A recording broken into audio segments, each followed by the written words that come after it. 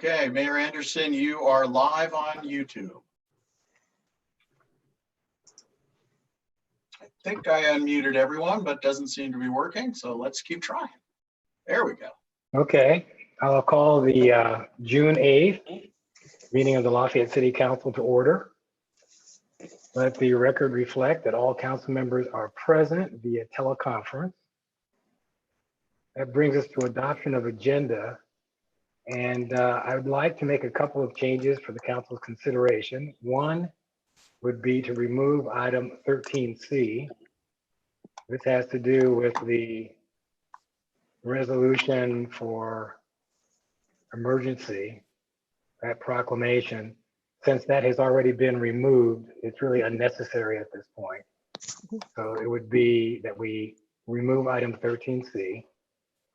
And then also, I'd like to rearrange our agenda to move items 14A and 13B1 to be heard in conjunction with item 7B, which is the statement by Police Chief Ben Aldrich. That gives us all of the, I think, emails and issues that will be addressed by the chief in one item. We can do that early on in 7B. So those would be changes I would like to have on the agenda. Are there any other changes that council members would like to make to the agenda?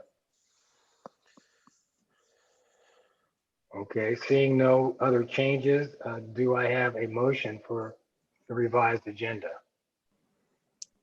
I move that we revise the agenda according to Mayor Mike's recommendations. Second. Second, I have a second. Okay, we'll do a roll call vote. Councilmember Bliss. Aye. Councilmember Burks. Aye. Vice Mayor Candell. Aye. Councilmember Geringer. Aye. Okay, so we've made modifications to the agenda. And we'll now go into public comment. And I'm going to read the statement about comment. We're going to have live, both audio and video public comment. So if you wish to make a live public comment via Zoom conferencing, you may do so. You have to download the mobile app, log into the meeting, and when the mayor or chair invites public comment on the item on which you would like to comment, use the raised hand feature or press number 9 if you're connecting via telephone. Each speaker is allowed 3 minutes to speak. Any graphics have to be sent ahead of time. And right now we are ready for public comments on items that are not on our agenda, but within the purview of the city of Lafayette. So do we have any public comments? Mayor Anderson, I don't see any hands raised. Excellent, okay. Okay, we can give one more minute, but I do not see any hands raised. Okay. Then with that, we'll move on to item 7A, which is presentations. And we have William Pigeon, Assistant Fire Chief at the Contra Costa Fire Protection District, and our Chief of Police, Ben Aldrich, who will talk a bit about the 2020 wildfire season and anticipated PG&E PSPS shutoffs. Chief, are you going to lead off here? Good evening, Mayor. Yes, I will. And I'll be sharing my screen here in just a second with a brief PowerPoint to go over accomplishments over 2019 and 2020 that we want to bring onto the radar of the City Council as we go into the 2020 wildfire season and anticipated PG&E public safety power shutoffs. I'm going to be sharing my screen right now.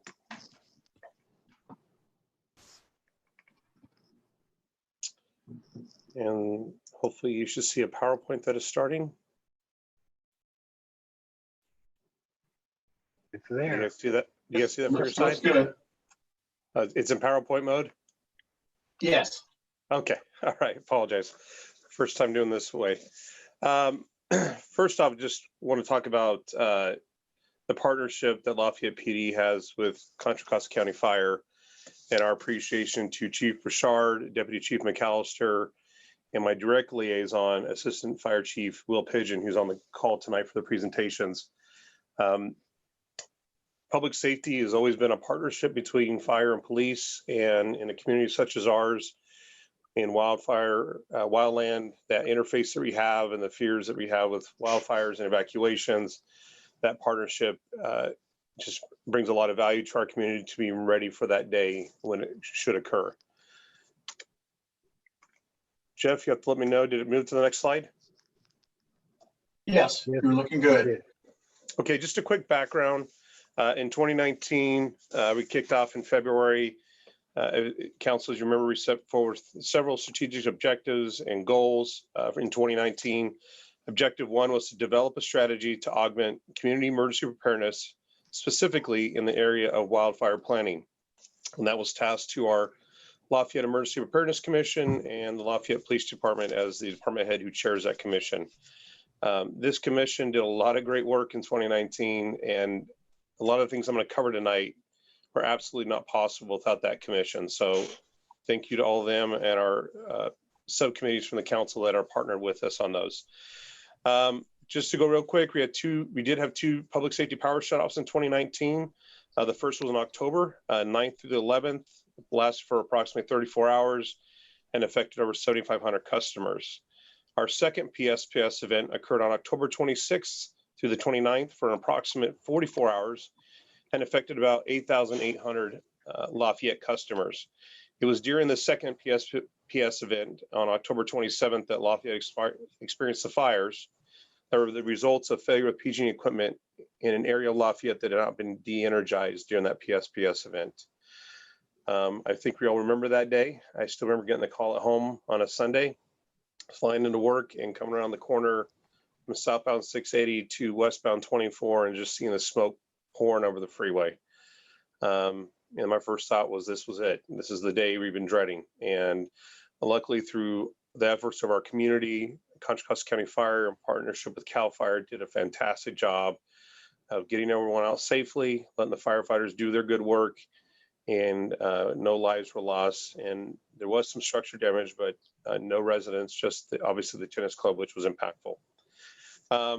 During that, we did evacuate 2,400 residents. And again, this was just a great partnership. You had superintendents coming in to open up schools. You had our city manager coming in from home to have a evacuation center open. None of these things happen in a silo, and just very proud of how we came through that. I'll move on to updates from 2019. So the community warning system, I think we've covered that quite a bit. I won't go into detail, but that is our warning system for Contra Costa County. CWS does track signups by household because numerous people in a household can be signed up under one signup, if you will. And so using that, we have approximately 10,000 households in Lafayette. And when we started out 2019, we had 2,963 signups in Lafayette. Through the efforts of the commission, members of our subcommittee from the council, we went on an advertising spree throughout. This included safety fair, art and wine, advertisements, wildfire guide, which I'll cover later, to using the banner boxes in town. And we went from 2,963 to 7,558 in December. Obviously, you see a jump there in October. When you have a fire, it definitely gets everyone's attention. But we had a steady growth throughout the year, and I'm really proud of that. About 155% increase in 1 year. So kudos to our community, kudos to the commission and all those that participated in getting the word out. We did really kick off the CWS sign up when we started the Spring Hill evacuation drill, which was on March 23rd, 2019. I did cover this last year in my annual report presentation. But again, this was a great partnership with our community to see how we can be better prepared, look at how evacuations look, how contraflow traffic can work in a situation to benefit our community. One of the things I'm the most proud of in 2019 is the La Miranda Residents Guide to Wildfire Preparedness and Evacuation. This really came out from Mayor Anderson when he said, "Hey, Chief, can you make a community or citizen-friendly version of your wildfire plan?" And I got to say, the Emergency Preparedness Commission took that and ran with it beyond anything I was conceiving at the outset. Duncan Siebert, our chair, was the primary author of that, and he deserves the most credit. It was a partnership with everyone pitching in and giving feedback, but Duncan put in the long hours, putting the pages together and making such a professional production. This guide was used with presentations throughout the year to get the message out. We produced over 35,000 copies and partnered with Orinda PD, Moraga PD, and Moraga Orinda Fire, and they were part of that cost. Getting that produced and mailed out to every residence or every household in La Miranda. We're really proud of that. If you notice, this guide has been used as a template throughout our county as a model for giving a guide to their local residents on how to be better prepared and how to be ready for an evacuation. It's even gone so far as to other states at this point. So really proud of that production that came out of Emergency Preparedness Commission in Little Lafayette. So kudos to everyone involved in that. Another thing I'm excited to talk about, and I know Assistant Fire Chief Pigeon will talk about this also, is the Alert Wildfire Program. I'll start at the bottom of start at the bottom of the page. If anyone wants to check this out, you go to www.alertwildfire.org. And if you click on the upper left where they have the bars there, you can select an area. And if you select the South and East Bay, you can view cameras that were installed in and around the La Miranda area and throughout the state.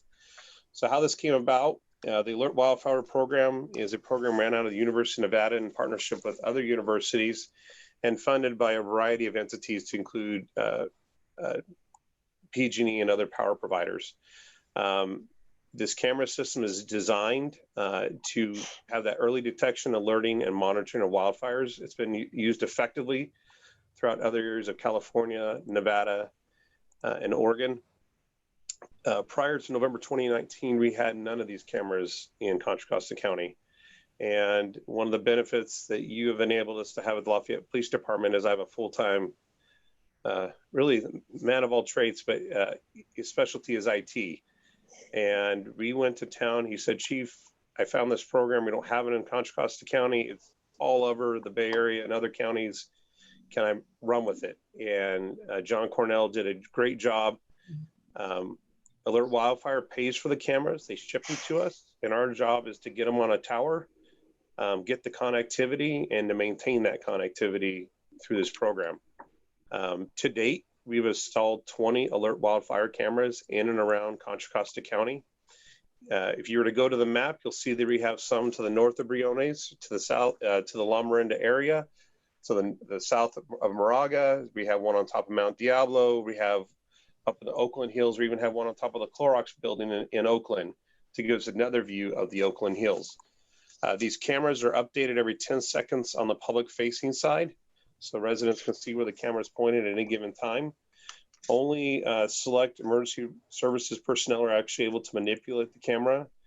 They can do a pan, tilt, zoom, and it's been a really great tool for monitoring wildfires. And I'm not the expert in it, and I'll let Pigeon talk, Assistant Fire Chief Pigeon talk a little bit more to that. But there's a lot of great technology involved in this. For example, in an image, it's broken down into several microgrids, and with the every 10-second image, the program is designed to alert fire dispatch if they detect smoke in a certain area. And I can't go any deeper than that because I'm not the tech guy, but it's really that early detection. And again, the North Bay used it very effectively last year, so we're excited to have this ahead of this year. I'll just move on from there.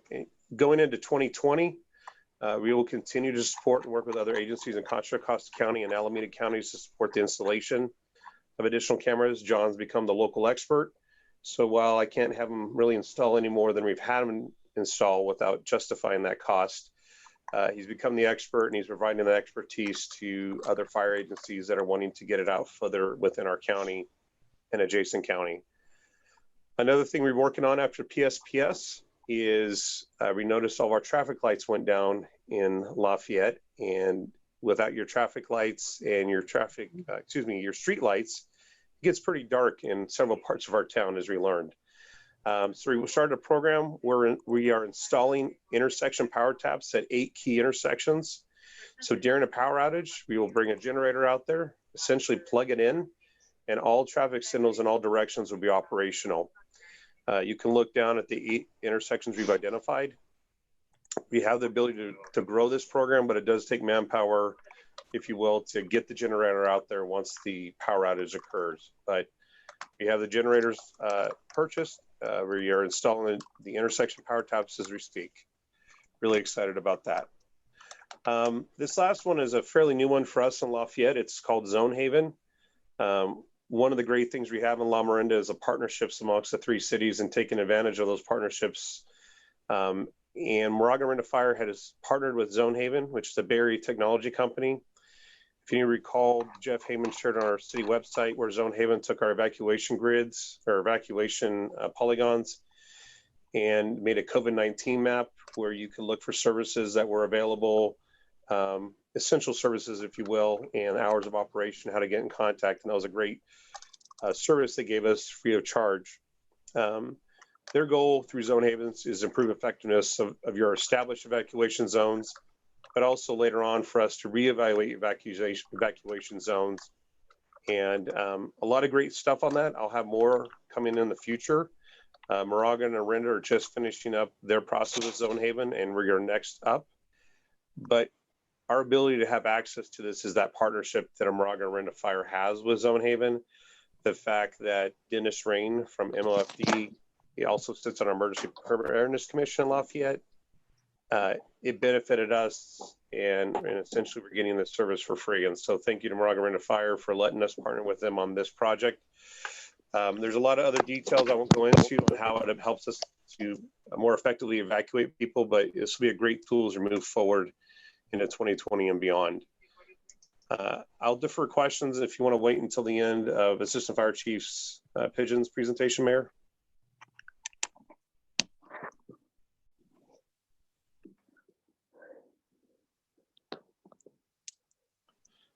All right, I'll turn it over to Will.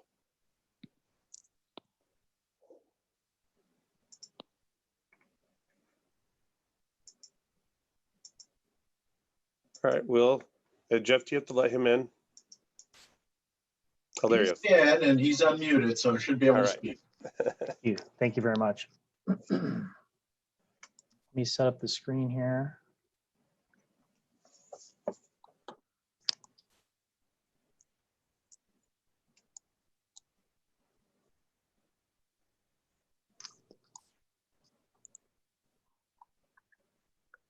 Okay, just making sure everybody can see the presentation. Excellent.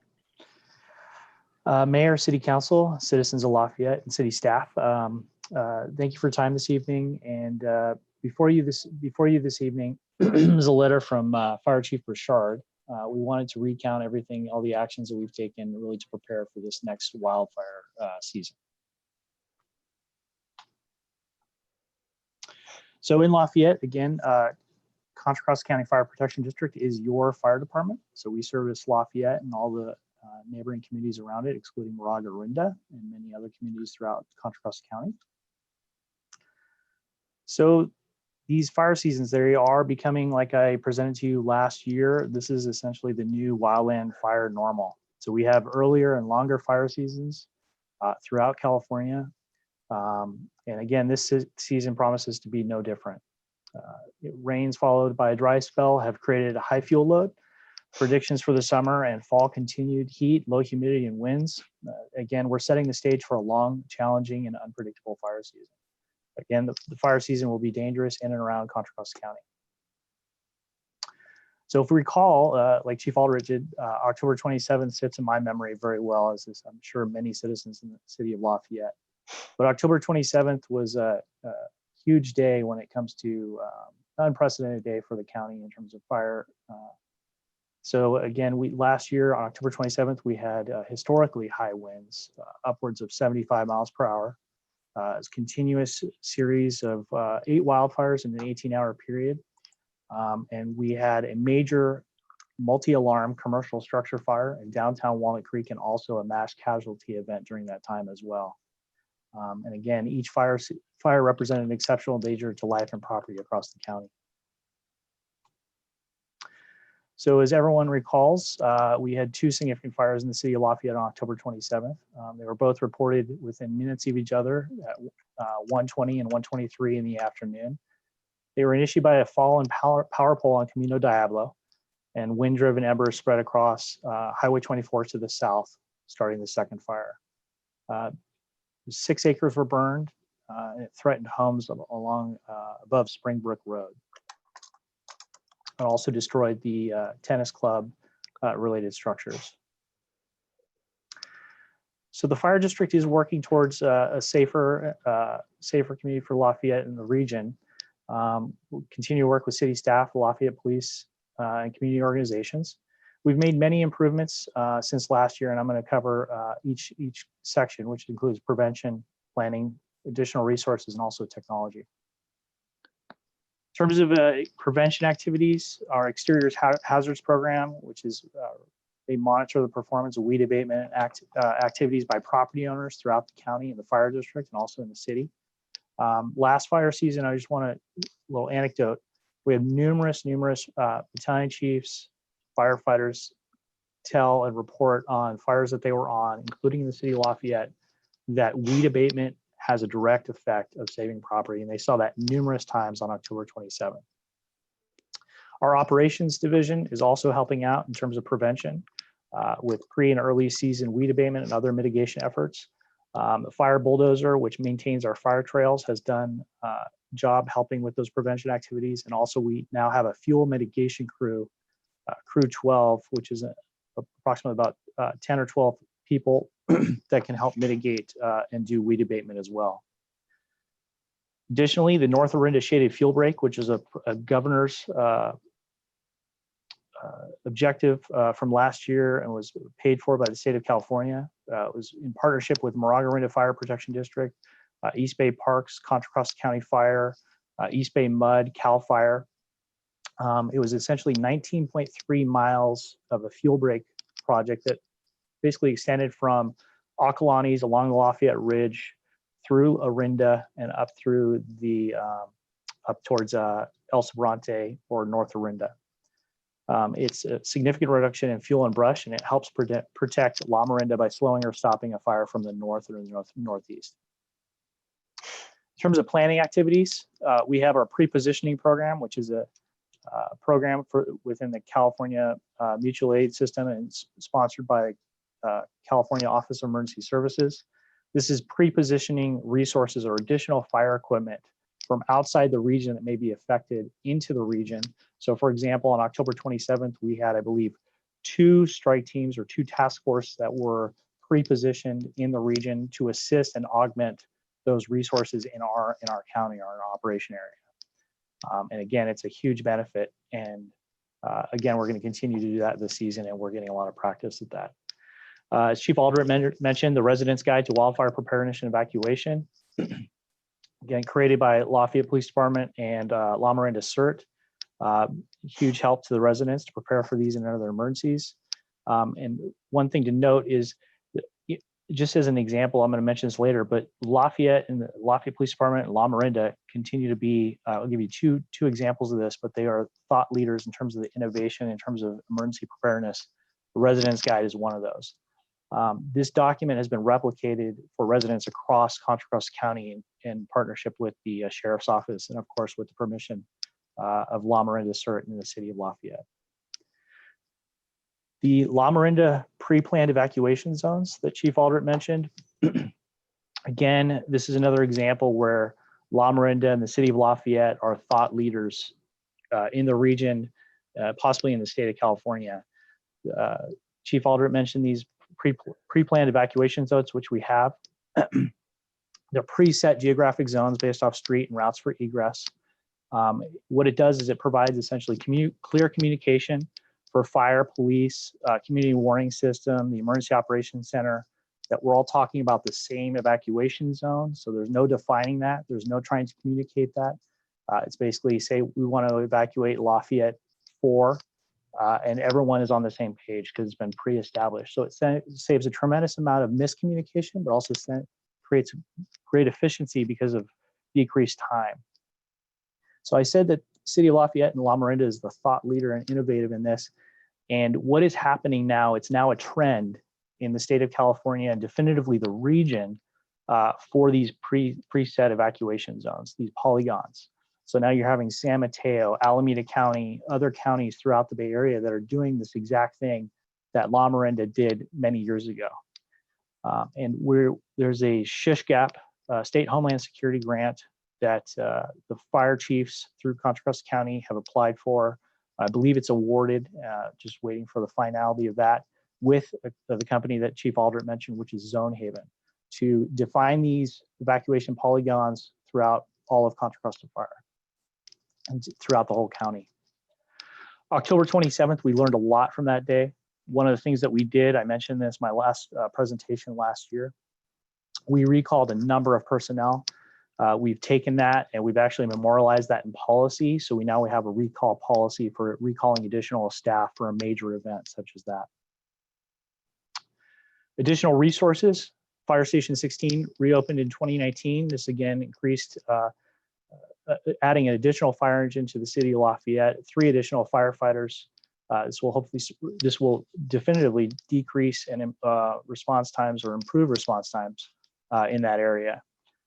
So the city of Lafayette now again has 3 full-time fire engine companies. We've also added additional assets to our fleet. We've had 2 Type 6 wildland fire engines. These are smaller fire engines that are on a large pickup truck type chassis. 2 of those have been added to the fire district. We've also added 2 2,000-gallon water tenders. A water tender is essentially just a large water truck, provides the ability to bring a water supply to areas that don't have good hydrants or good water supply. We've added a second fire bulldozer to our fleet as well. And Crew 12, which I mentioned earlier, Crew 12 is an addition as well. This is a fuel mitigation crew. So this is approximately about 10 personnel that will respond to wildland fires and be able to cut a fire line around the fire. It allows crews, the fire engines, to be released sooner, but it also that crew will also bring additional wildland hose to immediately provide to the fire engines that were initially on scene and have them become available much sooner. Also, in the downtime, they're responsible for mitigating and doing weed abatement work when necessary throughout the fire district. The fire district's also partnered with Reach Air Ambulance for 2 helicopters in Contra Costa County. So now we have 1 dedicated EMS helicopter, and we also have a fire EMS rescue helicopter that is staffed as well. A fire EMS rescue helicopter will be coming online right now for EMS transports, and they're currently working towards their fire and rescue capability in terms of training. The capabilities that will give us, it'll be able to drop water from the bottom of the helicopter via a bucket. Can also provide fire observation and also can provide hoist rescue to any citizens throughout the county that are stuck in the wilderness or in difficult to reach places. October 27th, I keep bringing that up and I apologize for the repetitiveness, but we staffed 21 additional companies on the day, and we had numerous, we used many of our reserve apparatus or apparatus that are in the station that weren't being staffed. Part of the after action review that we had after that event, we identified there was a shortage of portable radios. They all had portable radios, but they weren't all standardized. So what that limited us on October 27th was certain engines couldn't be assigned to certain things because of their communications. For example, some engines could not be assigned to a structure fire, could not be assigned to a normal type of call because of the communications limits that they had on their portable radios. So we are adding an additional 115 portable radios to the entire fleet for P25 compliance to bring standardized communications among all these additional apparatus that we have. In terms of technology, Chief Aldrich mentioned this, the alert wildfire cameras. Again, it's state-of-the-art cameras that can be tasked by emergency personnel, including County OES, Lafayette Police Department, our communication center, and our fire management throughout the county. What this has given us, and we didn't have this last season. We didn't really know how valuable it was. In the last 3 weeks, we've seen significant number of fires already just early in the season. And this has proven to be an absolute phenomenal tool from fire management. It allows us to basically task the camera before crews have even arrived to see what the significance of the event is. With that, you can see how much smoke is coming off of fire. You can see where it's progressing. You get the actual location of the fire. You can see the wind and how the wind is laying the smoke down to get an indication of, what the fire's progression will be. And then it also provides management the ability to watch the progress of the fire, to see crews working and see how the smoke is reducing, those type of things, so that management can pre-position, move resources or anticipate additional alarms being called. This, again, right now, Chief Aldrich mentioned there's 20 cameras installed. I have inaccuracy here on that, but more and more are coming. Again, it's providing us actionable intelligence, an absolutely phenomenal tool. And again, this was all spearheaded by the Lafayette Police Department. These cameras actually came up as conversation sometime before to the fire chiefs, but we didn't have anyone that could act to actually push this forward. And the Lafayette Police Department led that way, and we're so thankful for them. It's an absolute phenomenal tool. Fire district personnel, again, continue to maintain situation awareness. We're utilizing many digital tools, including computer dispatch notifications, National Weather Service notifications. As soon as the National Weather Services declares a red flag warning or weather watch, we're getting instant notifications, allows us to start working on pre-positioning of fire apparatus or upstaffing our personnel. And then Pulse Point, I want to mention that. We use Pulse Point, and I want to say that because the citizens can use Pulse Point as well. It's a free application that anyone can download. They can see the status of the fire district, but you can also listen to the audio from the fire officers that are first arriving on scene to hear what they're saying. So you're listening to the same audio that's available to us on our on our public safety radio network. I want to mention again, community warning system. Last year, we exercised this many times. It works, and very happy to report because of the City of Lafayette's lead and innovativeness. Chief Aldrich, they lead the county in terms of registered residents. So props to you and the city. So just talking about preparing for this next season, we just can't do it alone. So the first responder really is the homeowner or the resident. So we just ask that, people, owners, families do their job. Look at the La Miranda Residence Guide that the city did such a great job with La Miranda Search, prepare themselves and their homes and their families. And again, this is the place to open up and take another look and prepare. So just in conclusion, the fire district has taken and continues to take many steps to increase its effective response and efficiency in delivering fire suppression to the city of Lafayette. The Lafayette Police Department continues to demonstrate thought leadership in the region when it comes to community preparedness. The fire district values in the city of Lafayette and the Lafayette Police Department for their partnerships. And again, I can't say enough about working with Chief Aldrich, and just everything that the city does is always, again, leader in terms of community preparedness, and I applaud everyone and all your staff for that. Okay, Assistant Chief Pigeon, thank you very much. That was a good presentation.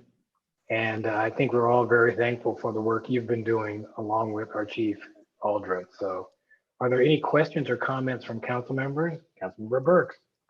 Yeah, huge thanks to Chief Pigeon and Chief Aldrich. I can't express my personal gratitude enough to both of you. And, you both have saved our cities literally on several occasions, and it's just phenomenal. And we are all lucky as a community to have both of you as leaders. So thank you very much. A fantastic presentation. Just taking a bunch of notes. Just one question. So PG&E didn't come up in your presentations, and I'd like to kind of dig in on that a little bit if I could. Have they engaged you at all, maybe to Chief Pigeon, associated with, or to Chief Aldrich, associated with what their plans are for this year, from the perspective of remediating some of the failures that were, quite extraordinary, that they were responsible for last year's PSPS program. Have they been in touch with you at all about, including you in some planning? Because we're not too far away from this. I get a variety of emails from different people at PG&E, and so I don't want to misrepresent. I know they're working on the microgrids, which allows them to shut down a smaller area versus the vast swaths that we see shut down that maybe don't need to be. I know they've reached out to the city of Lafayette and are specifically working with Jonathan over at Parks and Rec, and I'll let him speak more on that, but creating a local CRC center. And I think if that comes to fruition, I think it'll be a great asset for the city of Lafayette, and that's something that's coming up. They'll come to you as a council. Beyond that, it's pretty limited. And so, again, there may have been some general emails that have gone out, but as far as specific to me, it's pretty limited. Okay. Yeah. To answer your question, I know that the PG&E has done, from a communications center standpoint, they've done their reach out and refreshed essentially all their contacts for notifying for PSPS events for public safety. I know there's been a few briefings which I have not attended, for webinars from PG&E with public safety, with a fire side on the public safety, but I did not attend those, so I can't answer directly what the true outreach has been. So I can't speak to that. I couldn't answer that in full. Okay, thanks. I apologize. No, don't apologize at all. No, you're doing a fantastic job, both of you. They on the communications front and their failure with their website and all of the things we know about last year, that and of course their failed infrastructure that they're responsible for. It's just profoundly head scratching to me that they have not done a full court press. And maybe I've missed it in the media. If I have, I apologize. But a full court press on what type of reform they're bringing to the PSPS program by this point in the year, based on an F grade from last year. So I just want to be on the record by saying that I'm completely disgusted with PG&E and am very, very nervous about this fire season, not seeing them take any steps, at least that I know of as an elected official, to correct the mistakes that they made last year that caused grave damage. And I hope they hear this, and I hope they organize and break out of their silos and their dysfunction, and actually demonstrate some leadership, because they have not done so in the 3 years I've been on this council.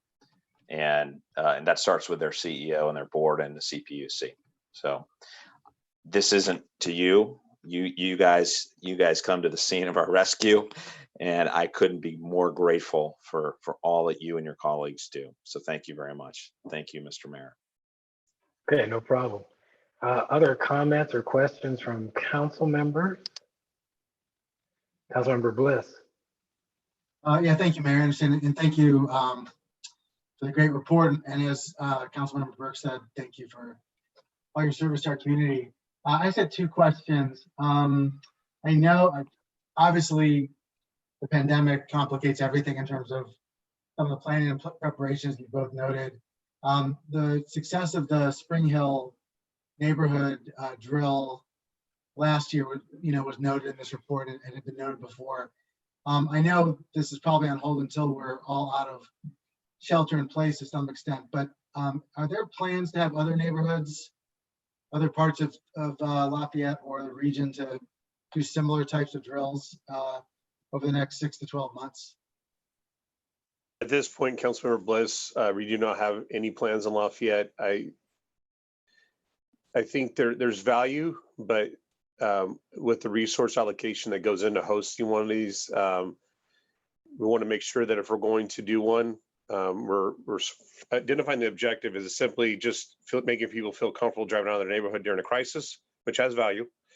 But really, are we testing out a new set of technologies or things of that nature? And that's what occurred back in March, is our search and rescue crews has some new technology regarding when we go door to door and confirm if someone's evacuated or someone's refusing to do so, but allow us to have a better sit rep that actually goes digital. The old form or the forms that are still sitting in my office are like triplicate, and you put it on the door versus search and rescues remotely sending that data back to the comm center, the command center.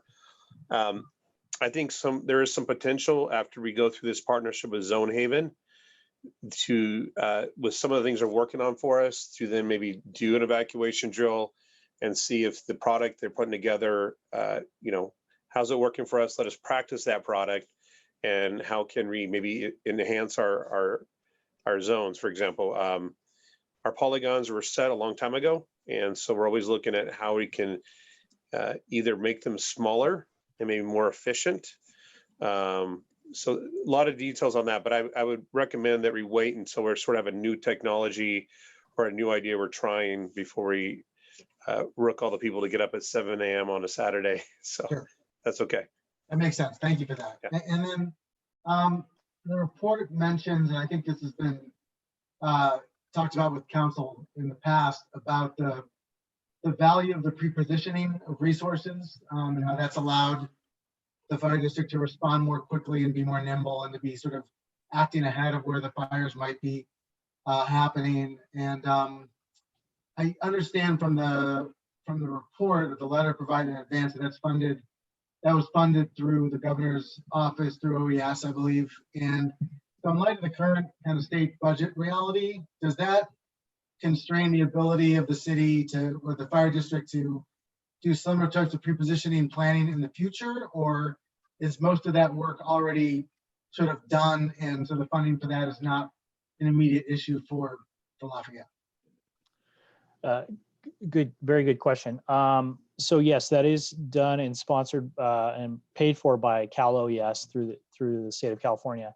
In terms of the effect of it having, in terms of the budget issues that all municipalities and of course the state are going to have in a result of the recession and COVID, I can't speak to the direct effect of that. From what I've heard, there's been no anticipation of any issues of any resource requests or anything like that. We haven't heard anything like that from our op area coordinator, who talks to the region and who talks to Cal OES. But it's a very good question. But yeah, it's a great tool, and it's used a lot throughout the state, and it definitely helped on October 27th and many times last year. Thanks. It might be, there's no urgency on this, I don't think, but it might be valuable just as follow-up either from the chiefs or from staff. Since the budget right now is kind of being put together for next year, maybe once that budget is actually baked and the ink is dry on it, to maybe get a follow-up as to where things landed with that particular line item and what it might look like for the coming year, just so we're aware of whether there might be any constraints on our ability to take advantage of that. So, but thank you for the update. I appreciate that. Definitely. Just one thing to add, Councilmember, I just want to mention that if Cal OES did not fund that, we still have all the resources inside the op area with automatic and mutual aid inside the op area, and also the adjacent counties provide assets as well if we call for them. The Cal OES pre-positioning is pre-positioned, so you basically are moving crews in before the weather event to support that right then. So I just wanted to be clear. Thank you, sir. Thank you. Appreciate it. That's it for me. Okay. Thank you, Mayor. Okay, other questions and comments? Vice Mayor Kendall.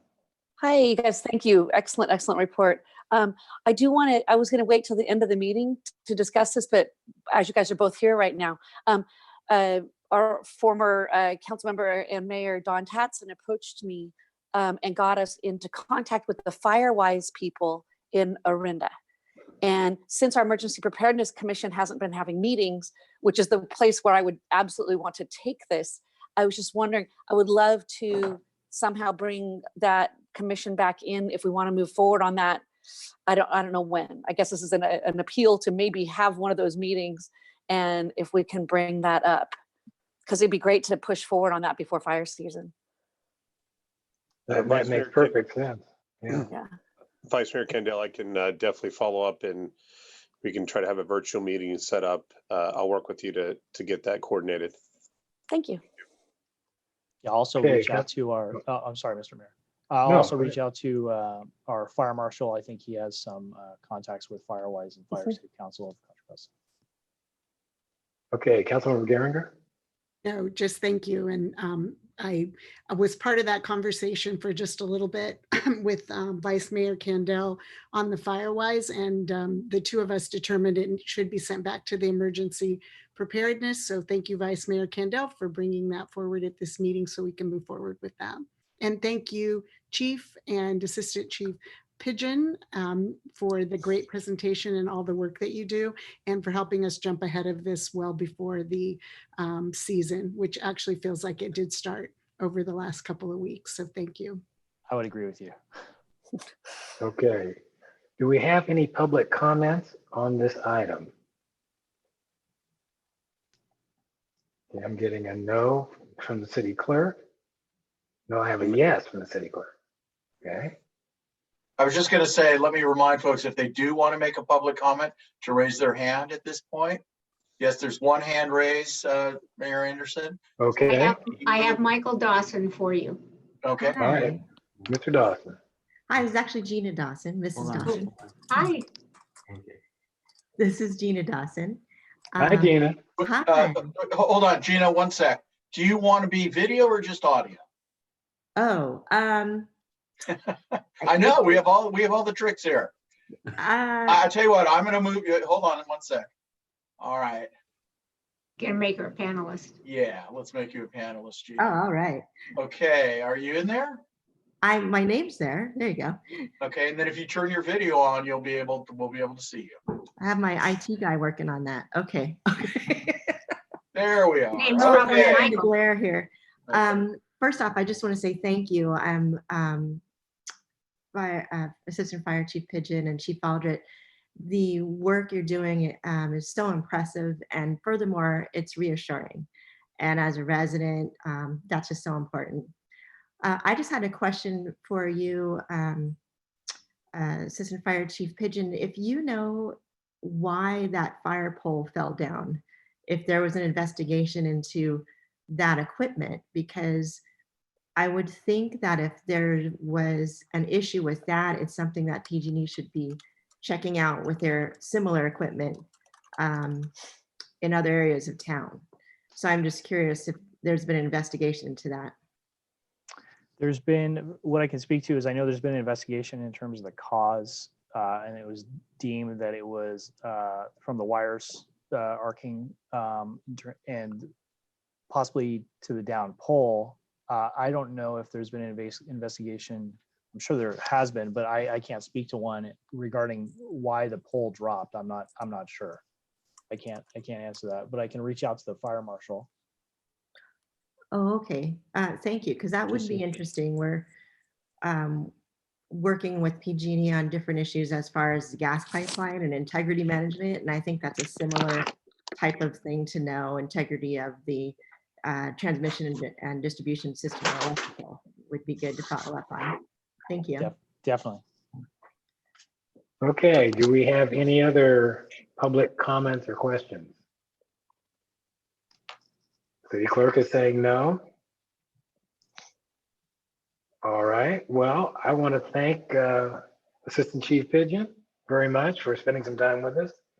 Chief Aldrich, you're not off the hook yet, you're still here. So both of you are doing a great job, and we really appreciate it. And I think everyone's right. It's going to be an early fire season. So we'll get ready as best we can. Thank you very much. Thank you all. Thank you. Thank you, Mayor. All righty. So with that, we're going to move on to item 7A, which is 7A, item B, excuse me, 7B, I'm sorry. Have these all out of control here, which I have combined with item 13B1, which is the emails regarding Lafayette Police Department policies and practices. And also with 14A, and let me find 14A.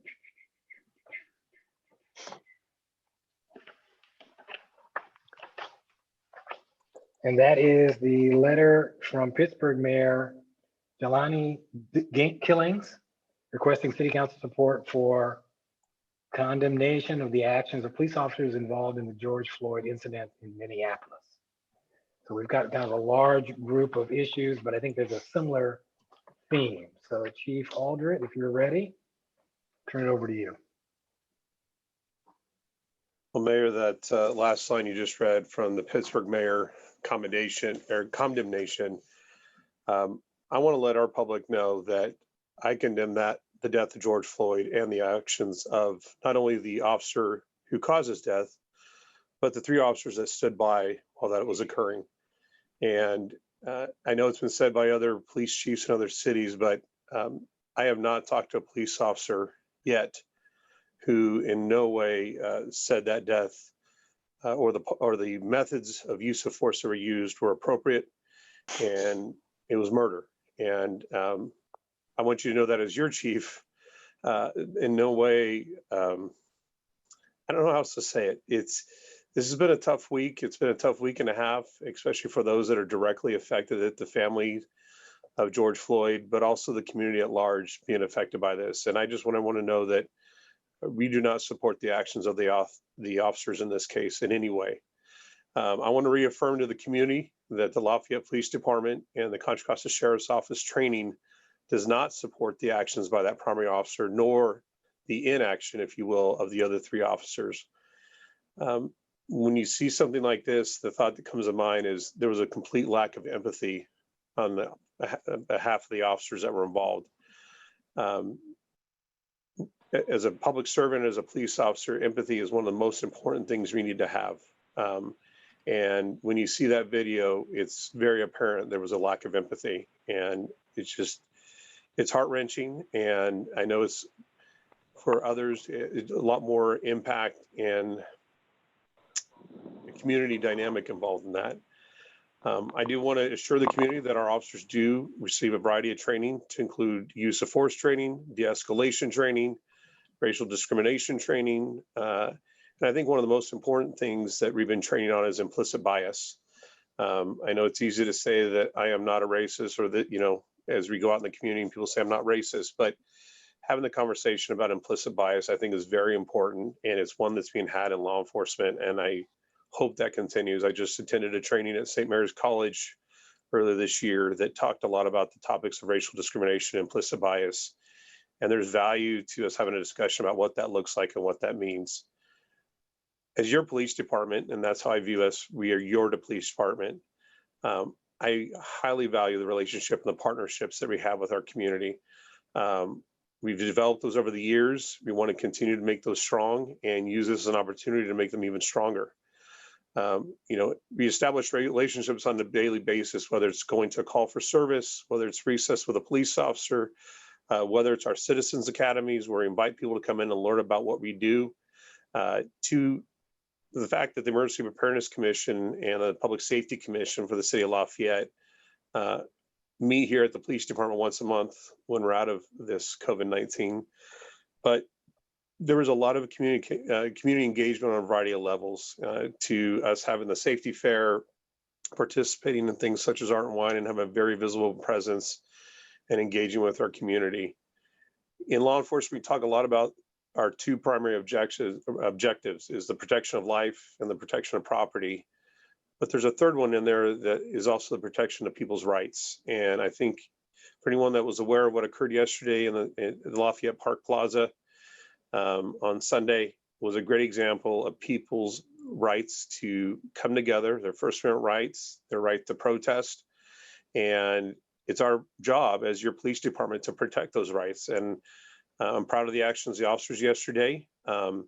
Again, fairly, police departments have become a lightning rod when something like this happens. And I think it's a part of a broader conversation. And I think you saw that with some of the speeches that were given yesterday, that it's not just the police department, that there's other things within our society we need to think about and address as we have these conversations going forward. But I understand why police are a lightning rod right now. Again, going back to the George Floyd killing, completely condemn those actions, and the actions, especially those 3 officers who did nothing and just stood by.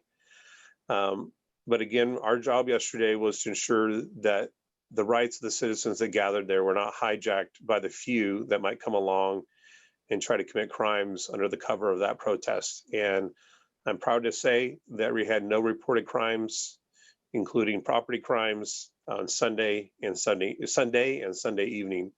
Again, I think that's a great testament to our community. The reason why they're coming out is we're not coming to protest to try to steal something. We're coming to protest to have a conversation about something that's difficult to talk about sometimes. I do want to update the council on staffing since last Sunday through this current, or yesterday, Sunday. So for the last 7 days, we had been upstaffed model, staff anywhere from 2 to 3 times the normal officers on a beat. Again, to ensure that our citizens are kept safe and that our downtown businesses that many are currently boarded up and trying to struggle through this shelter in place don't suffer further injury by having their property and their businesses broken into. This past week, on Sunday evening prior, not yesterday, but prior Sunday, we did have one report of a commercial burglary where they broke into a business and stole some items, and then the adjacent business had a window broken.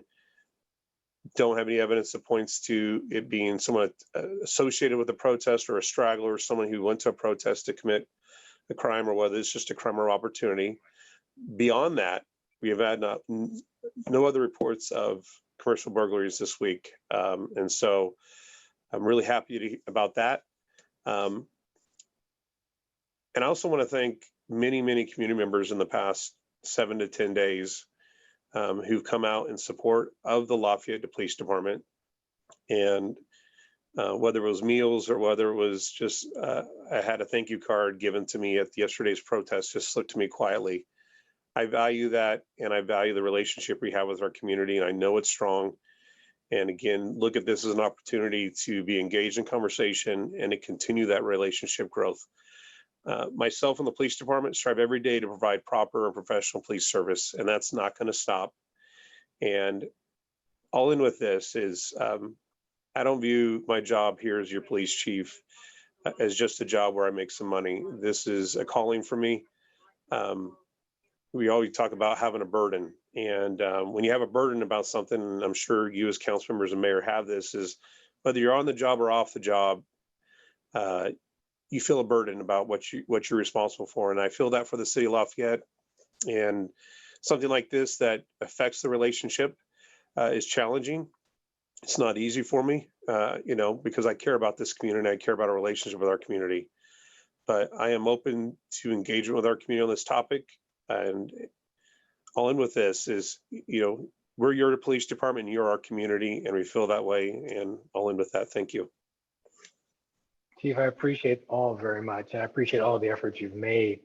I know that you've received copies of a lot of different emails we've received. And I think one of the things I'd like to do, and I'll ask other council members if they have comments or questions, but I'd like to refer some of those to the Public Safety Committee, the subcommittee that you work with, to have them look at what's been brought forward. A lot of these comments are kind of the same comments. There's no chokeholds, or what kind of training do we give? And basically give us kind of a feedback report on if any of those things actually need to be considered, or are we already taking care of those things? Or what is our status vis-a-vis these different suggestions? And many of them are kind of duplicate letters. I mean, they're the same issues brought up over and over again. But I think we need to have a clear response that indicates where we stand on those questions, and that we can give back to our community and people who are just interested in what we're doing here. So that's where we'll go with this eventually at the end of our comments and questions. Are there questions and comments from council members on any of the items that we've put on the agenda here? Vice Mayor Kandel. I do. I thank you, Chief Ben. Yesterday was fantastic. You guys took the right approach to that whole event, and thank you. It went great. It was pretty raw, and there were a lot of things said that we all need to hear. And thank you for giving the people the ability to do that. And so my question to you, and I totally agree with Mike, we just have to to dive deeper on this one. You know, we owe it to our community members to try to go deeper, not in any reflection against you or your police force. It's just to get some answers, right? And one of the things that I do dwell on is the fact that we don't directly, so the county negotiates with the police unions and we contract with the county, right? And so another thing to look into is to see how that is, you know, framed for Lafayette if we choose to maybe have a little bit different policy than the county. I don't know if that is something that we can even look at, or, you know, how we're bound on that. But, you know, it's just to kind of give, you know, get the roadmap if we're going to do any changes, to kind of figure out where we lie in that complicated relationship as it works its way through.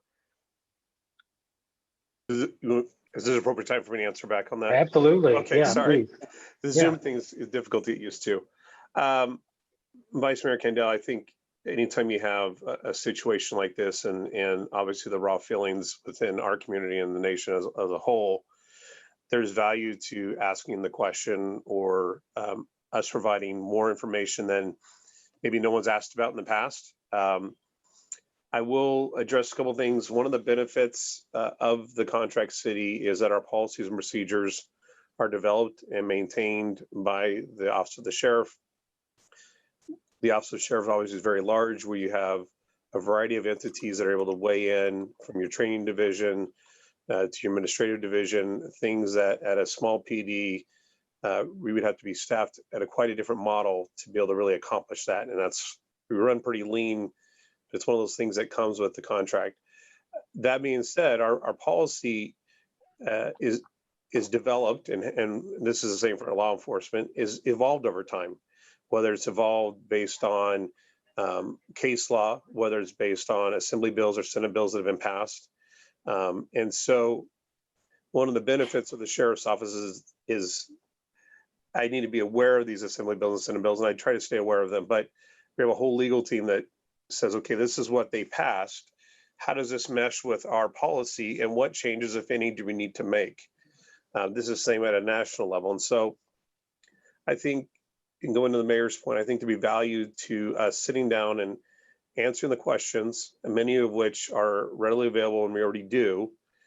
And if the council later on felt that there was an area that they felt either was a deficiency, if you will, or something that they would like to see different, we come up with that, and then we propose it forward to the Office of the Sheriff.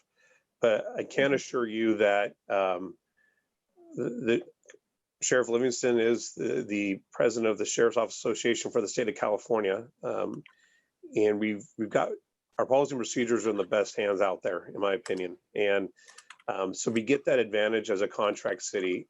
That being said, those use of force and all the other policies I mentioned earlier do fall under. And part of the contract is that we have to maintain compliance within California Post standards, or any other standards we have that are above and beyond California Post standards. And I would argue, and in as many police departments, some of our standards are higher than the minimum that the state requires. And so, again, those things are researched, directed, organized, the training is organized through the Office of the Sheriff, and all of our employees have to meet that same standard of all other Sheriff's Office employees, sworn employees, in meeting the policy. And just to add, there's other things in policy that are just important as use of force when it comes to employee behavior. And again, going back to the comment I made about the other three officers standing there and doing nothing. And we have policy that addresses your employee behavior. You can't say, well, I didn't do it, I just get to walk away. Even my behavior off duty is dictated within certain terms of the policy. And I think those things are good because the community has given us a lot of authority to carry a gun and a badge and use force within the scope of the law. Not a whole lot of other professions in the nation are given that authority. And so rightfully so, we should always want to know what parameters our police operate underneath. And I think this would be an opportunity to educate. In the last week, we have posted department policies. If you go to lovelafayette.org, click on the public safety or the police, I think it's public safety icon. On there, you can find our department policies and procedures. It's a link that takes you to the sheriff's office. Sheriff Livingston also this week, several of the emails that we received are similar to what the sheriff's office received. And so a new link was created called Principal Policing. And again, that link is shared on our lovelafayette.org/public safety page. And there's a message from the sheriff and highlighting some of the different trainings we have that may address some of the questions our community had. So again, I'll be working with, well, I'll stop. I need direction from you guys, but there is a path forward, and I'd be happy to work with city manager and you, council, on that path forward. Okay, thank you, Chief. Councilmember Geringer. So first of all, thank you, Ben. I know that this has been very, very hard, and I have been really struggling, as we all have, with sort of the best way forward and how to respond, not just to the comments and concerns, but to take proactive action to, be able to show. So I do appreciate all that, has been done in a short period of time to make it easy to find what the policies and procedures are. And I also support the mayor's suggestion that we begin this conversation. I came in with a thought that it's a conversation with the sheriff that includes the chief, public safety, the mayor, city manager, however we look at that, with that very sort of purpose that the mayor outlined of being able to assess what we're currently doing in order to have the conversation about how we can be better, which we always want to be better. And there are many ways that we can be better. None of us, are perfect. None of our officers out there at every point are perfect, but we can always learn and move forward. So it does take knowing what we're starting with.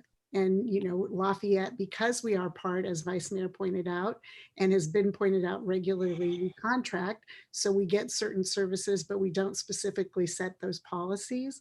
But it's on us to make sure that the policies are still relevant to the time that we're going through, that they are applied consistently and fairly, and that basically we hold people accountable. And so my thoughts were of having that conversation with the sheriff. We move forward in assessing where we are now, what all the training methodologies are. We have the real data on how the policies are implemented, how officers are held accountable. A lot of the things that the people who wrote in requested, not all of the things, because I don't necessarily yet know enough to agree with some of the things, but I do want us to ask those questions and to have those conversations. One of the things that was also in the Pittsburgh Mayor Jelani Killing's letter to us, in addition to a resolution condemning the action, I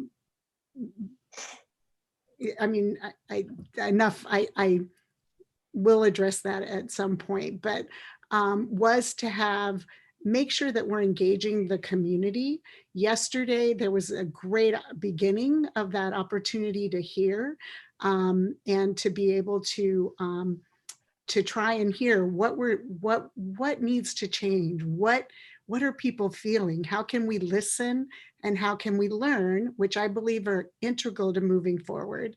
And so I liked the idea of the chief and the city manager, or the chief and the mayor, or however we can do that in a virtual meeting to begin those conversations specifically around this topic that we're talking about now, which is that trust with police. I have the utmost respect. I've seen our police department, our police chief in action, practicing community policing, standards and policies. I've seen the work through engaging the schools and businesses and community leaders. And yesterday it was on perfect display. You were there in a quiet, I would say unassuming way, but when anything, I had a place where I was standing very outside of it because of COVID-19 concerns, but could see where you brought your officers in to help protect safety, to direct traffic. So I see what happens in Lafayette,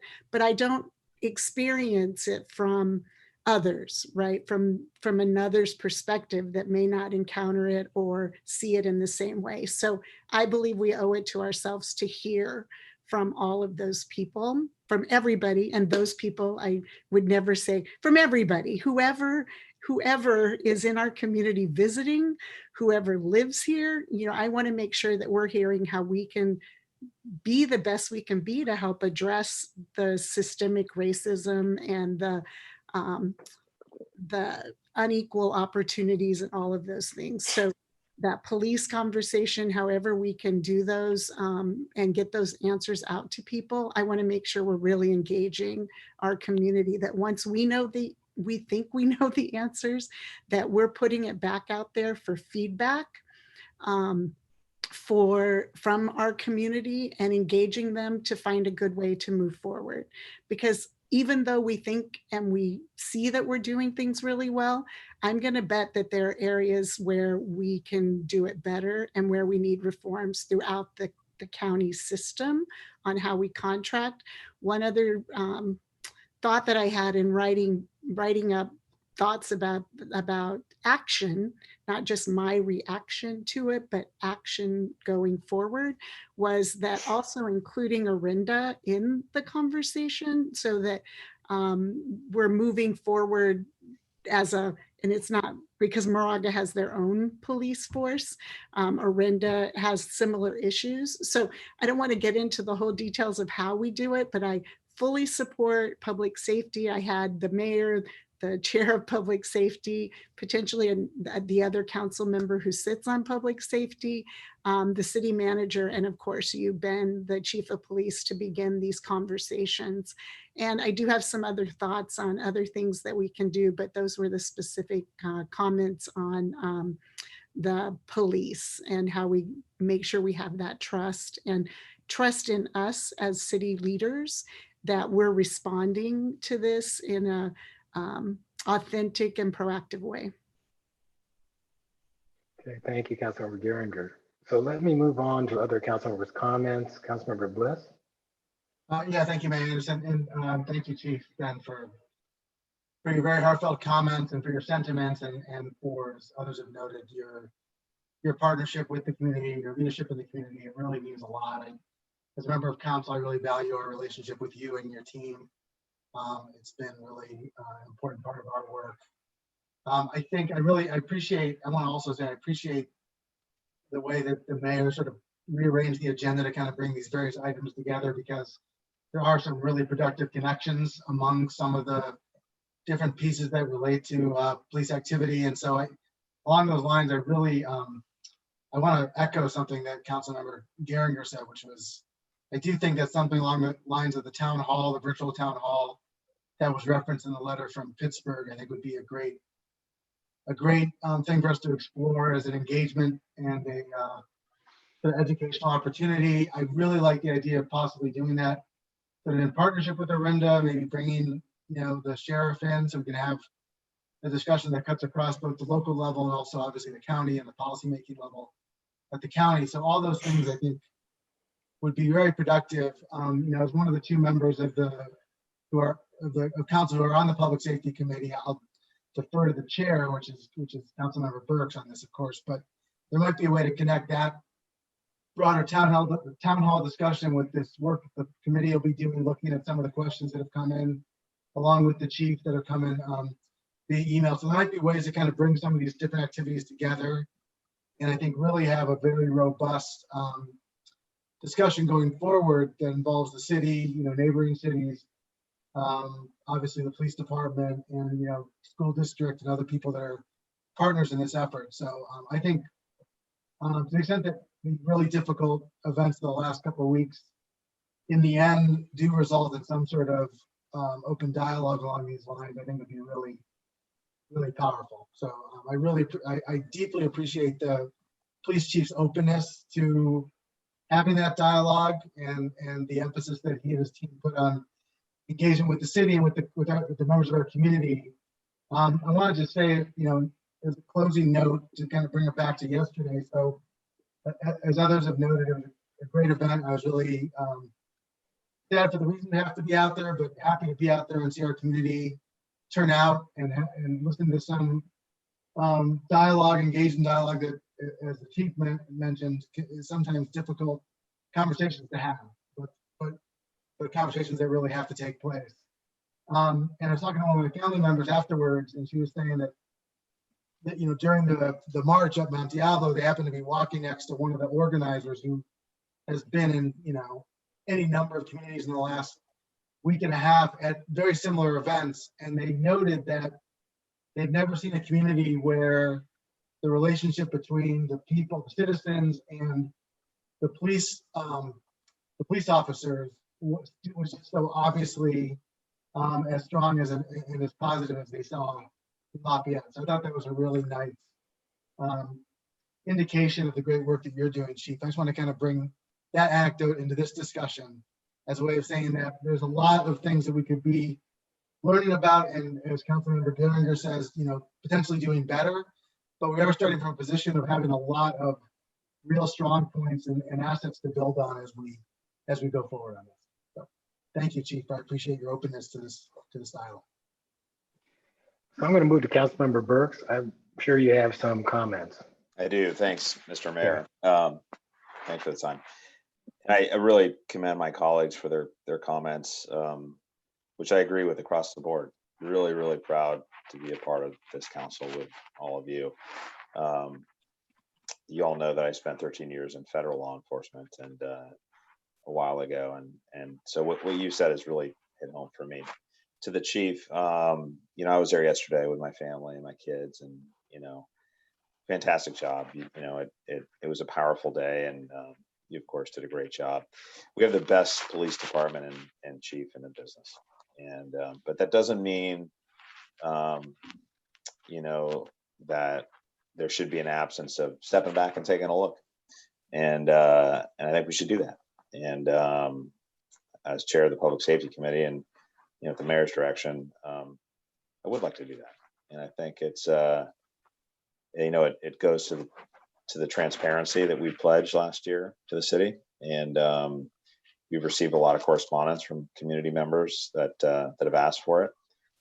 And I got to tell you, I should have started with this. I want to sincerely apologize to the people in our community that have had to deal with racism and other terrible things over the years, because it exists in Lafayette, and we need to do something about it. And the police are often at the center of that conversation, and I have full confidence that our police department right now is very well situated at a professional level that I'm comfortable with, in treating people fairly across the board.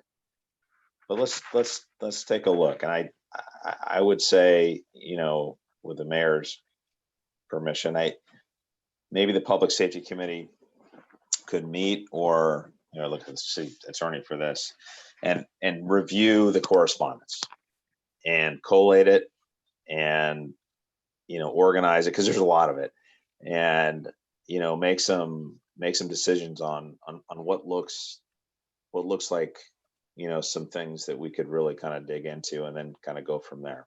And if that means a town hall, absolutely. If that means engaging with the sheriff directly, absolutely.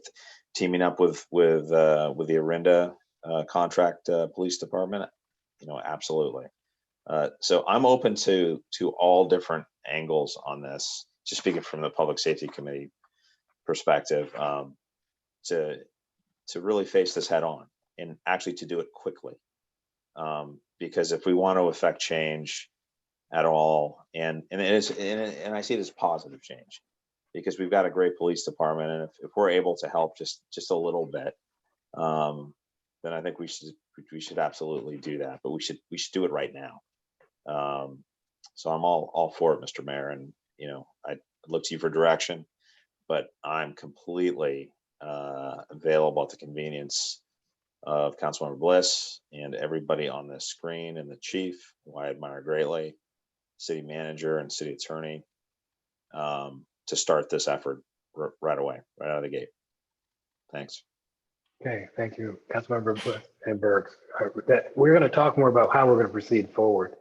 Let me see, are there any public comments that we have or people who would like to comment or ask questions? Yes, Mayor Anderson, we have one public comment. I do want to remind people, and I'll put that person through in a second. I do want to remind folks, if they do have a public comment, to raise their hand. If they're joining the meeting on a telephone, you need to do *9 to raise your hand. All right, so we have Justine Palmley, I believe, and I'm going to allow her into the meeting now. And let me see. Josephine, if you're there you are. Hi, Great. can you see me? Yep. Yes. Go for it. Awesome. Well, I do want to address the fact that feelings have been very raw, and I think it's important for us to start from an area of allyship, and find some commonalities. So Chief Aldrich, I actually grew up in a police household. My father was a police captain, and I also believe that we both share a lot of love for Lafayette and are both coming at it from dimensions. I would like to speak about two things really quickly tonight. One, thank you for putting the department policies and procedures on the website. However, they're very difficult to navigate. They're scanned-in pages that you really can't search. They're not really ordered in a way that makes sense to the general public. It would be great if someone, either at the police department or with the city, could work to maybe get the key areas that the community wants to learn about out and published so that it's more accessible. The other item I'd like to talk about is a more recent issue since the protest started. We've seen tear gas deployed on protesters in Walnut Creek, Clayton, Oakland, and other Bay Area cities. We know now that tear gas can exacerbate symptoms of COVID-19 and cause severe respiratory distress or even death, as was the case recently with Sarah Grossman in Ohio. And I want to ask you, Chief Aldrich, if we as a city can count on you to spearhead an initiative to end the use of tear gas as a crowd control method in Lafayette, and further work with your county partners to ensure that it's never used again in Contra Costa County. Thank you, that's my comment. Okay, great. Thank you very much for that. And Chief, let's see if there's other comments, and if you're making notes, we'll answer these. Do we have any other public comments or questions? Right now, I don't see any hands raised. So unless anyone raises their hand in the next minute or so, I do not see any other public comments. Okay. Okay. So Chief Aldrich, I think that what I'm hearing from Ms. Parmalee is that she's concerned about what we have on the website as being a little maybe complicated for people, a layperson to navigate, to understand answers to questions they're looking at. It sounds like the wildfire evacuation plan again, where we need to break it down into some simpler terms. Is that something that can be done fairly easily, or is that not available? There's several challenges there. The policies, as one person emailed in, is over 5,000 pages long, I believe. They broke it out because it's such a large piece. You have to click on part 1 to see the table of contents. And then it's sort of subsequent as it gets deeper and deeper into the policy, or not deeper, but longer, more pages in, I should say. So there's not one attached complete volume. They're broken out in multiple volumes. I can ask. It's not something I control, but I can ask the question. Also, if someone has a specific question regarding policy that they feel like they're having a difficult time finding or can't find it, they can submit an email to me. We can, it's not much different. It'd be likened to a PRA, if you will, and not that anyone needs to be afraid of a PRA. Public Records. What is a PRA? Public Records Act. Okay. So, we could get a printed version of a policy. They feel like they're having a hard time finding a use of force policy, where I could share that through a PRA. And again, doesn't need to be anything complicated. But there's some other options there. But that is a link to the sheriff's office. I don't control that link. And I know a lot of work went just to getting the policy online, which was a requirement in the beginning of 2020 that came out of the state level. So I think it goes back to the idea that things have continued to evolve. You could always ask for policy with a PRA, but now state law requires you actually put it on your website. And so that was the iteration that was put on there. So I can ask the question though, sir. Okay, so just following up on that, I think the issue is we have the policies online, which is great, but it sounds like it's very complex to navigate to actually getting the answers. So I don't know if it's better for someone to ask a question and have someone find the information for them, or if the message back to the sheriff's office is, gee, can someone kind of boil this down to some of the common questions that people are asking at this time, and just let's post that alongside the 5,000 pages. But here are kind of the FAQs, the frequently asked questions, and Yeah. here's how they relate to these policies. Well, I think that my understanding that principal policy page link that we have up now was an effort put together by the sheriff's office to hit some of the highlighted questions that have come in the last week. Okay. And so maybe there's an opportunity with specific policies to explore that. I'd have to look into that. I'll be honest, there's a policy labeled use of force, right? But there's other policies that have implications on that policy. And so I'm not trying to make it sound like it's a mystery, but you're digging into a document that covers a lot of laws and things that are required by law. And it, in fairness, it becomes a research project to some extent for you to go through the entire thing. And that's not to be divisive or anything along those lines. It's just law enforcement has become very complex. And the policies and procedures guiding our behavior, to collection of evidence, to report writing, to how we operate our cars during a code 3 or emergency operations, to considerations that we have during a pursuit. And so it does require a little bit of research, but if someone has a specific question, we're here to help. I'm not trying to make it a mystery, but it is a little bit of a research project, and that's nothing against anybody asking a question. Just, you got to look through patrol policy, and again, there's interlinks in there. Part of the reason why we're in the academy for 6.5 months, and then you go through field training, and then you still go through mandated yearly trainings, and because it's ever evolving, and a lot of things are, I'm blanking on the word. If you don't use it that often and you never practice on it, then you get rusty on it. So you got to do some annual training on it and stay current and effective. I will say this, Mayor, if it's okay at this time. Sure. Actually, this forum stuff, I apologize. Just lost my train of thought. I apologize, sir. Oh, going back to different forums and some of the ideas that are proposed by council members. And I'll let the city manager talk, and I don't want to take anything away from what she has in mind. I think there's a lot of value. Obviously, everyone asked a lot of questions this week through the principal policing page. And then also there's a project ongoing out of everything that came through this past week, because every police agency was asked the same questions. That the State Police Chiefs Association is working on an FAQ sheet also, because a lot of things in our policy, again, come out of state law and they're implemented in there. And I'm not going to say California law enforcement's the best, but I will say our standards of training are pretty high. And so a question that maybe has more value, if you will, or because they actually have a hole in another state, it's value in asking the question, but I think the hole's filled here.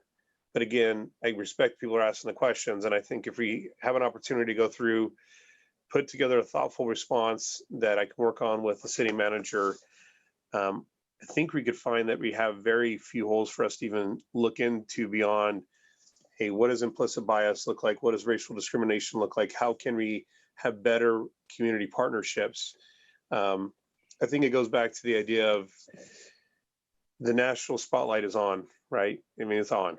And I'm not going to say Lafayette Police Department's perfect, but you look at the 16,000 plus calls for service last year, and any complaints that may have been received regarding racial profiling, I don't think I received one.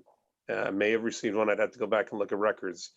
I guess I'd like to just put out there, as your chief of police, I think we're starting from a position of things aren't broken like they may be in other police departments, but absolutely, like all council members suggested or wanting, is how do we get, we're here, but we always want to get better. And I respect that. And we need to answer questions. When the community has questions, we need to answer them. And so I want to put that out there. And lastly, I made a point about implicit bias. And I think there's a lot of things, and we heard them yesterday at the presentation or the protest, that yes, law enforcement's a lightning rod, but there's some big social questions we need to be asking when you comes to implicit bias. Most of our calls for service, someone calls us and says, hey, can you come out and do X, Y, Z or check out X, Y, Z? And a lot of those calls are challenges for our officers because they know that depending on what details are given on the call, it's a no-win for the officer. And I'll give the example, and I'm not faulting anyone for ever calling us. Please don't take it this way. But if you're of a certain color or race walking through a neighborhood and someone calls in as suspicious, our job is to respond, be professional, be courteous. If we determine if we have a crime, if we don't, we go on our way. That call, first off, is impactful for the person that we're responding to. And I understand it, and my cops do. And I've told people before, they'd rather go to an armed robbery in progress sometimes than go to one of these calls because it's a no-win. We can try to make it a win through how we engage, how we respectfully encounter for that, engage with that person. But no matter what, that person's going to walk away and say, gee, someone must have called on me because I look like this, or I'm that, or the other. And we've had some calls this year that my cops, it created a lot of anxiety for them. They one of them was served in the military before he came in law enforcement. He said, man, I don't wake up in the morning wanting to do X, Y, Z. I come here to serve the community. And so I just want to share that.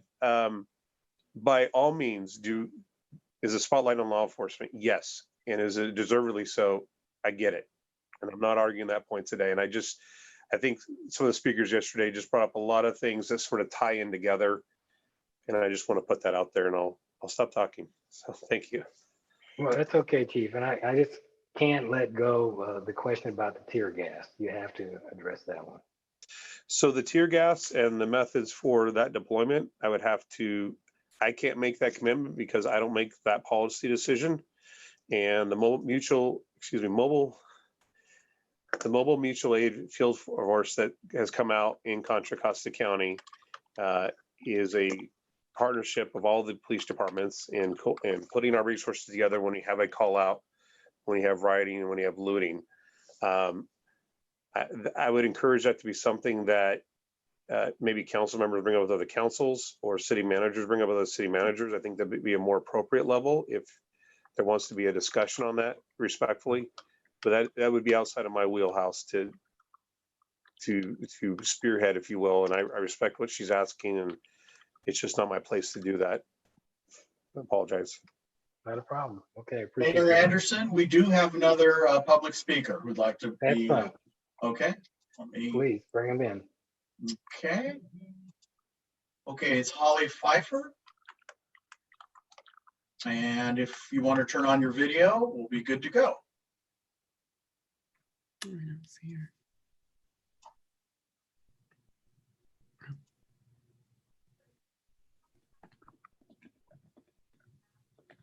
Okay. Hi, welcome. Hi, Chief. Thank you for taking the time. Just a few quick things. I know, you've mentioned implicit bias training a few times, and according to the most recent research I have read, that is actually one of the less effective policies in sort of combating some of the brutality we've seen. So important, but I don't know that it's the most important. So when we're talking about these policies that we're asking questions about, I think it's important to not only know which ones the county has adopted. From my research, it has not been all of the ones that are currently sort of the most recommended. And then what are sort of the enforcement and penalties when they're not met?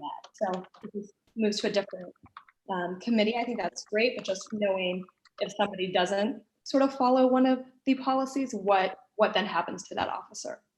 Thank you. Chief, can you address that question? So we do have a very robust policy regarding employee behavior. We have employee, I won't say they can fall in two columns, if you will, but there are a lot of things that dictate our policy, from how you look on duty to the length of your hair, to the length of your mustache, to your conduct regarding your peers or the public.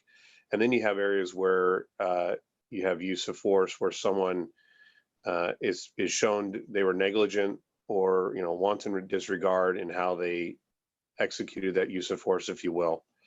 And so we, our policy goes everything from giving someone some verbal counseling, which is at the lowest level, that hey, you showed up late for work today, don't do it again, to policies that allow for loss of pay, demotion, days off, up to including termination.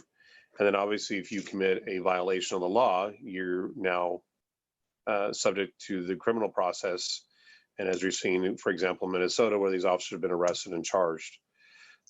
So internally, in regards to policies and procedures, yes, there are things in place. And that's part of my job as a manager for you in the city of Lafayette, but within the sheriff's office. And so there's a lot of different tiers, but we definitely have policies and procedures in place when an employee violates policy. And when we look at the reasons for the violation, if it's sustained, yes, it can lead up to termination. Does that answer the question, Mayor? Hopefully. That sounds like an answer to me. And Okay, thank you. we'll see if there's any other questions from the public. Jeff, you got? Yeah, right now, I don't see any hands raised, so there are no questions at this time. Okay, then I wanted to move to City Manager Servatza and see if she has any perspective on this that you'd like to share. Thank you, Mayor, and good evening, council members. As the chief said, I sent a letter to the sheriff last week asking for answers to the questions that were raised by our residents and our businesses, and he responded right away. And he directed us to the principal policing portion of the county website, which today we uploaded onto our own website. He also indicated that body-worn cameras are the option and expense of the contracting agency. And he finally said that he would direct Chief Aldred to work with me on developing the responses. As Chief Aldred mentioned, some of the letters that came in with similar questions, I think the National Police Officers Association is drafting responses to that rather than have each individual city do so. So I'm as anxious as the council and the chief is to get started, but I will say that it may take some time to get all the answers. We have to read the county's policies. We also have to wait for some of the answers to come from other sources. But the chief and I will contact the Public Safety Committee and schedule a meeting, at least to talk about where do we go from here. And then we'll set a timetable and to have either town hall meetings with the RINDA. I think what I would like to ask the council, and I think it's an important question to ask, is what do we want to see come out of this exercise? What are we aiming for? That is important to establish before as we delve into this issue. And I would like to hear that from the council. Okay, that's a fair question. I guess we can kind of explore that. I've been taking some notes so I can kind of keep track of where we are. It seems that there's a desire to have this town hall type setting where we can give people kind of an open session to, hear things that we're talking about and then question them, much like we're having tonight, but maybe on a broader scale with a RINDA involved and all that. And I think that's going to take some organizing to get to a point where we can actually do that. It may take some time to actually coordinate it. So to me, that might be out there a little ways. For me, the goal, just answering your question, Narup, is to try to respond quickly to the anxiety that we hear from residents and La Miranda residents about policing. And it's more of an emotional question than it is this person didn't follow procedure 91B6 or whatever, you know, the statutes are. What I don't think people are thinking about that. They're simply concerned that they either don't feel comfortable or they want to be reassured that they can walk the streets and not have a problem. Those are, I think, are the level we're dealing with. So I would just start that for the conversation we need to have now about what our goals are. It seems like to me it's more emotional. It's more a question of security and understanding how this whole thing works and why this community is any different than any place else in terms of people being beaten or arrested for no reason or shot or tear gas or whatever those terrible things, those consequences can be. And I think we have good evidence that we can present to show that those things don't happen, but it still doesn't address the feeling or the concern that some individuals may have as they walk the streets, as they live their life in this community. And that's not about regulations, that's about creating some kind of contact and communication, which I think happens because people talk to each other. So the town hall has that advantage, I think, in terms of getting that kind of conversation going. Let me go to Councilmember Burks. Okay. Yeah. Oh, okay. Let me go to Councilmember Burks. He's got public safety. Let me see what he's thinking here. Councilmember Burks. Yeah, sorry, I don't want to interrupt Vice Mayor. I think she had her. That's fine. hand Go up ahead. first. That's okay. I was looking up in the left-hand corner. Sorry. I would agree with the mayor. I think, you know, I've received hundreds of emails since this has gone on, and my response has been, please call me, and I provided my cell phone number, and I've gotten several calls, not hundreds of calls, but several calls where we've been able to talk through some things, people I've never met before.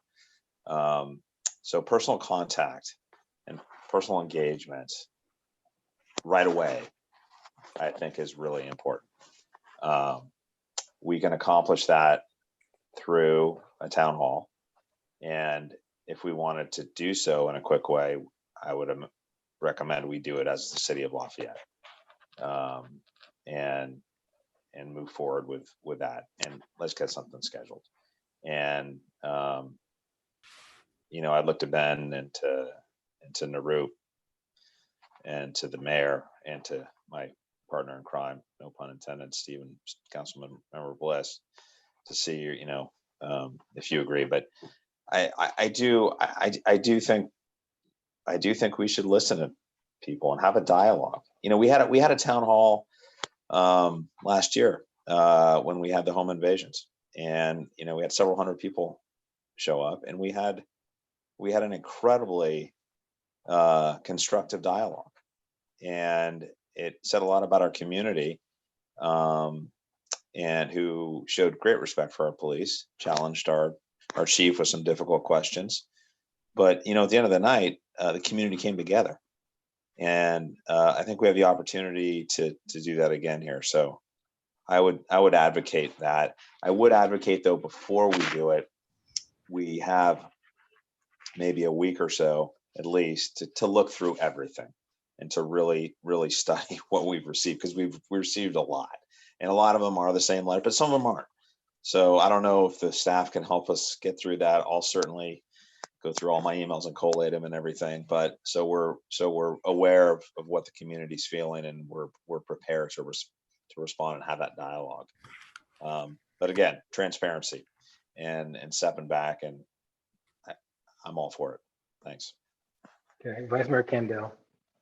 Yeah, no, I everything, all this is great. And but after I've heard what from yesterday and the experience of my 3 Black nephews, no, people of color don't feel safe here. And I heard it from more than one person yesterday, at the protest. And so I know it was going to take a long time to deal with all these regulations through the county and through the sheriff's office, everything. But what we probably do have are statistics of what's going on in our city, right? And kind of jump into those numbers, Ben, like how many of those really uncomfortable no-win calls that your officers get about, I see a suspicious person in my thing. It would be it'd be kind of, enlightening to go, how many of these do we get? And go, wow, we are really, we as a community are calling in this many people, and that is not good, right? That doesn't help anybody. And then try to, figure out policies around those interactions to help you too, because you're right. Right now it's a no-win. But I think, that's irregardless of the county policies, but that's what's happening here on the ground. And I suggest that we at least try to tackle our own numbers, look our own numbers in the face and own them, right? And to help understand. That's Okay. Councilmember Burke, go ahead. Yeah, I just want to, I think it's a great idea. I think if we could flip that around as well, it's not only the numbers of the police contacts, it's the numbers of the community who make those calls. Exactly. And that's why I said in my first statement that I do believe there is a deep level of racism that has penetrated our community. I honestly believe it. And it's not just because I went to the rally yesterday. I've lived here for 10 years and it's terrible. And so, we should examine the merit of those calls, because, and we should try to help educate and move, forward with reform associated and directed at our community members as well. Mm-hmm. And not ostracize them, and not this is a package deal. And I really, the police get that call, but they got to go. But, why are they getting so many calls? I just, it's not right. So, but I agree with the theme. Thank you. Councilmember Geringer. Well, actually, I think that Vice Mayor Kandel and former Mayor Burks and Councilmember Burks touched on what I was going to, thank you for moving these all into one place, but I was going to touch on this under the board, or council member requests later, that what we're talking about right now is what can we do to make sure that our people, everyone feels safe in their interactions with the police and all of that. But where Ben was talking about, Chief Aldrich was talking about implicit bias training and things like that. It's really across the community, because it's what we heard yesterday, but it just elevated it in a space of a couple of hours to something that, we have seen and that we have heard. And it starts in our homes, and it then goes into our schools. And so one of the things that, looking at parallel to the conversation about police, and maybe one big conversation will bring all these things up, but my other, sort of hope for our community is that we can have this community-wide conversation about how we act out our biases, implicit or very, aggressive, not implicit at all, impacts the whole community, and how that, comes through our, the way that we talk about other people in front of our kids, and the way that, as hard as we try, we all have some preconceived bias or prejudice that we work very hard to not exhibit.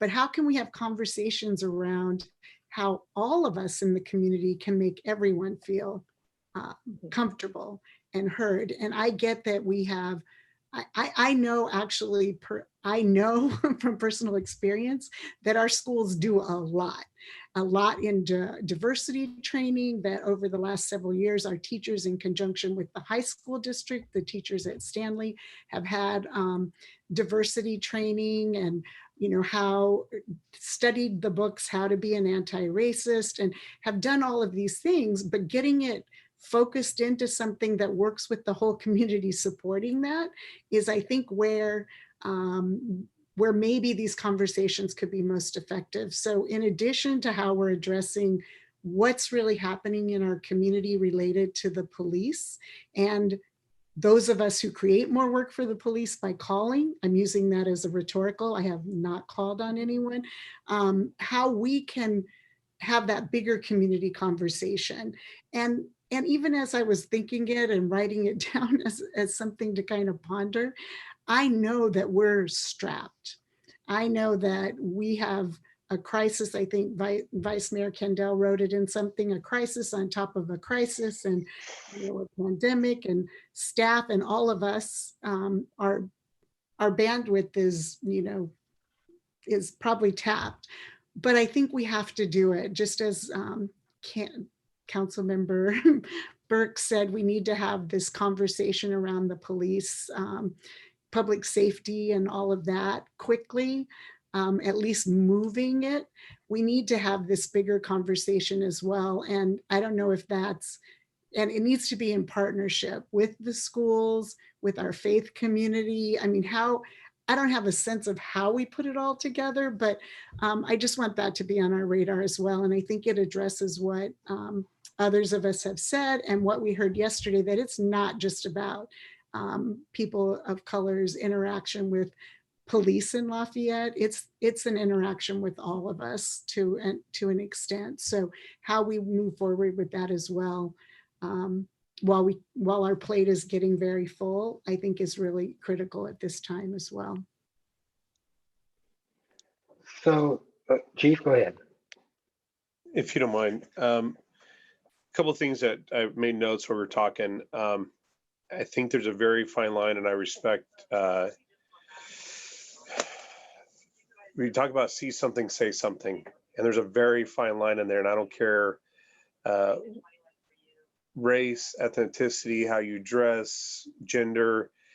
I think it's a challenge throughout the United States, and I think it's something that it's valuable having a conversation on. Just as your police chief, I always want to be careful that we don't tell people not to call in. There's a balance in there, right? And I think we all acknowledge that. And so as far as a data point on circumstances where someone called in because someone was of a race, it'd be really challenging to pull that data out because the calls for service can come in a variety of different ways. And if it's, hey, can you check the XYZ out? That data point of race is not going to be something we're able to extrapolate out of a year's worth of data.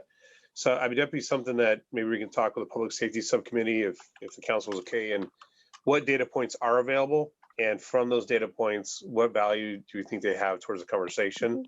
So that may be something I can work on with the Public Safety Subcommittee. A recommendation, and I've talked briefly with City Manager Roop, and I don't want to step out of line. I'll just give an idea, and I'll stop with this. We were asked a lot of questions, and we have answers. And to be honest, this week with the volume that we got, combined with all the other things going on in the Bay Area, made it really challenging to respond back this week. And we've already worked on a plan for the city manager and I to get together and formulate the responses back to the questions received thus far. There's also some of the emails that talk towards, if we answer the question and say, yes, we've covered this, then there's the other set of questions that either we don't have an answer for because we don't do it, or they're thinking of a new idea that I think would be those kinds of things we definitely push forward a public safety subcommittee for thought on once we've gone through and determined what questions we actually have answers for. Yes, we have this training. Yes, the carotid chokehold is not allowed in our policy. And it actually lays out in the policy that if you do use it, it's not an approved technique. If you do use it, you're at the level of you using your firearm, essentially, deadly force. So a lot of those things are already in place. And I'll be frank, with all the emails we got this week, my concern if I give you one word responses will look flippant and I didn't care what, that you're about your email. And a lot of these questions deserve a thoughtful response, not just, hey, check out this or check out that, or yes or no. And so that was a challenge this week. So the thought process was city manager and I get together, we process all the questions, find out which ones we have reasonable or acceptable answers to, and then we can move forward and work with the public safety subcommittee and identify the ones that we don't have an answer to, or we see as need further exploring beyond, yes, we have a comprehensive policy on XYZ. Just a thought there. And I think I'll just wrap up with this. So I've heard it said throughout different areas in the state, if you look at a policy or training and say, hey, you get 16 hours of firearms training, but you only get 4 hours of training in, say, racial profile and racial discrimination, why do you get more in guns and less in the racial category? And I think there's some really good thought there. Is firearms, I only practice firearms when I go to the range. I don't practice firearms when I'm sitting in my office here at work. When you talk about how we engage with our community, and especially when you talk about racial profiling, racial discrimination, that is an ongoing training, ongoing conversation. And I can tell you we have it here at Lafayette PD. And so I don't want someone to get stuck on, you got 4 hours a year ago, and that's all you got. Is, for example, myself and Sergeant Lindana went to the training in St. Mary's earlier this year. We are constantly having these conversations. In fact, we came back from that training, and actually we talked about having this professor from Texas come out and give a training to our entire team, because it was so fantastic to hear from a different perspective. And to be honest, I went in with it thinking there was going to be something different. And I actually went up to the professor afterwards and said, thank you. This is not what I expected, far exceeding my expectations. And then, so I went to a training that maybe I thought was going to be anti-cop, and it was not that. And it was very thoughtful. And so those are the kind of things that I think we can always look to improve on are those areas. So that'd be my recommendation for the city manager and I to work on the responses, move forward to the subcommittee with what we have, and then formulate a plan from there if that was acceptable. And I'll stop. Okay, well, I don't have a problem with the general direction you're going. The only thing I'm missing here is this town hall concept. And I'm trying to find out if there's a way to either let people through a town hall type setting get their thoughts out on the table, let us listen to them, let's do some response, but mostly listen, and then make sure that that also gets somehow folded into whatever the public safety subcommittee is considering as we try to put together the answer, if you will, or a response as a final product. So I kind of draw a little picture here, but it's like public safety working with city manager, chief on the questions we received, town hall to give input also to that process. Result is the statement and our assessment of what we're doing, how we're doing, and what may or may not need to be tweaked. But the town hall to me is important because we really need to give people a kind of a forum where they can give us their feeling. And right now we've got 2 people who called tonight. This is a great conversation, but it's not really getting a lot of interaction, and we need interaction to make change. So let me just try this again. So if we have public safety committee working with the chief and the city manager on the question we've already received, then we also see if we can put together some kind of a town hall forum. It's going to be a Zoom forum fairly soon. That could be kind of a more free form. We're going to talk about certain things, give us input. And out of that, we glean out other things that maybe we haven't seen and add that to the public safety consideration. And we end up with a statement that basically kind of incorporates all of this and says, there's 2 sides to the issue. On the policing side, here's what we see. On the community side, here's what we need to do if we're going to have a less discriminatory, more tolerant community.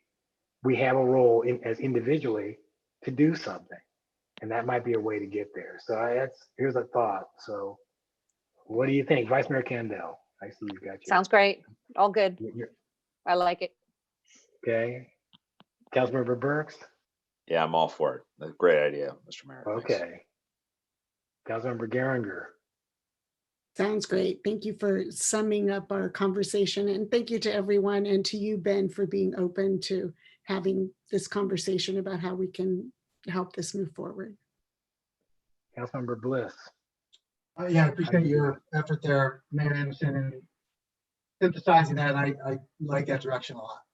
Okay, so just once again to try to summarize for staff, we do need the Public Safety Committee to get together with the city manager and the chief. And you're going to be focusing immediately on the questions that need to be addressed. And then at the same time, we need to try to put together some kind of a forum / town hall that gives people an opportunity to give us their feelings and their concerns and what's happening for them individually. Then we take that input and add that to your consideration of public safety.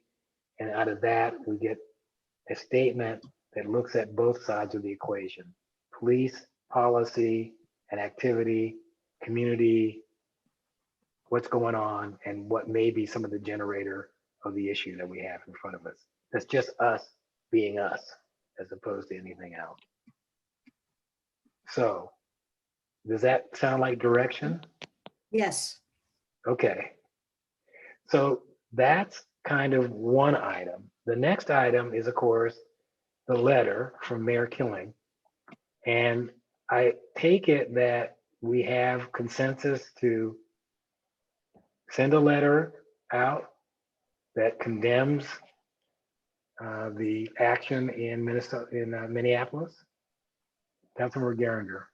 Is it a letter or a resolution? And if it's a letter, where are we sending it? To Well, the that's just it. I'm trying to get back to this and see police of exactly what we. Minneapolis or the governor of Minneapolis, or is the request that we do a proclamation? Yeah, I think it's more like support the condemnation of the actions of the police officers involved.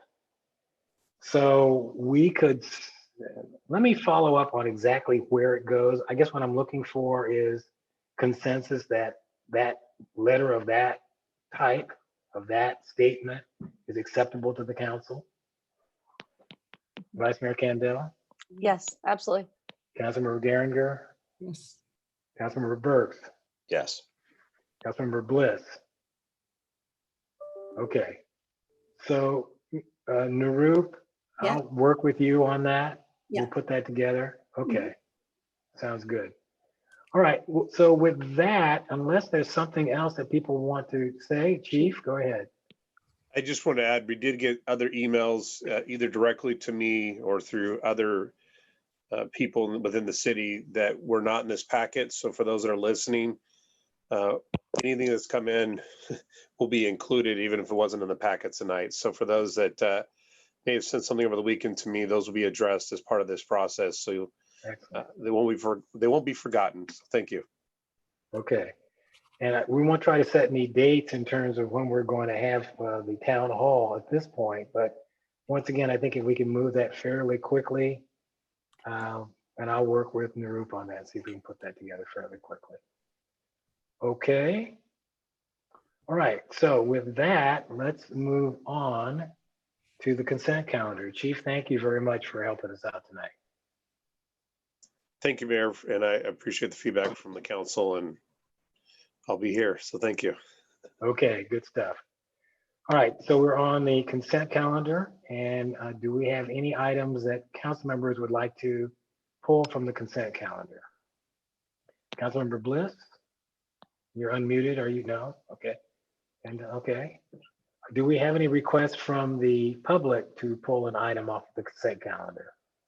If members of the public have a request, they can raise their hand, or if they're on the phone, they can hit *9. And I do not see any raised hands. Okay. Back to you, Mayor Anderson. Sounds good. Do I have a motion on the consent calendar? So moved. A second. And I'm looking a second. Okay. We'll do a voice vote. Councilmember Burks. Aye. Vice Mayor Candel. Aye. Councilmember Geringer. Aye. Councilmember Bliss. Aye. And I'm a yes, so the consent calendar passes unanimously. Okay, with that, we're moving on to old business. Mike Moran, update on PG&E St. Mary's Road construction project. Mr. Moran, there you are. Hello, Mayor, Vice Mayor, and council members. Any indication you can hear me? Just a check? Yes, we can. Thank you. All right. As you may recall, at your April 13th meeting, Marcos Montes with PG&E made a presentation regarding 3 proposed PG&E projects that were going to impact St. Mary's Road this summer. He talked about kind of the public notification process, the scope of the projects, the working hours and schedules. There were a number of questions that he received. They were raised by the council and several members of the public. In your packet is a letter from PG&E, which is their response to those questions as they saw fit. I can't answer to those questions. They're their responses, but I did want to update and refresh on the projects that were proposed. The first was the pipeline replacement project. This is a project that continued a previous project, and it is currently ongoing. It started a week ago. It does close a section of St. Mary's Road between South Lucille and Roar, kind of near our community park at the bridge crossing. And that is going to last basically the duration of the summer, and they're following the working orders that the working hours and working orders, so to speak, that the council had agreed to, with just Monday through Friday work and not weekend work at this time, at least. The other 2 projects were the enhanced vegetation management project, and that, as they proposed, does require the removal of 79 trees. I know some of the pointed questions were, how do you justify all those removals and what is your specific criteria for selecting those? I don't know that the members of the public will be fully pleased with the response we received from PG&E, other than, we have gone through a select process. We do have arborists, biologists, and others on this process, and we're not sharing our actual individual process for selecting those, but we found them to be at risk, and we want to prevent that risk, particularly from fire hazard in the future, and therefore we feel justified in their removal. And also we are following the PUC and their direction that we have the authority to remove them. So they are not following the city's tree ordinance, and we have to somewhat live with it if we don't feel we have a legal means to stop it. So that project is scheduled to start next week. I did speak, we did speak with PG&E today. So that update, I don't know that it will happen on Monday, but they are anticipating to start next week. We have issued the encroachment permit for that project to work. And then finally, the third project was system hardening, which is installation of a number of additional utility poles and larger, more insulated conductor wires. They also feel that this is, it does add capacity, but it also adds safety. The structure is more sound, and also the conductors would be more resistant to wind and to other natural environmental factors, such as tree branches scraping them and causing spark or arcing. So that project, they also intend to start next week. That project also includes work on Roar, but we've issued essentially 2 phases of an encroachment permit. They can't work on Roar while they're on St. Mary's Road because that is their detour route right now. So we don't want to send, all this traffic around construction into additional construction. So that is likely going to happen, when school is in, regardless. We don't know what school will look like when it's in, but in the fall and into the winter for the second half of that project per se. But their intent is to do this work on St. Mary's Road. They eventually will have work on Moraga Road, and we informed them that the city also has work on Moraga Road planned for next summer, so we can't have them there, so they need to get their work done prior to us getting there, and they intend to do that. So those were the three projects. Again, the pipeline replacement, the enhanced vegetation management, and the system hardening. And you have PG&E's response to the questions that were raised April 13th.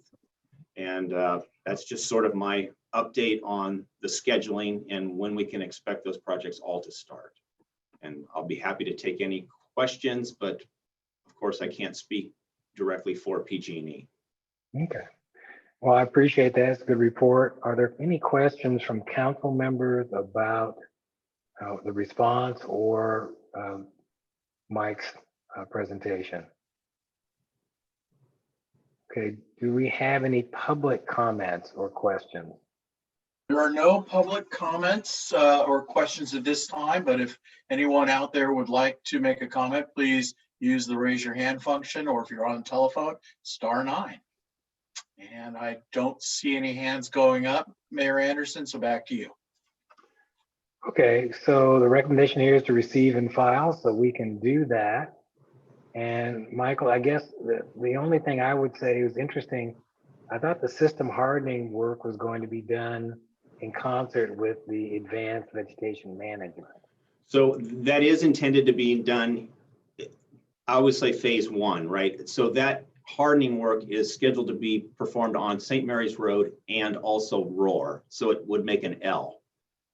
They do intend to do all the work on St. Mary's Road in concert with the gas line replacement and the enhanced vegetation, and it all to occur this summer. And their intent is to get all three of those projects impacting St. Mary's Road traffic done this summer.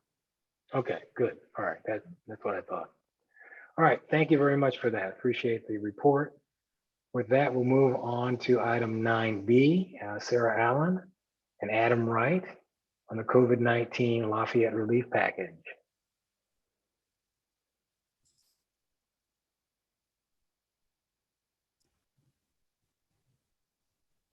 Well, I see there's Sarah.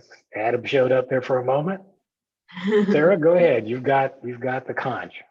Okay, let me just share my screen here. And do this. Y'all can see that? Yep, looks good. Great. Okay.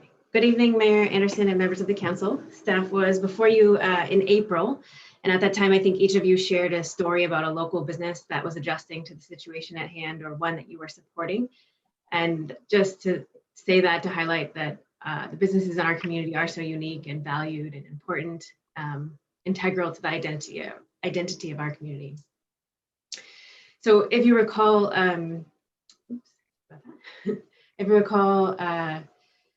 staff came with a menu of options for consideration in order to assist our local businesses and residents. And of the options presented, council desired us to look at a loan or grant program for businesses, an eviction moratorium, as well as options for affordable housing. And subsequent to that meeting, there were several public comments around using public right-of-way for outdoor dining. So we'll address some of those this evening. We did look at several options for funding sources for the loan program. However, since that meeting, additional information about the budget and revenue projections have been made available, and loans would deplete the city's resources and reserves or create significant liability. So that is not before you this evening. So after conducting a site walk with the city manager, police chief, and Chamber of Commerce, staff has come up with a list of suggested options which constitute an overall response to the situation presented by the pandemic. And it includes 4 elements, including a business reopening plan, which is suggested to happen in phases, business assistance through the funding access through the Townsend Public Affairs, public support of the county eviction moratorium, and then also an option for affordable housing. So we'll review each of those in turn, but just wanted to review the assistance that we've already been providing so far. So temporary waiver of sign regulations, so that includes A-frames and banners that you might be seeing around town. Signs for curbside pickups, so that we've worked with the Chamber of Commerce and they've already ordered and are providing 15-minute parking signs, which we're allowing 2 per business, and those are available to be placed either on private property or on the parking meters directly in front of the businesses. Further temporary suspension of parking meter collection, is ongoing. And then also, as I mentioned, assistance in procuring that state and federal funding. So to review the first element of the overall response, we've established an outline for reopening, which includes business guidance, a checklist, and self-certification. This is meant to provide clear communication about what is expected for a safe reopening, just so that we're all on the same page and understanding. Temporary relaxation of standards, so as mentioned, signs and parking to help with advertising and access. And then also, it's my understanding that that ABC has allowed for a temporary license that allows outdoor alcohol. And then also staff is suggesting the waiver of encroachment permit fees for the use of the sidewalk for businesses in the sidewalk. And then temporary use of private and public open spaces and rights of way. And those are the areas that are outlined in yellow here. So along Mount Devil Boulevard, a portion of Lafayette Circle, and of course Plaza Way. And we'll go into that in just a little bit. And then finally, a reopening kit. So that's sort of like a good gesture and a little bit of kind of information. Would be a checklist for the self-certification, signage for safe practices, possibly tape or other markers, maybe the Love Lafayette bumper stickers for identifying where the queuing and 6-foot intervals can happen, a supply of hand sanitizer and PPE. So a little care package for our businesses to open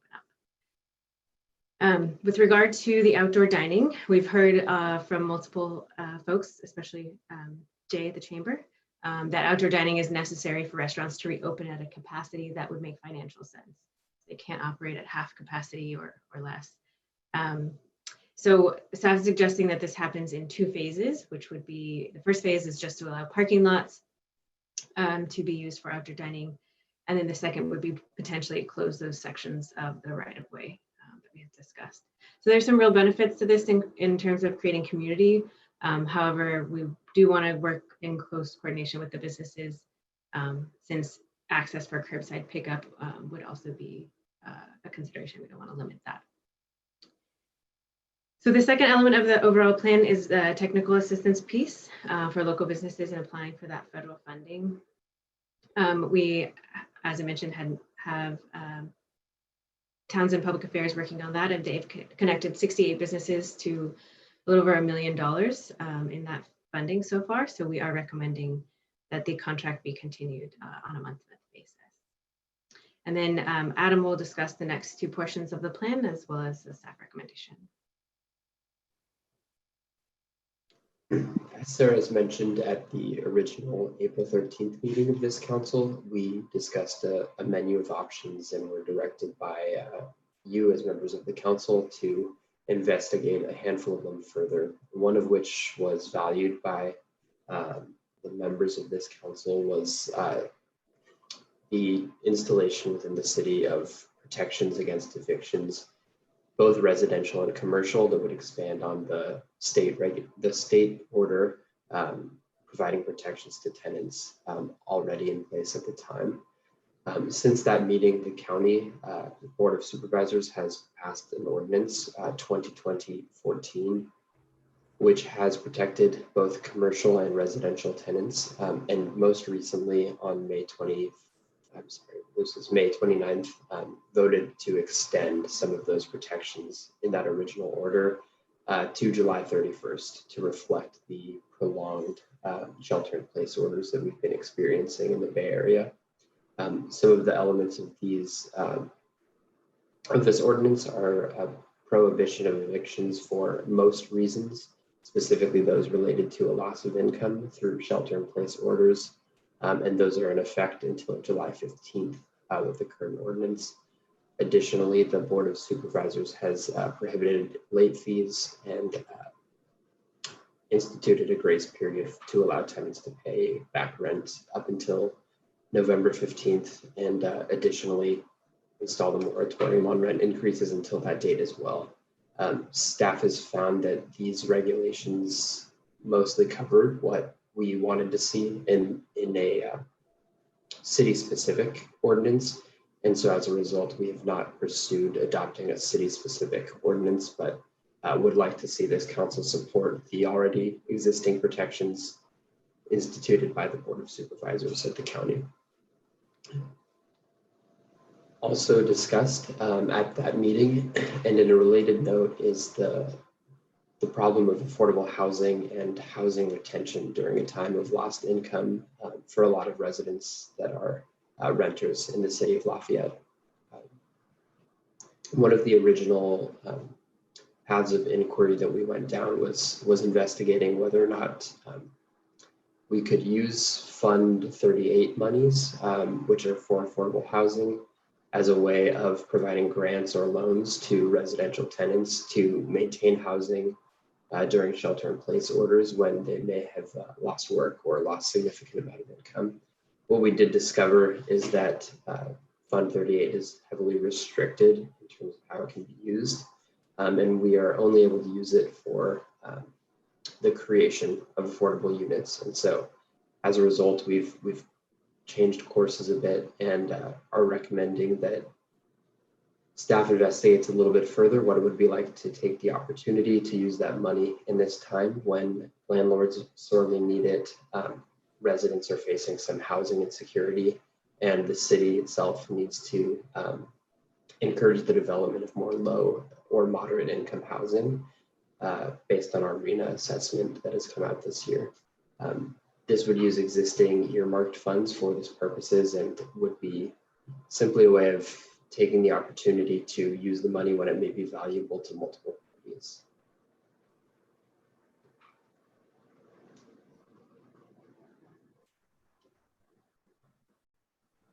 That said, with all of the points we've covered so far, our recommendations to you, this council, are to direct us as staff to implement a reopening plan, as we've discussed already, with the work being done in conjunction with business owners in the city, as well as the Lafayette Chamber of Commerce.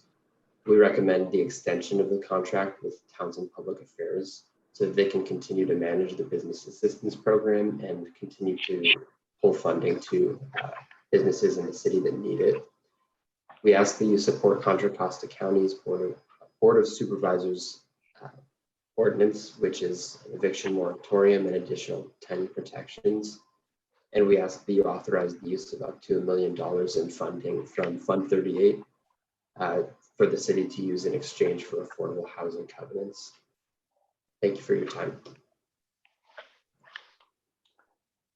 Okay, so I'm going to open up for questions from council, but I just want to jump in real quick.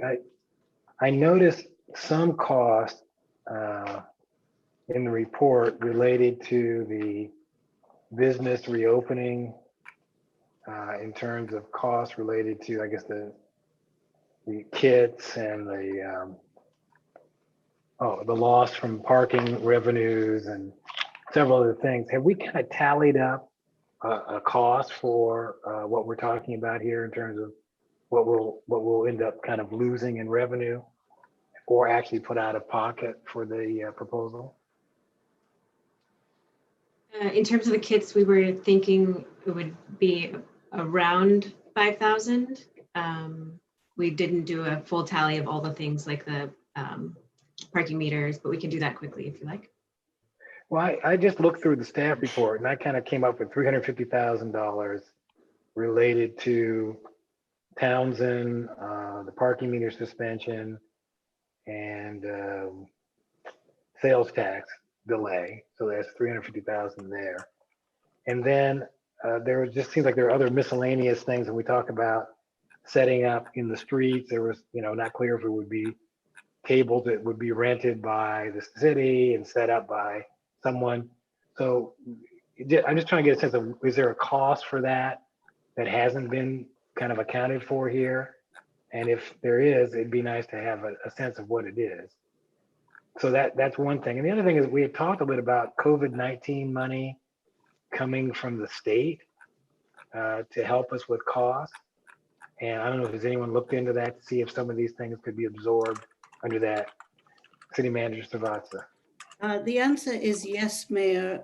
As an example, we could use those funds to pay for Townsend's contract, but the money isn't yet with us. I think it's still at the state being negotiated. The exact amount is not known at this time. Cities are hopeful that we will get the money.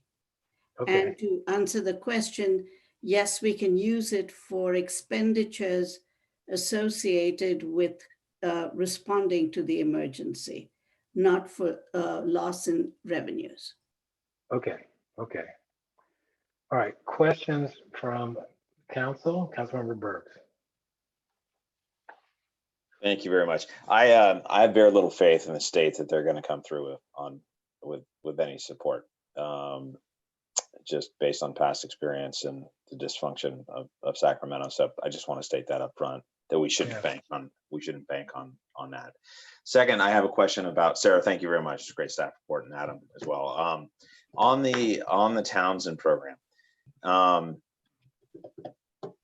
the number so far that they've enabled, what was that? A little over $1 million? As of Friday, and I haven't had a chance to share this with Sarah, it's about 1.2 million. Okay. Are they, I mean, what is the weekly or every other week? And how much are they bringing in now? Are we reaching a point of diminishing returns with a great program that I just think was awesome, and give the mayor a ton of credit? I think I agree with you, Councilmember Burks. I spoke to Townsend. They are hopeful that there will be another influx of funding, but it is again unsure at this point. So that is why staff is recommending a month to month, because there is still, I was at the chamber board meeting today where the chamber did a survey of businesses asking them whether they knew about all the programs like PPP and whether they knew about our business assistance program. And the response was that they'd love to learn more about it, at least. So we are doing a publicity campaign this coming week based on the data we received. We're asking Townsend to contact all the people who've expressed interest. So there may be tasks associated with new loans, but more importantly, there are tasks associated with those who are waiting, who have already applied and waiting to get the money. And that's where Townsend is really of value, because they can help them navigate the small business administration process. So ideally, it would be good for Townsend to tie up all the active applications. And that's the reason why staff is saying, let's take it a month at a time. If there's no more funding, let's just look at tying up all the business loans that have already been applied, make sure they're successful, and then we will end the program. Okay, thanks. That's great. As long as there's oversight and a plan, and it's expensive. And yes, the market is doing better and the economy is doing better, but there are projections for potential negative things to happen in the fall and late summer. So I'm glad you're keeping a close eye on it. Thank you. Okay, other comments from council members? Councilmember Bliss. Yeah, thank you, Mayor. And thank you to staff for the great report and all the great work on this.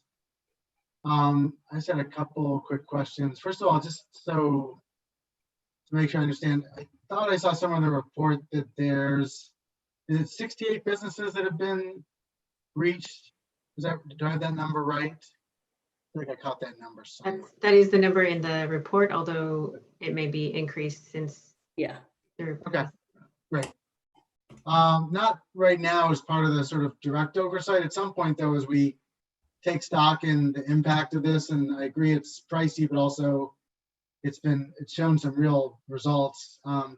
Interesting to know just sort of how those businesses are kind of dispersed throughout the city. I'm sure most of them are, I imagine most, if not all of them, are downtown to some extent, but it might be interesting just to know spatially where the dollars are going, just to understand the impact of the program in that respect. So that's not an immediate request for information, but just something to maybe keep in mind to look at some point whenever it seems like it would be the right time to look at that. Well, maybe end of the month, kind of a summary or something would be good. Yeah, thank you, Mayor. That's a great Yeah. idea. And if we have another, you mentioned that there might be some additional, like another round of support potentially. I know I take Councilmember Burke's concern about the state piece of it for a number of reasons, not least of which the state revenue picture right now. But for these bigger picture programs, the SBA programs, that would all be, as I understand it, is that dependent on there being another round of so-called stimulus funding coming from, is that? Yes. Okay, got it. So that's helpful to know. So I think, as we all know, kind of iffy at best. I think we all saw that the jobs numbers from last Friday might, oddly enough, put a damper on the prospect of Congress approving more funding because the jobs numbers looked a little bit better. But it's just good to know, just as background, that the likelihood of those dollars kind of are dependent on another package moving through Congress and being signed by the president, right? Am I understanding that correctly in terms of the? Yes. Well, okay, thanks. That's helpful to know. Two other questions. Just this is a little bit kind of a detail, but the mention made of the encroachment fees that would be part of the process. I assume that would just be encroachment fees paid by businesses because they'd be doing business in the public right of way. Is that what it is? Is that basically what it would be, or is it something other than that? Right. So typically, if you're going to encroach within the public right of way, there's a fee associated with that and a deposit as well. But it would be waiving those so that temporarily, so that. Okay. And then lastly, I definitely find myself inclined to support the recommendation around the, looking at, possible deed restriction approaches to bring more affordable housing into Lafayette. In the staff report, it talks about kind of the benefit to the landlords potentially being they're drawing limited rents now, and this would be something that we could offer to them as, in exchange for them looking at deed restricting their properties. When we talk about these properties that would be these units that would be potentially returning limited rents right now, do we have even a sense of what that scale might look like? Like how many units we're talking about that might be suitable for this type of approach?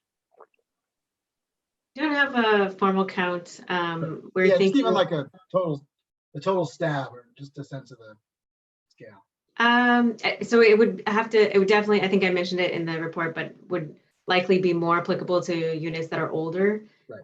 That haven't been rehabbed recently. Mm-hmm.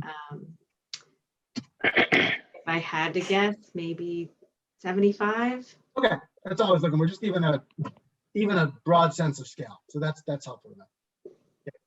Thank you, Sarah, for that, and Adam as well. And that's all I have. Narup, why don't you go ahead? Yeah, I just wanted to answer Councilmember Bliss's questions. To date, 70 businesses have received some funding. Of them, 7 are local nonprofits. Oh, great. And 1.243 million, $1,243,000. Thank you. That's very helpful to know. Vice Mayor Kandel. Hey, yeah, great report. The reopening of the streets, I just encourage us to do that. Go to phase 2 as fast as we can. I think it'll be a really unique experience. I know the pickup, curbside pickup. I don't think we're going to close the streets all day. Is that true? We're just going to close them maybe in the evenings. Is that where the thought is? Or are we going to keep them closed all day? That's a great question. Definitely logistics to be worked out. I think we need to work closely with the businesses, but also there's time and energy to set up the barricades and traffic control and all of those things as well. So definitely in coordination with the chamber and police. I would also consider the idea of keeping one lane open, right? And maybe getting barricades. I think we have a lot of barricades up at the courtyard. So anyways, I just get creative. I think it's great. So thank you. Okay, Councilmember Geringer, any questions? No specific questions. Okay, Councilmember Burke. Sorry, I forgot to mention the street. Thanks, Vice Mayor Candell, for prompting me. Sarah, who's gonna be out, kind of taking a look, making sure restaurants are set up and making sure they're distanced appropriately? So when we did a site walk, we did check in with the chief about that, and he seemed to think that most people would be sort of self-compliant, and then the police would sort of be not checking each individual business, but sort of walking around and providing information, making sure everyone knows what they're supposed to be doing, which is also part of the reopening kit, giving that information so it's clear, and then obviously operating on a complaint basis as well. Okay, my only thing, and I'll speak from a public safety perspective here, is that this is certainly not over. And a lot of the public policy decisions that are being made are driven by politics. And I do agree that it's the time for outside dining, but I also believe strongly in monitoring transmission rates and trends very carefully. And I think it's incumbent upon us as a city to do so, to protect our citizens and to make our own unilateral decisions if we see trends worsening, to pull back on this and to have a plan to pull back on it. And even if the public health director does not issue an order, or the governor does not issue an order rescinding and pulling back, especially given, what we saw yesterday with 2,000 people, a foot from each other for 6 hours. But, those artifacts will appear in 2 to 6 weeks. But some Memorial Day artifacts are starting to appear now in California and Florida. So I'm concerned about that. I'm also concerned about the economy and our restaurants, and I want to support them very, very much. But from a public health standpoint, I do think we should really, really watch things and not just depend on the government to say, let's do this and reopen the economy and move forward. So those are my 2 cents. Okay. Any other council member questions? Do we have any comments from the public? Mayor Anderson, there are no comments from the public. Okay. Narup? Sarah and I received an email from Jay Lifson saying that the Lafayette Chamber of Commerce supports the recommendations made by staff, and it really anxious to see local businesses reopen. Okay. So I guess we're at the point now where we need to decide what we'd like to move forward with. And I guess I'm still a little concerned about the cost for all this that we're talking about doing. It's all great. It sounds good, but it seems like there may be some money needed or money not collected that we may have been counting in our budget. So maybe first off, the eviction moratorium, no fiscal impact, nothing really that we need to do. That seems like a very simple, straightforward yes. The rental assistance using our affordable housing funds sounds good to me. I'd like to see that that money is either buying, affordable housing, or if it's not doing that, it's loaned, it's going to be paid back to us. But buying the affordable housing, I think, would be useful. And then we come to the business reopening plan, and that's where I'm a little concerned that we're between opening streets, setting them up, taking them down. Someone's got to put barricades out there. I mean, like K-rails or trucks or something, right? Because we're worried about terrorists driving in and through a whole area. People are all sitting out there having a meal. I mean, that stuff costs money, and someone's got to be doing it. And I'm not clear that we know what it's going to cost or who's going to be responsible for it. So I just have a big caution flag around that. I'd rather see that come back when the plan's a little clearer in terms of cost. But that's just where I'm at. Other comments, Councilmember Geringer? No, I had one on the, well, I will speak to that. Definitely concerned about where those costs are, but also know that we want our restaurants to be able to get going. And so Yeah. it's 2 weeks too long. And so is there some indication of, kind of what those ongoing costs would be? And is there, I know the chamber has historically helped with some of the moving of barricades and setting up through volunteers and things for art and wine. And I don't know if that's, part of the plan on that.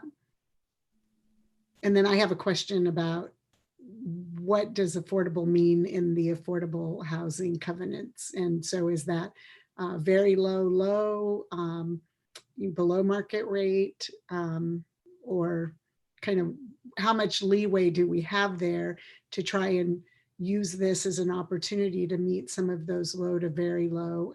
And I guess that's the question you'll find out when you're out talking to the property owners, but is how much interest there is. Narup, you have a May I response? suggest that you're right, we don't know how much it's going to cost Public Works to install the barricades, remove them. We are scheduled to meet with the businesses tomorrow to start working on a reopening plan. We can delve in and see if they will be able to do that.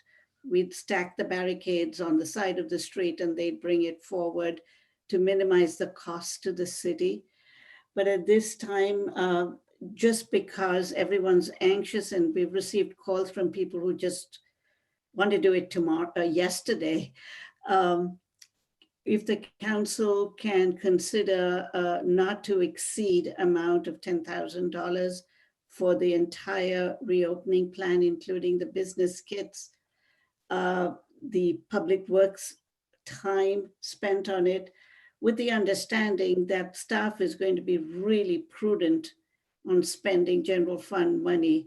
And we are going to work with the businesses to see if they can take the lion's share of the work.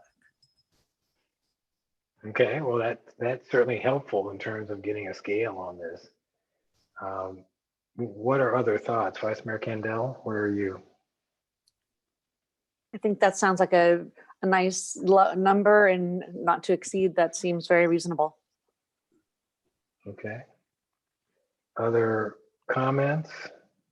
Councilmember Bliss, Councilmember Burks? Yeah, I mean, I think that number seems reasonable. I think I would be able to support that. I will say that I just want to echo something that Councilmember Burke said. I fully appreciate the interest in moving things forward with opening stuff up. I really do, and I totally hear what Jay's saying, and I really am entirely supportive of it. But it's going to be important for us to be very vigilant about working with the county to monitor the health impacts. I'm completely on board. I know the Bay Area was the first to shut down, has been slow to reopen. I think that's entirely appropriate. I'm nervous looking at the numbers coming out of Merced County and Santa Clara County based on some of their reopenings. And so I'm totally on board, but there's a part of me that feels really cautious about the health side of this. So anyway, so from a cost standpoint to the question at hand, I'm comfortable with the number, but definitely have some concerns about just the possible uptick in cases at the county and local level going forward. I think we all share that. I don't think I'm the only one who has that concern, but I just want to kind of just verbalize that as part of this discussion. Okay, well then, do I have a motion on this item? Vice Mayor Kendall? Sure, I move that we put a do not exceed number of $10,000 for the reopening of our downtown. And the other two items, rental assistance and eviction moratorium? Please, yes, and also in agreement with the county eviction moratorium, and also to possibly use our funding for the affordable units. Okay. Do I have a second? I'll second that. All right, are there any questions or discussion? We'll do a roll call vote. Vice Mayor Kendall? Aye. Councilmember Bliss? Aye. Councilmember Burks? Aye. Councilmember Geringer? Aye. And I'm a yes, so it's unanimous. So thank you for a good report there, Adam and Sarah. Well done. And let's get this thing started. Thank you. With that, we will move to public hearings. Item 11A, Donna Feehan, is going to run us through a couple of very exciting assessment districts. So these are very exciting. Hi. Good evening, Mayor Anderson, Vice Mayor Candell, and City Council members. It's time again to approve assessments. Oops. There she is. Okay, I've been talking and didn't know I wasn't connected. Good evening, Mayor Anderson, Vice Mayor Candell, and City Council members. It's time again to approve assessments for the core area landscape and lighting district and the residential lighting district. And that will be for the fiscal year 2020-2021. You have the engineer's report for the core area. 520 parcels are assessed in the core area. Those assessments and related property taxes total approximately $290,000. And then additional general funds are included to cover the core area program expenses. In order to collect those assessments, you must hold a public hearing and approve Resolution 2020, which you have in your packet, indicating that you intend to adopt those assessments for the year. I can answer any questions you have. Okay, are there any questions for Donna? Okay, I can't see Vice Mayor Candell. I assume that she doesn't have a question. All right, okay. So we're gonna open the public hearing, and do we have any public comments on this item? This item being, Mayor Anderson, no public comments yet. okay. If there is anyone in the public who'd like to comment on this item on the public hearing, please use the raise your hand function, or if you're dialing in, it's *9. And this would be, let's start with item 11A1, which is the core area landscape and lighting district. No raised hands, Mr. Mayor. Okay, I will close the public hearing for that item and bring it back to the council for action. Do I have a motion? Councilmember Burks, you have your hands up. Yes. I have a question.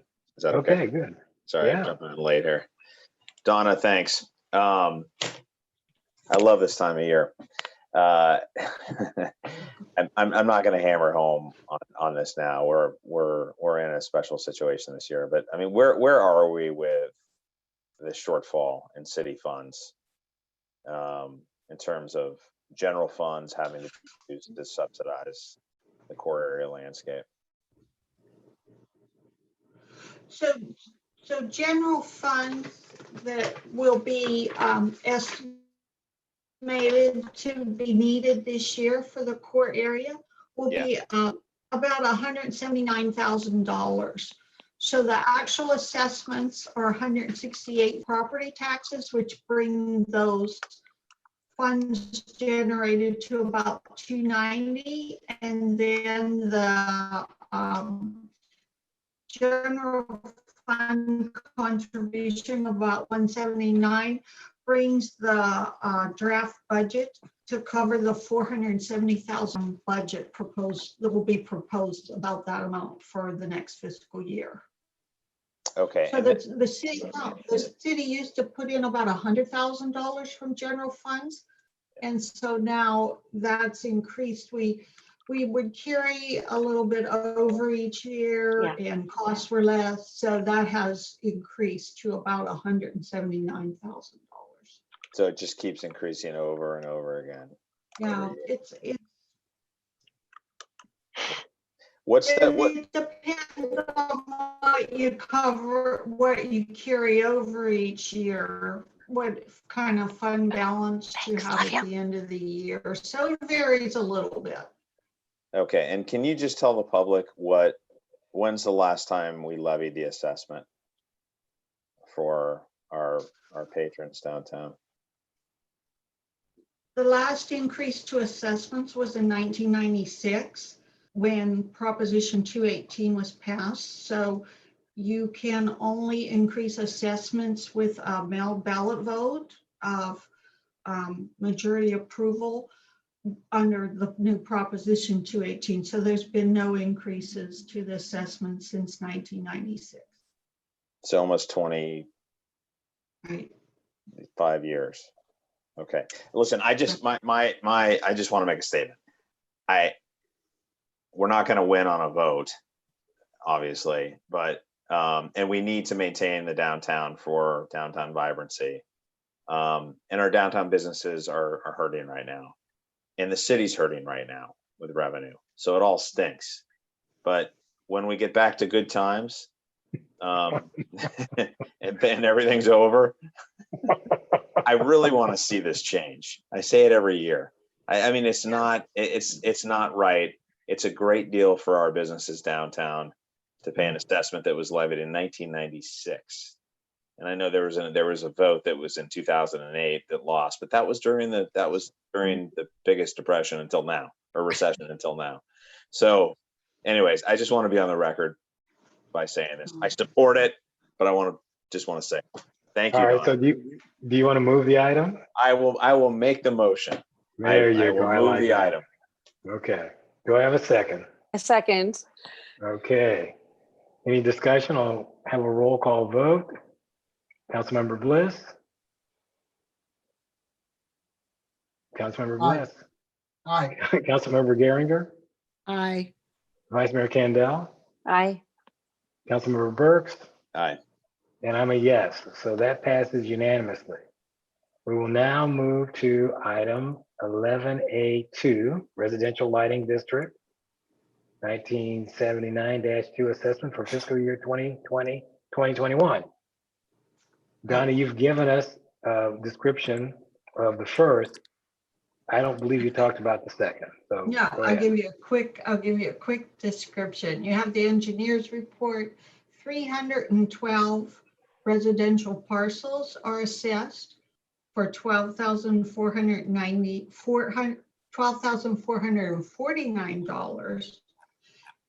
This fund does carry a reserve, which can be used for repairs if streetlights are hit or damages, expenses to the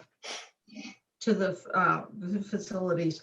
So again, same thing. In order to collect those assessments, you need to have a public hearing. You need to adopt resolution 2020-21 in order to adopt and collect those assessments for the next fiscal year.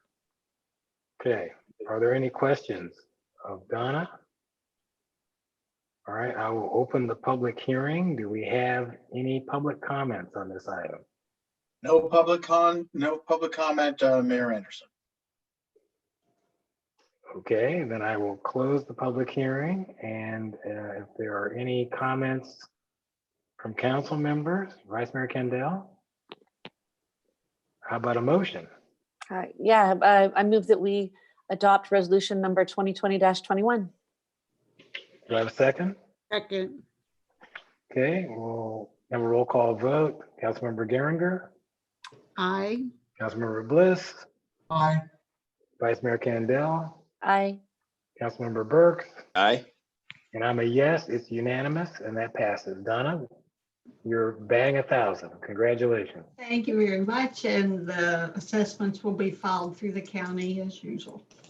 Thank you. Okay, thank you. All right, that moves us on to another public hearing, item 11B. Jonathan Fox is going to be doing the staff report. And this is the appeal of the Holt property, La Miranda Properties. Good evening, Mayor, Vice Mayor, council members. HTP 1718 is a hillside development application for the construction of a single family residence at a vacant unaddressed parcel at the intersection of Sierra Vista Way and Sessions Road. The parcel shown here on this snippet of Google Earth is located just north of Sierra Vista Way. And you'll notice that there is a paved private road running through the center of the property, known as Sessions Road. Sessions Road is the sole point of ingress and egress for a number of homes to the north of the parcel Northridge Lane subdivision. The parcel, again located in the Hillside Overlay District, is characterized by its steep slopes and mature vegetation, and it is also noteworthy that the parcel is surrounded on all sides by single-family residences. The scope of work of the project includes the construction of approximately 2,200 square foot single-family residence, shown here on this snip of the site plan. The residence is proposed to be accessed via a new driveway coming off of Sierra Vista Way, also shown here. Access has been reviewed by the city engineer and the fire protection district, where their comments during the referral period have now been addressed. There's also, in addition to the hillside development permit and the design review component of the project, are secondary applications for grading or the excavation of earth to set in the driveway and to set in the residence, as well as a tree permit to remove 11 protected trees on the property. Also part of the scope of work is a variance to setbacks. The variance is required in order to allow the residents to encroach within the secondary frontage. And the secondary frontage, for reference, is the borderline between the trail easement and the wall of the residence.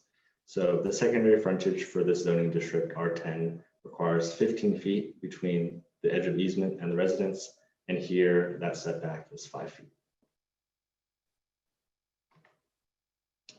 HGP 1718 has been with the city, and now since it was submitted in 2018. It was approved by the Planning Commission earlier this year in 2020. After directing the applicant to make a number of revisions to the project to better align the project with the required findings, ultimately the Planning Commission found it could make the required findings and adopted a resolution approving the project subject. You're on duty. I'm sorry?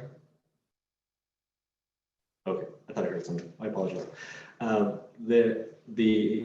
Planning Commission approved the project, and as the project description states, Pamela and Jeffrey Swartz have appealed the Planning Commission's approval of the project.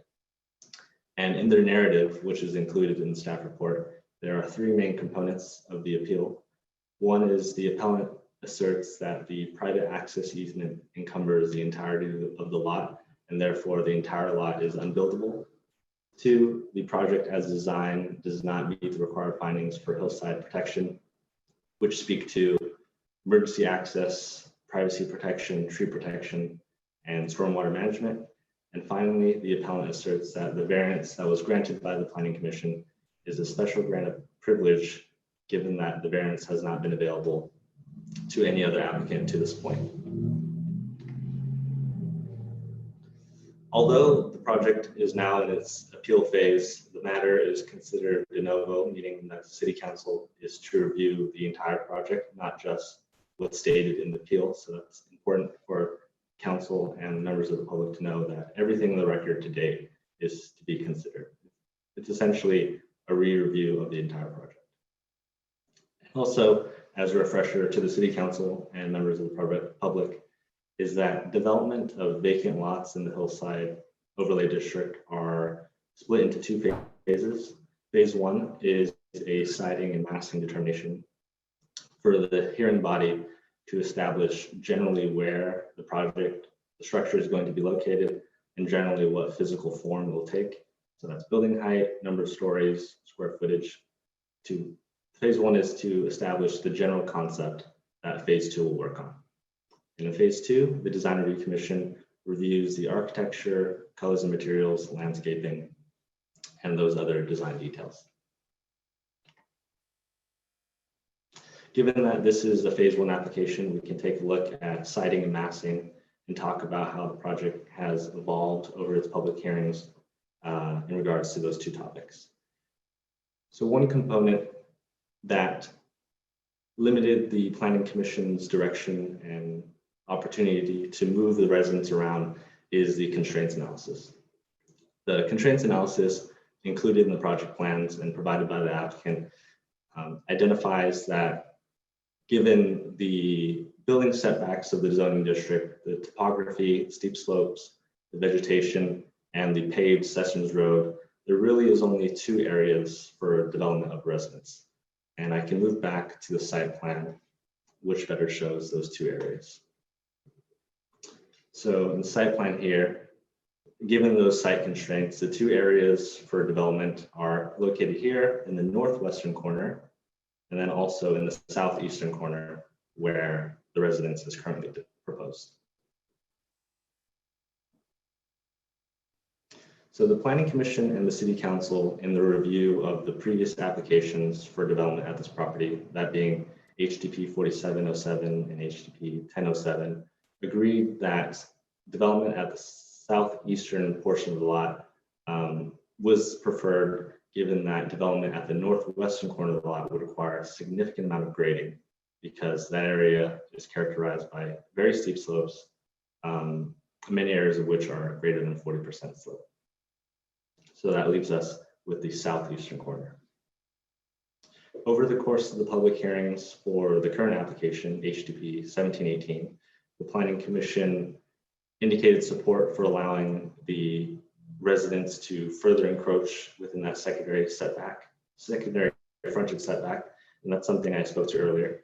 The applicant initially applied for a variance to that setback, but over the course of public hearings, the degree of that variance increased as the Planning Commission was trying to trade off encroaching into the public trail easement over increasing the distance between the proposed residence and the affected neighbor at 1139 Sierra Vista Way. So the thinking behind the Planning Commission's direction was if the setback to the public trail easement is decreased, the residence moves over and there's a possibility for retention of some larger trees, increasing the privacy between those 2 homes. And the last thing about siding, during those public hearings, the Planning Commission directed the applicant to move the residence further north. And again, that's creating distance between the proposed residence at 1139 Sierra Vista Way. But also one of the benefits of that change is in moving the residents to a different location uphill, the sight lines from the proposed residence to 1139 Sierra Vista Way changed. So there was no longer sight lines going from the windows at the proposed residence to the windows at the existing home. And now lastly is massing considerations. The Planning Commission directed the applicant to provide a 2nd story step back as part of their deliberations. And this is more in line with the city looks for in hillside applications, is that the residence follows the contours of the slope and provides those 2nd story setbacks in order to decrease that visual impact from public roads. And that's something that the applicant has completed.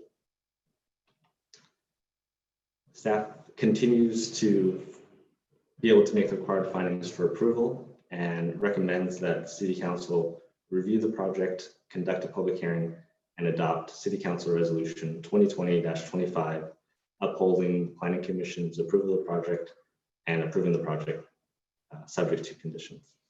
That's it for my presentation. It's my understanding that Mala, our city attorney, also wanted to talk briefly on the private access easement as well as the city's processing of the application in light of that. So here for any questions. Thanks. Okay. Thank you.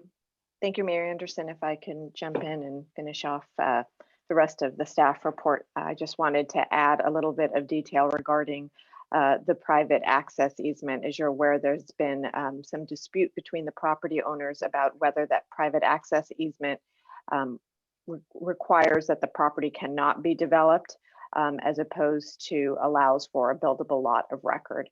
This is a private access easement, and it is a private dispute that the city does not get involved in and or enforce a private easement. The remedy for the parties would be to go to court. Either party, the easement holders, or in this case, the applicant, could go to court and get a determination from a judge on the import of the easement and whether it does prevent building a home or whether it would allow for such. And if we did receive a court order on that, we would comply. However, it's my understanding that neither party has ever seemed to go to court to do what's called a quiet title action and get some resolution on the actual nature of the easement and whether it does encumber the property to now not allow for a buildable lot of record. So my recommendation has continued to be that the city process the application and not enforce the private easement. Happy to answer any questions, but I did want to separately address that as part of the staff report. Okay, Mala, thank you very much for that. Appreciate it. One other thing I just wanted to ask is for clarification. We have two sets of plans. One has a label in the lower right corner of A0.1 and the other is A1.1. Are we looking at either one or one in particular? It is staff's recommendation to go with the set of plans that have the A0.1, and those are the same set of plans that are approved by the Planning Commission. The second set of plans was wanting to be included by the applicant, and that's an alternative that has no variances. And the applicant asks that be included as well, just in case the City Council wanted to see what the project would look like without a variance.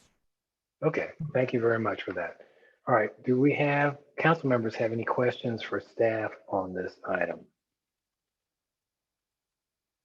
Vice Mayor Kandel? Hi, yeah, I do actually. I have a couple.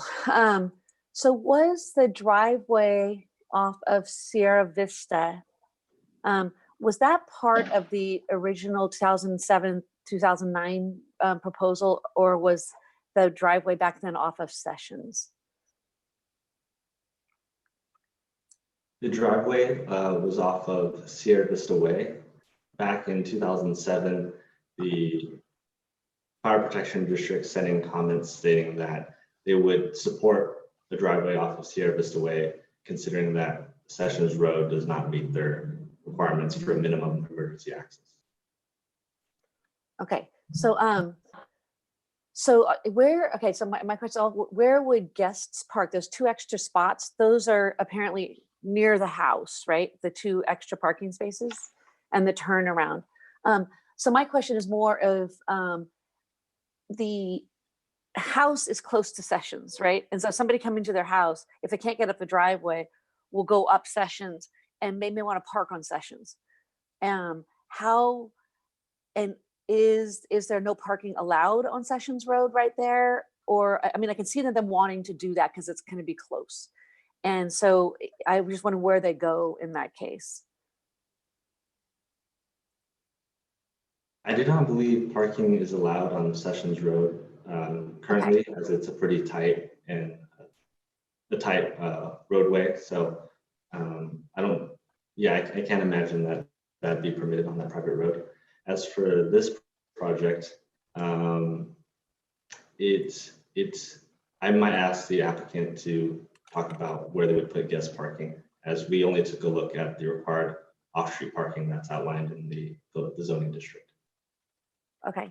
And that leads into the second one is that I know that probably the people that buy the house will also want to get access to Sessions Road right there to get to the trails that are up on the hills, right? So how does their access to their front door work across that trail easement?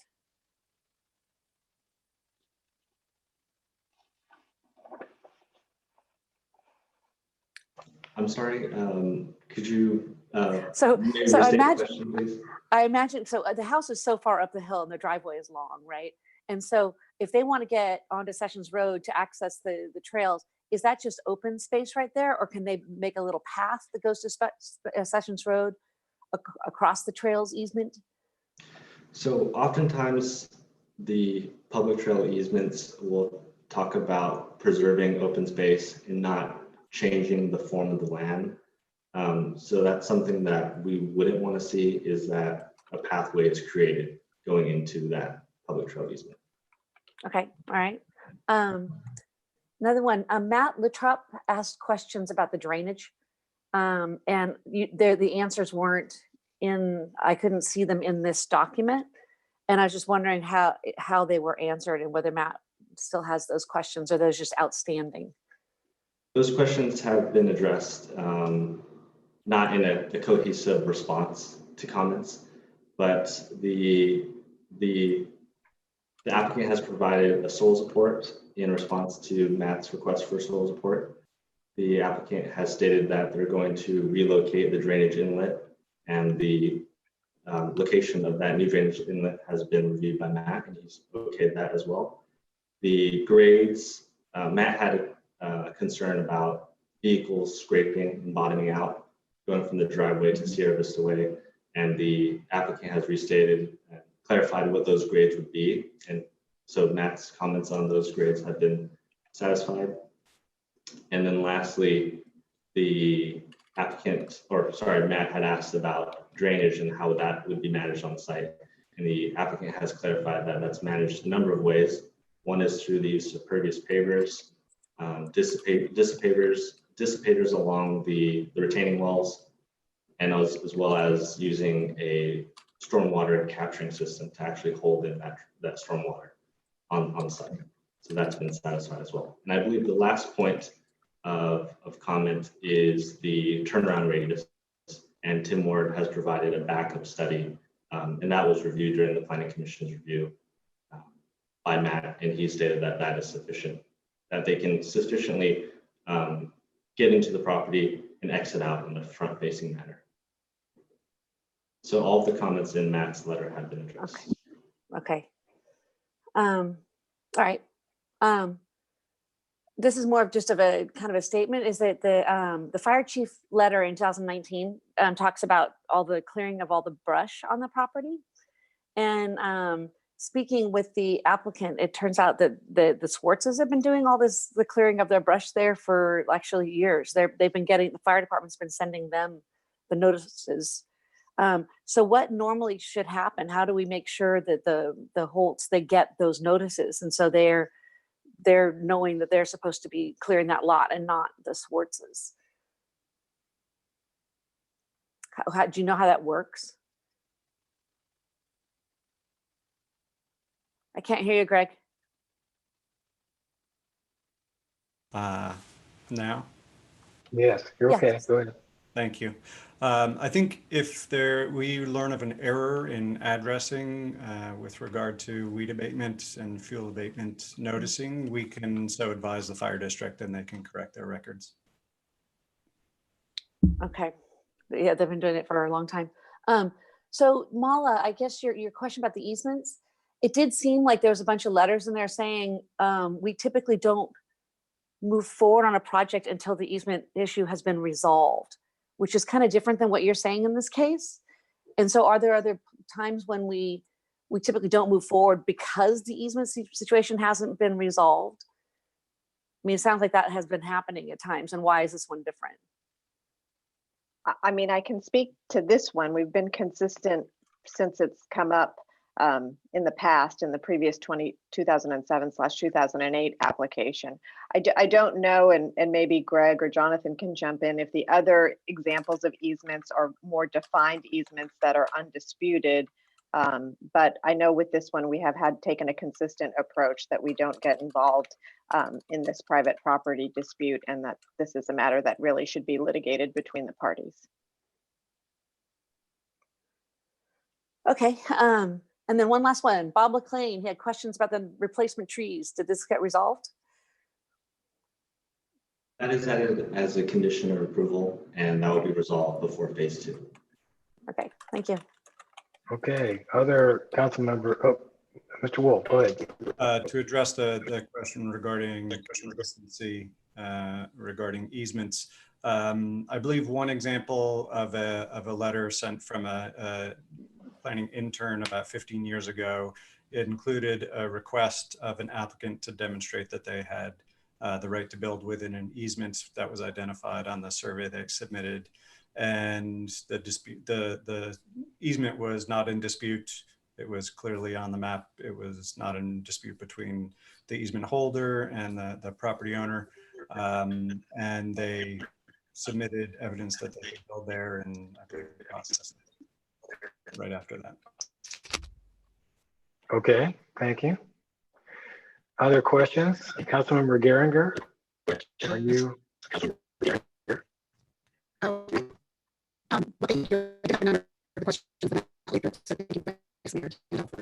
Councilmember Geringer, you're really breaking up there.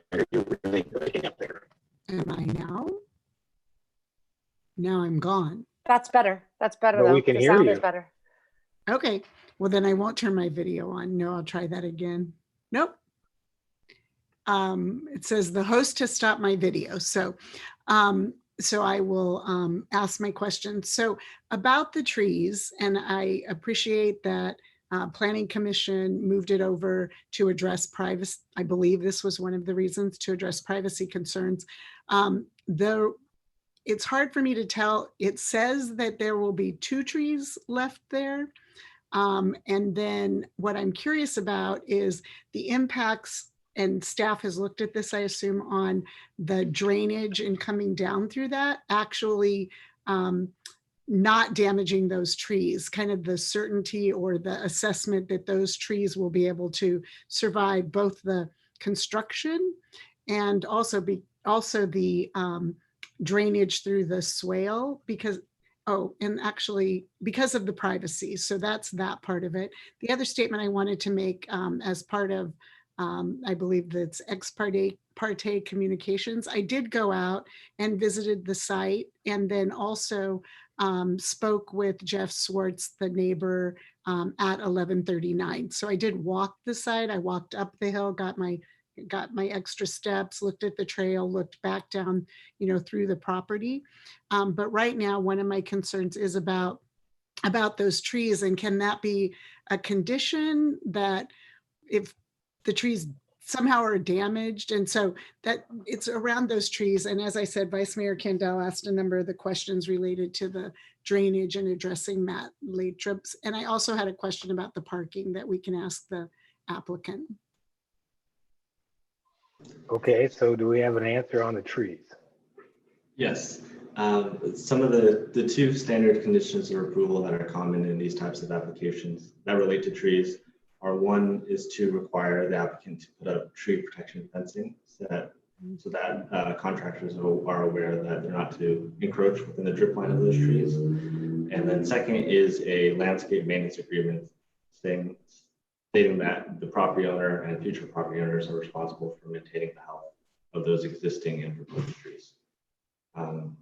And to your other question about the trees to remain, I believe you're referring to the 2 trees on the eastern property line, and I can share my screen here. And please correct me if I'm wrong. Trees number 570 and 571 that were retained by moving the residents over.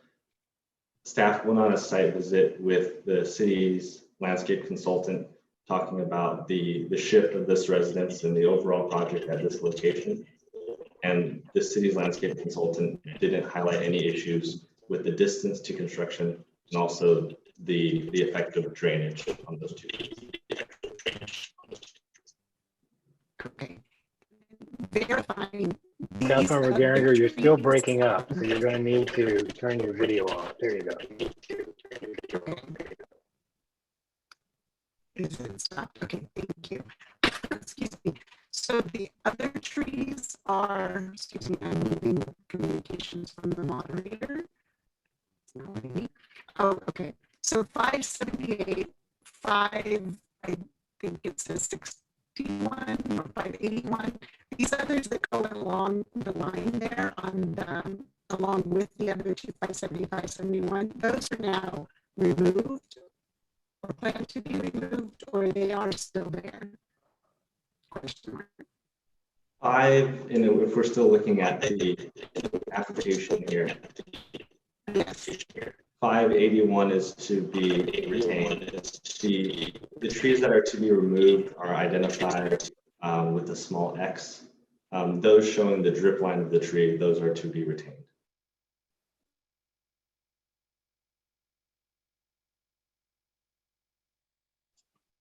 Mayor Anderson, it's Jeff here. I think Councilmember Geringer is going to have to rejoin the meeting. Her line's broken up too badly.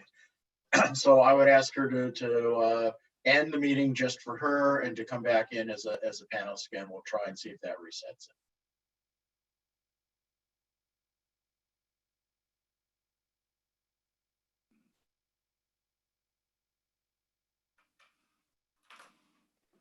Okay, so in the meantime, can we go ahead with other questions, Jeff? Yes, I think that would be appropriate. Okay. Councilmember Bliss. Yeah, just briefly, first I should also disclose that I did visit the site and did speak with Mr. Swartz at 11:39 when I was out there visiting it. So, and I have a few questions that I'll have for the applicant, but my questions for staff have all been raised already. That I was interested in hearing about. Certainly the drainage was a question. Resolution on Bob's inquiry about the trees that Vice Mayor Kendall raised as well. And then just in terms of the trees that would be affected in general, the redwoods on the site as well. But those have all been addressed already in questions from the other council members, and I do have some questions for the applicant that I'll get to when they are with us. Okay, sounds good. Councilmember Burks. Thanks very much. I'm just looking at the pictures I took yesterday. So I did also get a chance to meet with the Swartz. So thank you very much to the Swartz for waiting me out yesterday after the rally to show me around the property. Questions about, and you had it on your PowerPoint, but I was looking at the pictures, the windows and the view from the top of the structure, the story poles that I saw down onto the Swartz property. Are you saying there's no windows in that area, Jonathan? There are windows. I think you're referring to the east elevation, and yes, there are windows on that side. Okay. So the massing itself. So what is okay? So what are the bedrooms up on the top there? Just to confirm. I can pull up the plan. I mean, I've seen it a million times, but I know it's a big pack. I just wanted to make sure. And I know the trees are right there, so it'll provide some screening, but there's the 2 redwoods that are going to stay.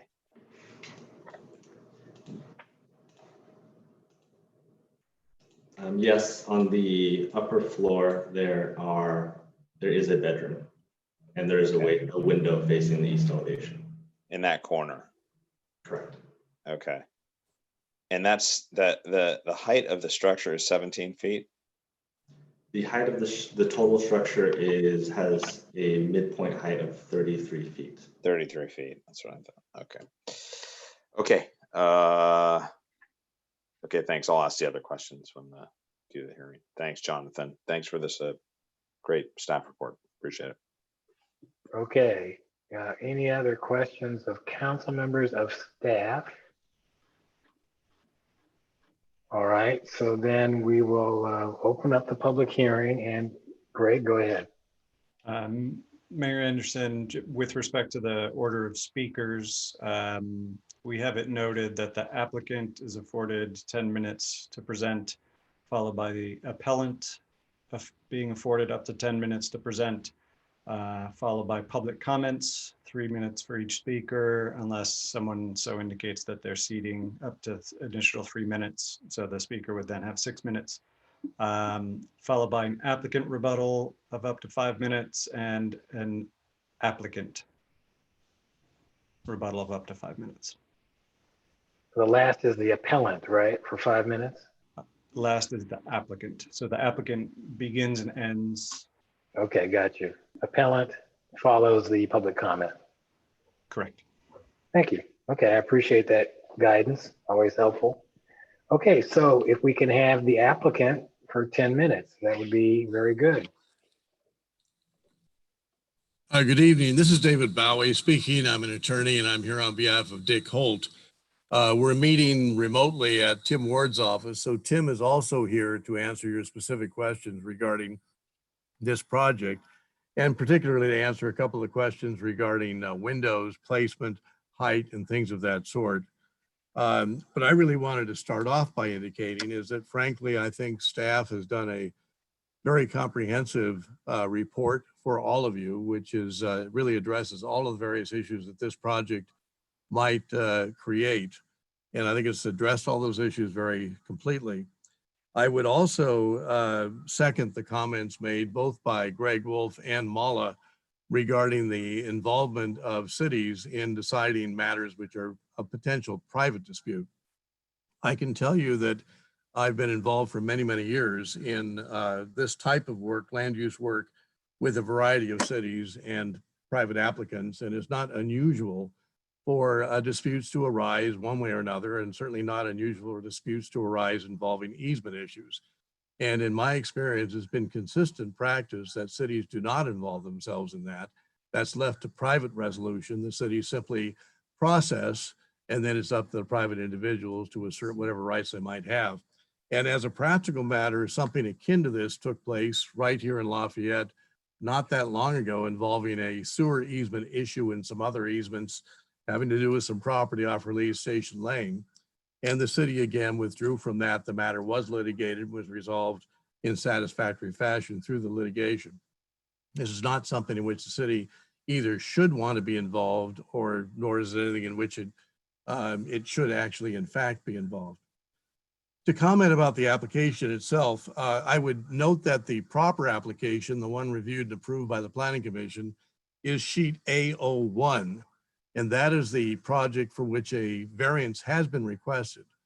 The reason for doing the other application as well is really for informational purposes, and that is staff and the Planning Commission all felt it was very important to try and enhance the level of privacy and view preservation which the Swartzes would otherwise have if this was not to be developed.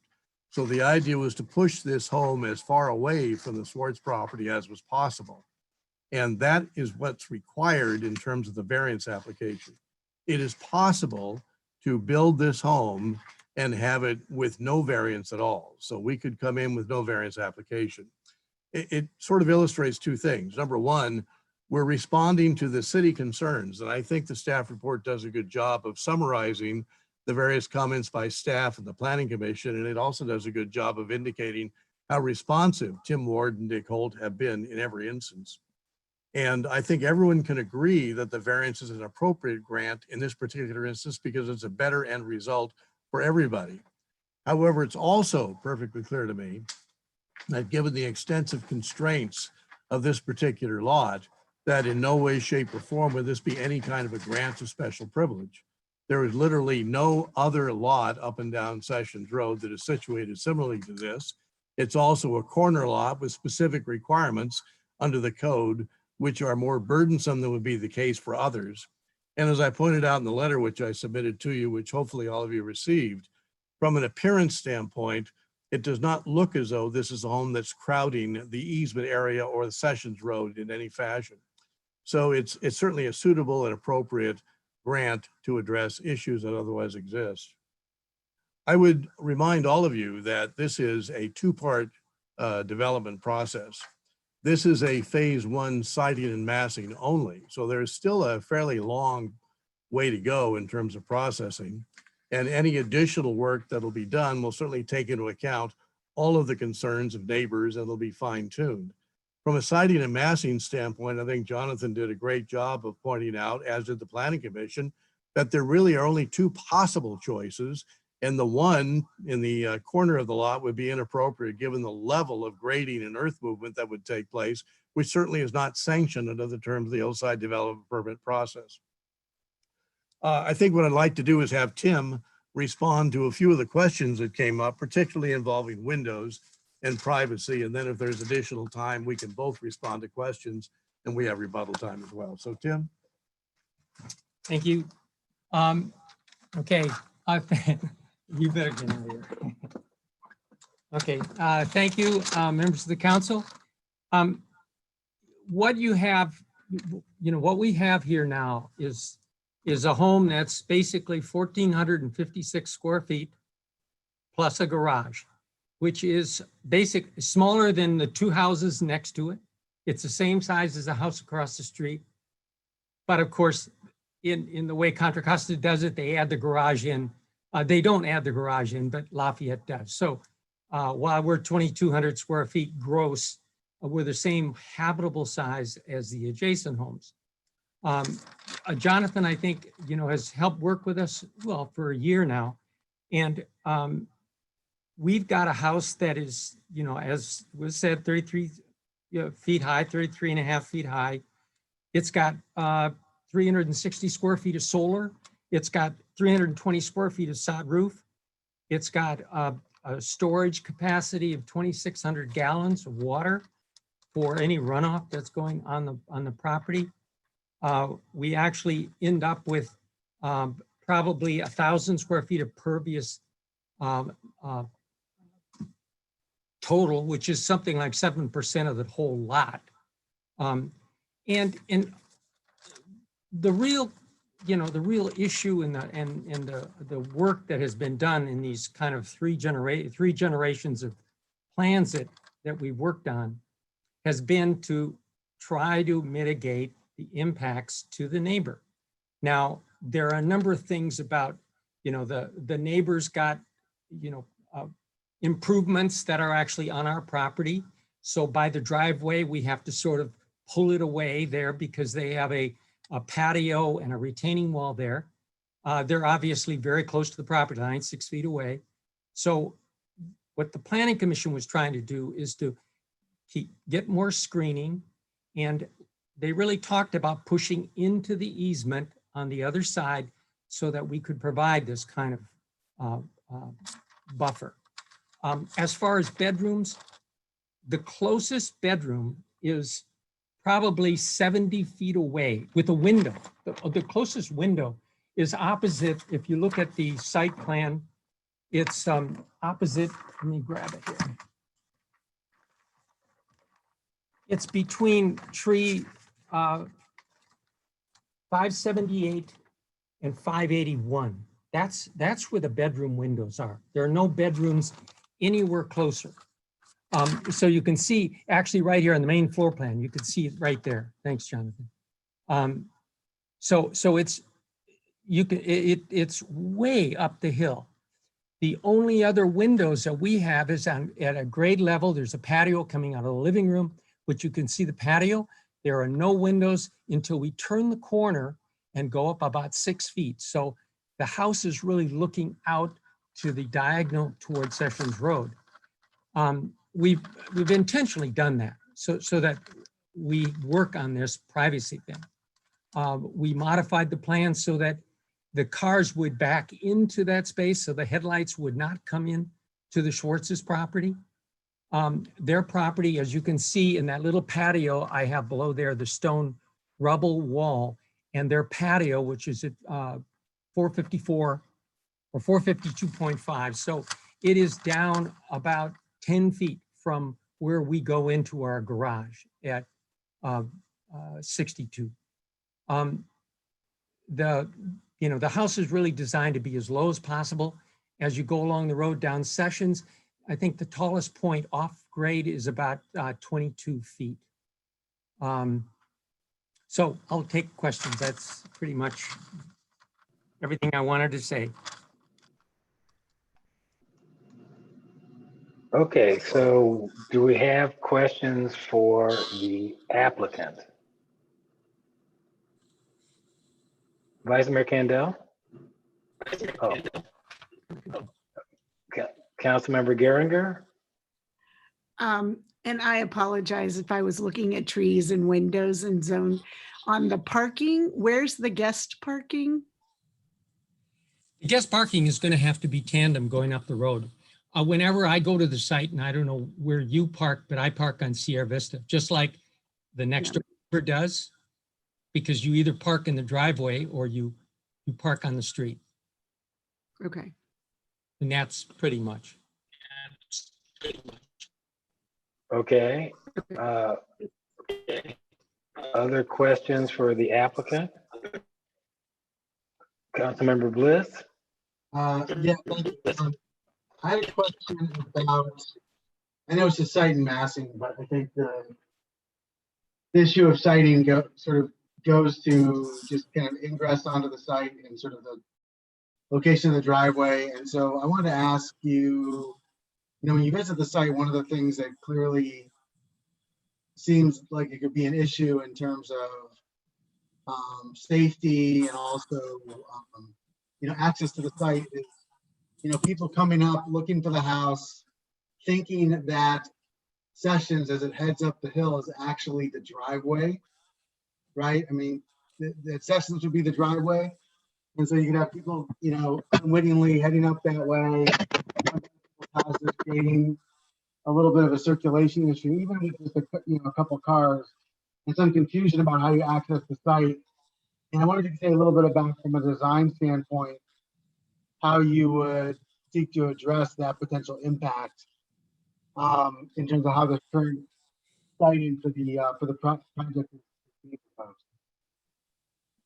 Well, I think one of the things we initially proposed coming off of Sessions, actually, until the fire district said, because Sessions is so steep at 25%, they wanted no more cars to go up that. And so the only access that leaves us is really coming off of Sierra Vista. And, I don't, short of putting a number on the mailbox, it's like almost any other, like the road for the house directly to the north, to the west, just across Sessions, has a sign down at the bottom. It's the same kind of situation, I would think. And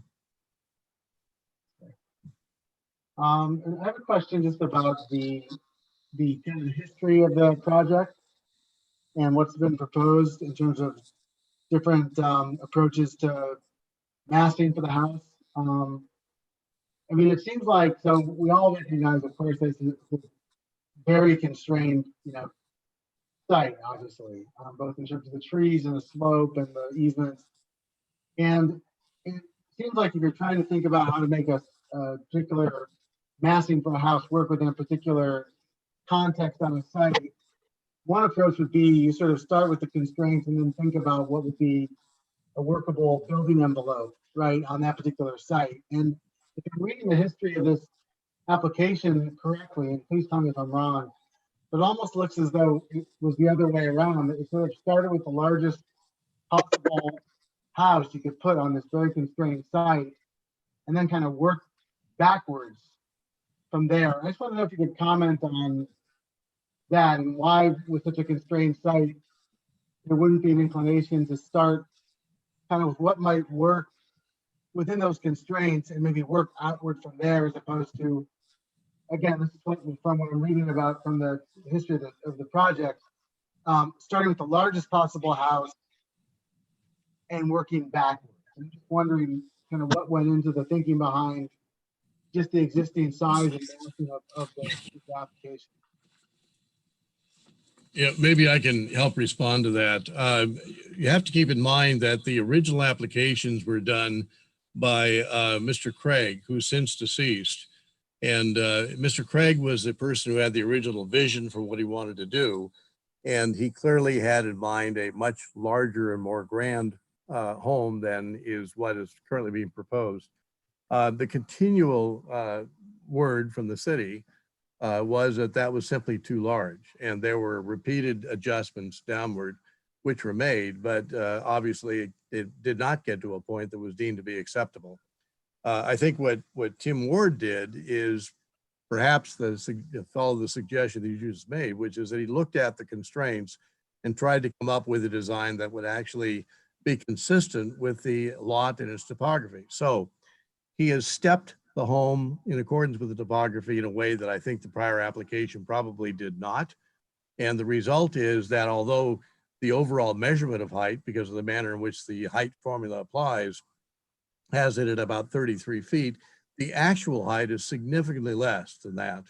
And I think the way it's been stepped back is responsive to topography. It certainly is in a location which is the only feasible location on the lot, and it's pushed in a fashion which has it as literally as distant as it could possibly be from the other home.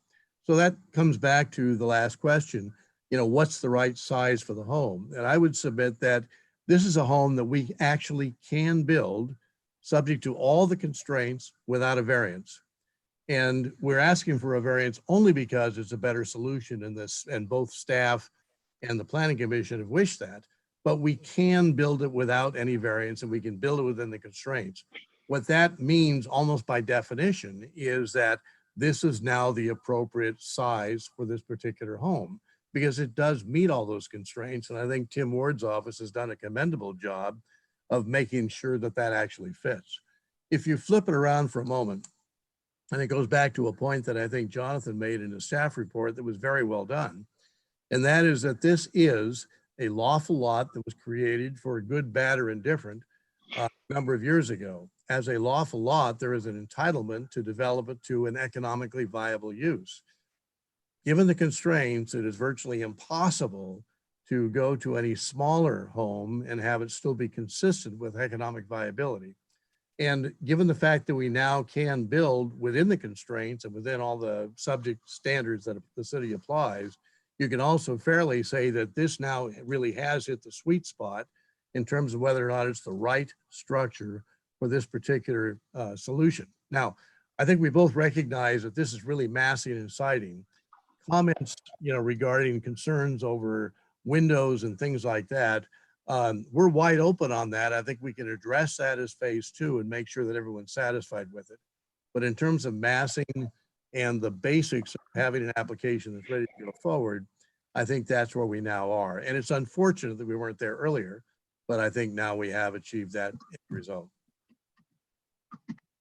And my last question is, can you just briefly speak to could the applicant speak to the issue of drainage that's come up? I mean, the site is really remarkable in terms of the, you know, kind of the sort of depth of the swale that it's sitting right on top of. And if you visit the site, as I know you have many times, there is the potential concern at a glance that some of the runoff down that swale could impact the neighbor below this parcel. And I just wondered if you could speak to how the site selection would address concerns around runoff or drainage.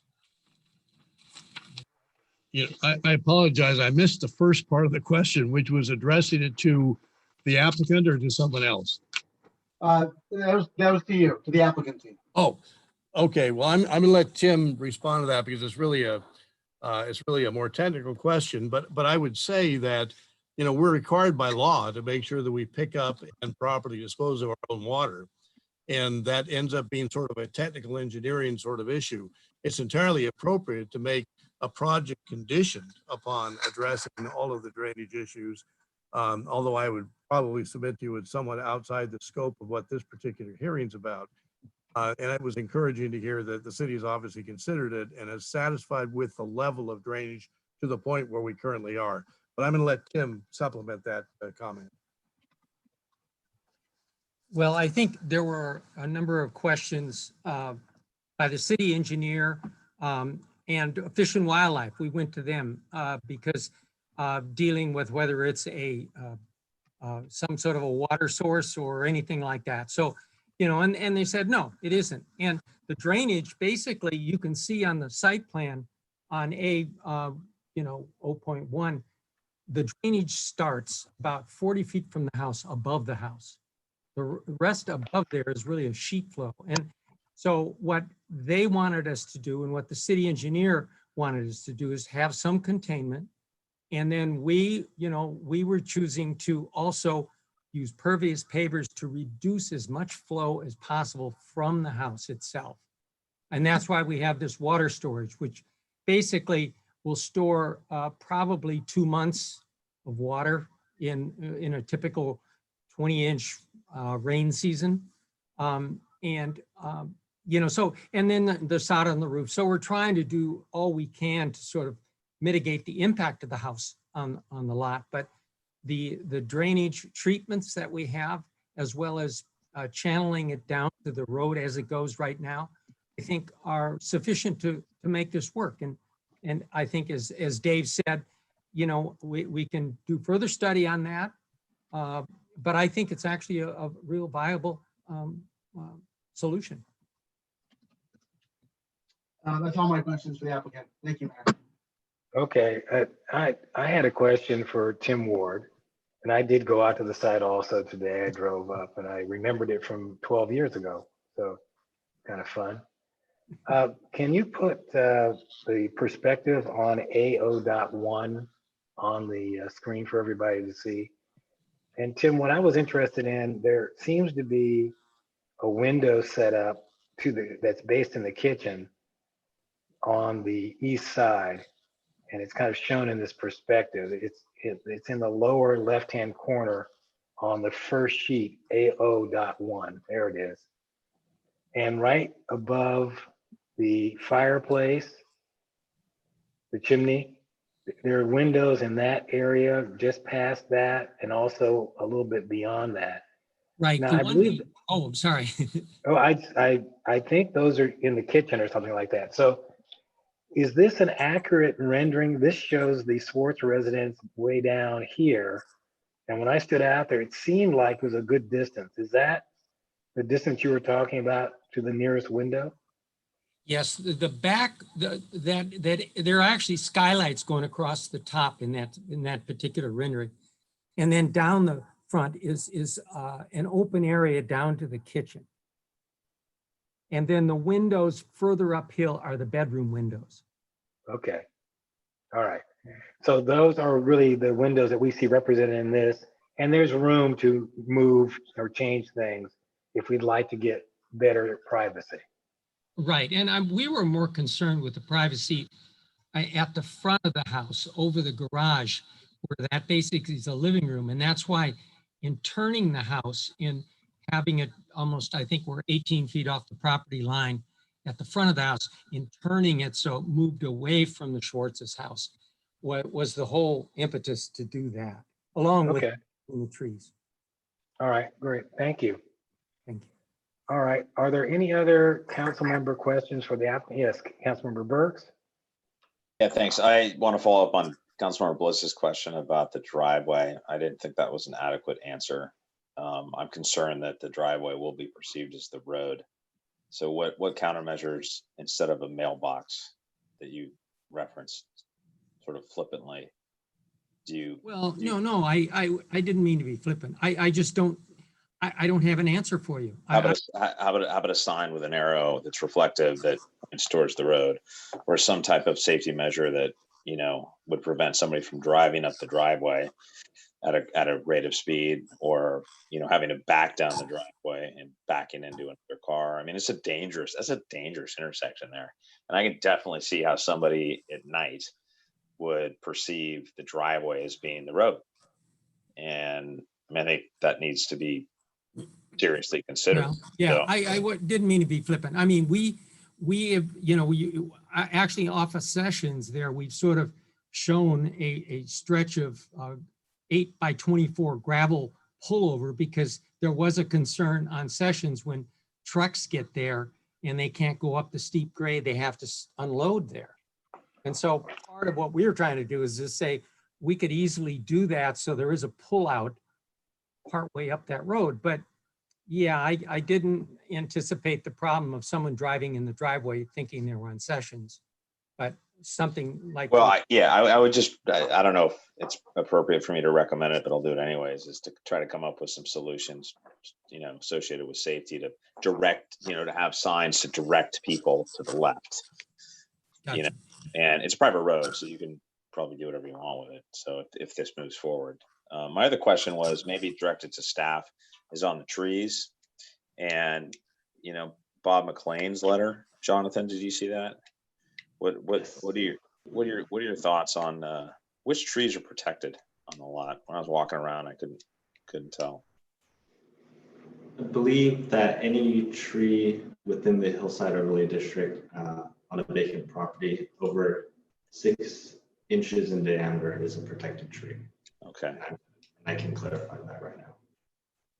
So how many are coming out? 11. 11. Okay. And they're mostly redwoods and pines? Correct. All right. How many is that a normal, not a normal, but I mean 11 trees coming out for a development that are protected. Is that something that we typically see with an application such as this? Or more or less, Greg? Yeah, I'm happy to speak to that. We received an email from a neighbor who spoke to, not related to this project, but another one in Happy Valley, where it was basically a vacant site that was heavily treed, and 56 trees came out for a roughly 7,000 square foot house. So it is really site dependent. Some lots are heavily treed and there needs to be some trees that come out, or the sites that can be developed are. Certainly throughout the phase 1 process, the opportunities and constraints maps, the analyses, look at vegetation on the site and trying to avoid protected trees. It can't always be done. So what do you think of Mr. McLean's letter? Does it have merit? With respect to the calculation? Yeah. Yes. Yeah. So we'll apply the letter of the law, which. Okay. Just wanted to make sure on that. Okay. Thanks. That's all I got. Okay, Jonathan, did you have something? Yes, I just wanted to clarify my statement. Any species with a diameter of 6 or more inches on an undeveloped property is considered protected. So not just the hillside overlay district, but any undeveloped property. Okay, thank you for that. All right, if there are no more questions, I okay, do. Vice Mayor Candell, yes? Hi, yeah, so this kind of, I don't know who this should go to, but so the driveway, it seems to be some dispute about where the property line is for the Swartz's house. At least they draw the line in a different place than is indicated, I guess, on some of these maps. Did that ever get resolved? Well, I think it's resolved in the sense that the survey we had done, and I think is part of this application, shows the Schwartz residence being 6 feet off the property line at that area. And the location that we're showing is kind of what the surveyor gave us. That's all. And so is the driveway not subject to setbacks? No. No, it's not. It doesn't. Okay, I'm just making sure. Oh, yeah, no. Okay, thank you. Okay, any other questions of the applicant from council members? All right, let's have the appellant for 10 minutes.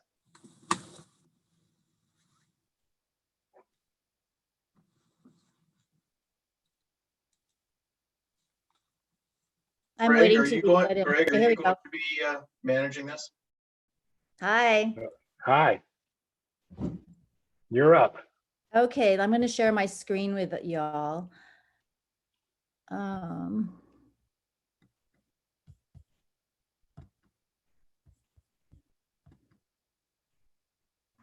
that look? Looks good. Okay. All right. So thank you, first of all, for hearing our appeal of this application. Our position is shared by more than a dozen neighbors and the entire Northridge Park subdivision up the hill. Let me just start by saying, contrary to Mr. Bowie's contention, Dick Holt does not have the economic right to develop Lot 66 because the economic benefit was already taken when the previous owner decided to put a road through it in lieu of building a house. in order to access and develop the uphill landlocked acreage. As part of the subdivision process, Contra Costa County required Lot 66 owner to dedicate the lot as an easement lot, and all the evidence supports this. Now here's proof one, the parcel map. According to the county records, when Lot 66 became an easement lot, it lost its buildable status. The county parcel map reflects this status as Use Code 10, a classification that means it is an unimproved, unbuildable lot of record. Proof number two is the tax assessment. Lot 66 is currently assessed at a value of only $25,000, and Mr. Holt paid only $630 in property taxes for the 2019 to 2020 tax year. The county told us if the city of Lafayette reclassified Lot 66 as buildable, it would be assessed for much more. The only exception, they said, is if the buildability had been determined, but the new assessment had not yet been recorded because it can take up to 3 months to process. Well, of course, we all know that Mr. Holt has claimed that Lot 66 has been buildable for at least 12 years or since he purchased it, which I believe is in 2004. Proof number three is the water meter. It was removed. The namespace on this service order is blank because it was the county that ordered East Bay Mud to remove Lot 66 water meter to prevent any future building on this lot. The East Bay Mud service order states that it was removed on July 1st, 1970. That's nearly 50 years ago. And then we come to the easements. Now, Mr. Holt would have you believe that the neighbor's easement is only the width of Sessions Road, as stated in his application and backed by the city attorney. But the language in the deeds is irrefutable. There you can see it right there, circled in red. 22 deeded easements state that the easement is over, under, along, and through Lot 66. Private matter or not between two parties, this lot-to-lot easement is recorded and a public record and is indisputable. And if Holt claims otherwise, the city must demand his proof that the other owner's easements are only 50 feet wide. So yes, we do contend that this is a case of special privilege. Mr. Holt has not provided any evidence that he is entitled to a second round of economic benefit of this highly constrained, unbuildable lot. The city attorney, as we've heard from her, she contends that this is not a matter that the city should enforce, but neither should the city proceed with approval prematurely. Her opinion directed the planning department and the planning commission to, quote, process and make a determination on this application. They gave the green light, even though the buildability is still in question. And this is the very definition of special privilege. When asked to explain the opinion, we really haven't received one from her. The application should be denied unless the city can get another legal opinion about this and provide a precedent for moving to siting and massing before a lot is authorized as buildable. And by definition, her advice means the owner of any lot in the city is entitled to an additional economic benefit of that lot, but double dipping is not allowed, despite what the city attorney would have you believe. So when the Planning Commission approved the permit, they also granted a laundry list of variances constituting special privilege. No special privilege would look like this: a tiny home with no driveway or parking that sits within the legal setbacks and doesn't require variances for extraordinary conditions. And Mr. Bowie said they could build that house, yet they're still building on a drainage swale. So I'm not really sure what he means by that. Some examples of the special privilege. Well, the Planning Commission began pushing this through before giving the 22 uphill neighbors proper notification of the first hearing. We had to point out the error. And even though the Lot 66 file contains so many letters from those uphill neighbors that would be directly affected, failure to notify them about the first hearing favored Holt. And Mr. Holt failed to install the story poles prior to the first Planning Commission meeting in January, even though as a former Planning Commission member, he knows the rules. We had to request that those story poles be put into place and that he comply like any other applicant. And furthermore, at least 3, maybe 4 of the planning commissioners who supported this project admitted that they never saw the story poles on the lot. The Planning Commission is allowing Mr. Holt to build a home directly over those 22 deeded easements. And that creates a problem because it prevents those homeowners from creating any future road widening improvements that they want on their private road. They will need that for fire suppression or earthquake access. They need to get out of, you remember the situation in the Oakland Hills when people couldn't get out of the Oakland Hills. The Planning Commission is also allowing Mr. Holt to build a home on a drainage swale. This is a steep gully at the base of a large 1/4 mile long canyon. The 8-foot by 20-foot underground garage will serve as a dam and divert the water around the garage down to our downhill home. And even Mr. Ward's mitigations about the storage and the pervious pavers, that's not necessarily going to mitigate all that water. The Planning Commission is allowing the removal of all but 2 of the 13 redwood trees. These were planted to stabilize the road and our adjacent hillside. These trees also help reduce the subterranean water. The 2 trees also may be ultimately killed when they start excavating the garage. There's no guarantee that that won't happen. And it appears, of course, as Mr. Burks mentioned, that the calculation on the replacement trees was wrong. Also want to mention the privacy, obviously, which is a big issue for us. This application ignores our privacy requirements because it's going to allow a steep driveway along our common property line, just 6 to 8 feet from our house, taking away any semblance of privacy with automobile headlights and noise. Even if though the driveway is situated so that the cars back in, we're going to see the back headlights. Does it really matter whether the front headlights or the back headlights? The Planning Commission permitted a project that does not fit into the neighborhood. And I want you to take a look at this photo, this rendering, because it's very deceptive. The rendering makes this look like a 1-story home, when in reality, it's cut into the hillside and will stand 33 feet high. The neighborhood, as you know, consists of 1-story ranch homes.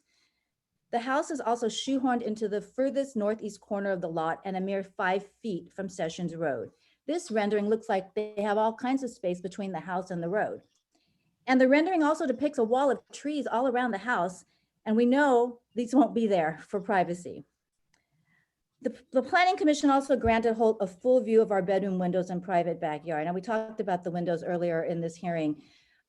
Here's a photo from lot 66 looking down on the corner of our house. And I would let you know that I took this photograph. I'm only 5 feet 4 inches tall. Imagine when something's towering 33 feet over. Those are our bedrooms on the corner of the house. They also, here's the view from the backyard, our backyard, of where the house would sit. And you can see it towers right over our house. Where my husband is pointing is actually the lower part of where the driveway would be. The house is even higher up the hill. The Planning Commission also gave Holt a variance to build a 3 feet into the trail easement and totally block it with a house. Hikers will be forced to walk on the road, which is steep and dangerous as it is. And it will look like it is 2 driveways. Motorists will think that Sessions Road is the driveway and will have to turn around on the steep road. And let me point out that the 2007 application did have the driveway coming off of Sessions and not Sierra Vista. This also removes the tree line entrance to the subdivisions up the hill. And the Planning Commission approved a variance of an unheard of 25,000 square feet of non-permeable surface area coverage when you include the road, because that is part of the lot. They also approved the removal of approximately 160 cubic yards of soil when you include the driveway excavation, and the norm is only 50 cubic feet max. And they also improved another access point on this dangerous curve, this dangerous blind curve that has already had many accidents. If you take a look at this photo, if you imagine 3 driveways and a road with a hiking trail, all within a few, 3 to 6 feet of each other, that's absolutely unheard of. And the house is too close to our house. The digital map in the application, and this is what Councilmember Candell was referring to, is inaccurate. It shows the property line on our house. As Mr. Ward said, the property line is really about 6 feet away. So that red line indicates about 6 feet away because you can see the retaining wall there, which right underneath the red line. And this is the reason why this is important is because, as you can see, the buildable portion of lot 66 there is actually a lot less than in reality. Ms. Worth, I think your 10 minutes is up. So if you could wrap up, that'd be really good. Okay. Well, we also wanted to mention, we have a prescriptive easement in this area, and I can answer more questions about that in the Q&A. But granting this permit does constitute special privilege. The findings cannot be made. It requires multiple variances. And this whole thing is at odds with the city's semi-rural character that we're always trying to enforce and preserve. This puts the whole city's values in jeopardy. And we really hope that you will deny this project as your predecessors did back in 2008. Thank you. Okay, thank you very much. And if you could remove your map from the screen, I can see other people and see if people have any questions. Great. Okay, so questions for the appellant from council members.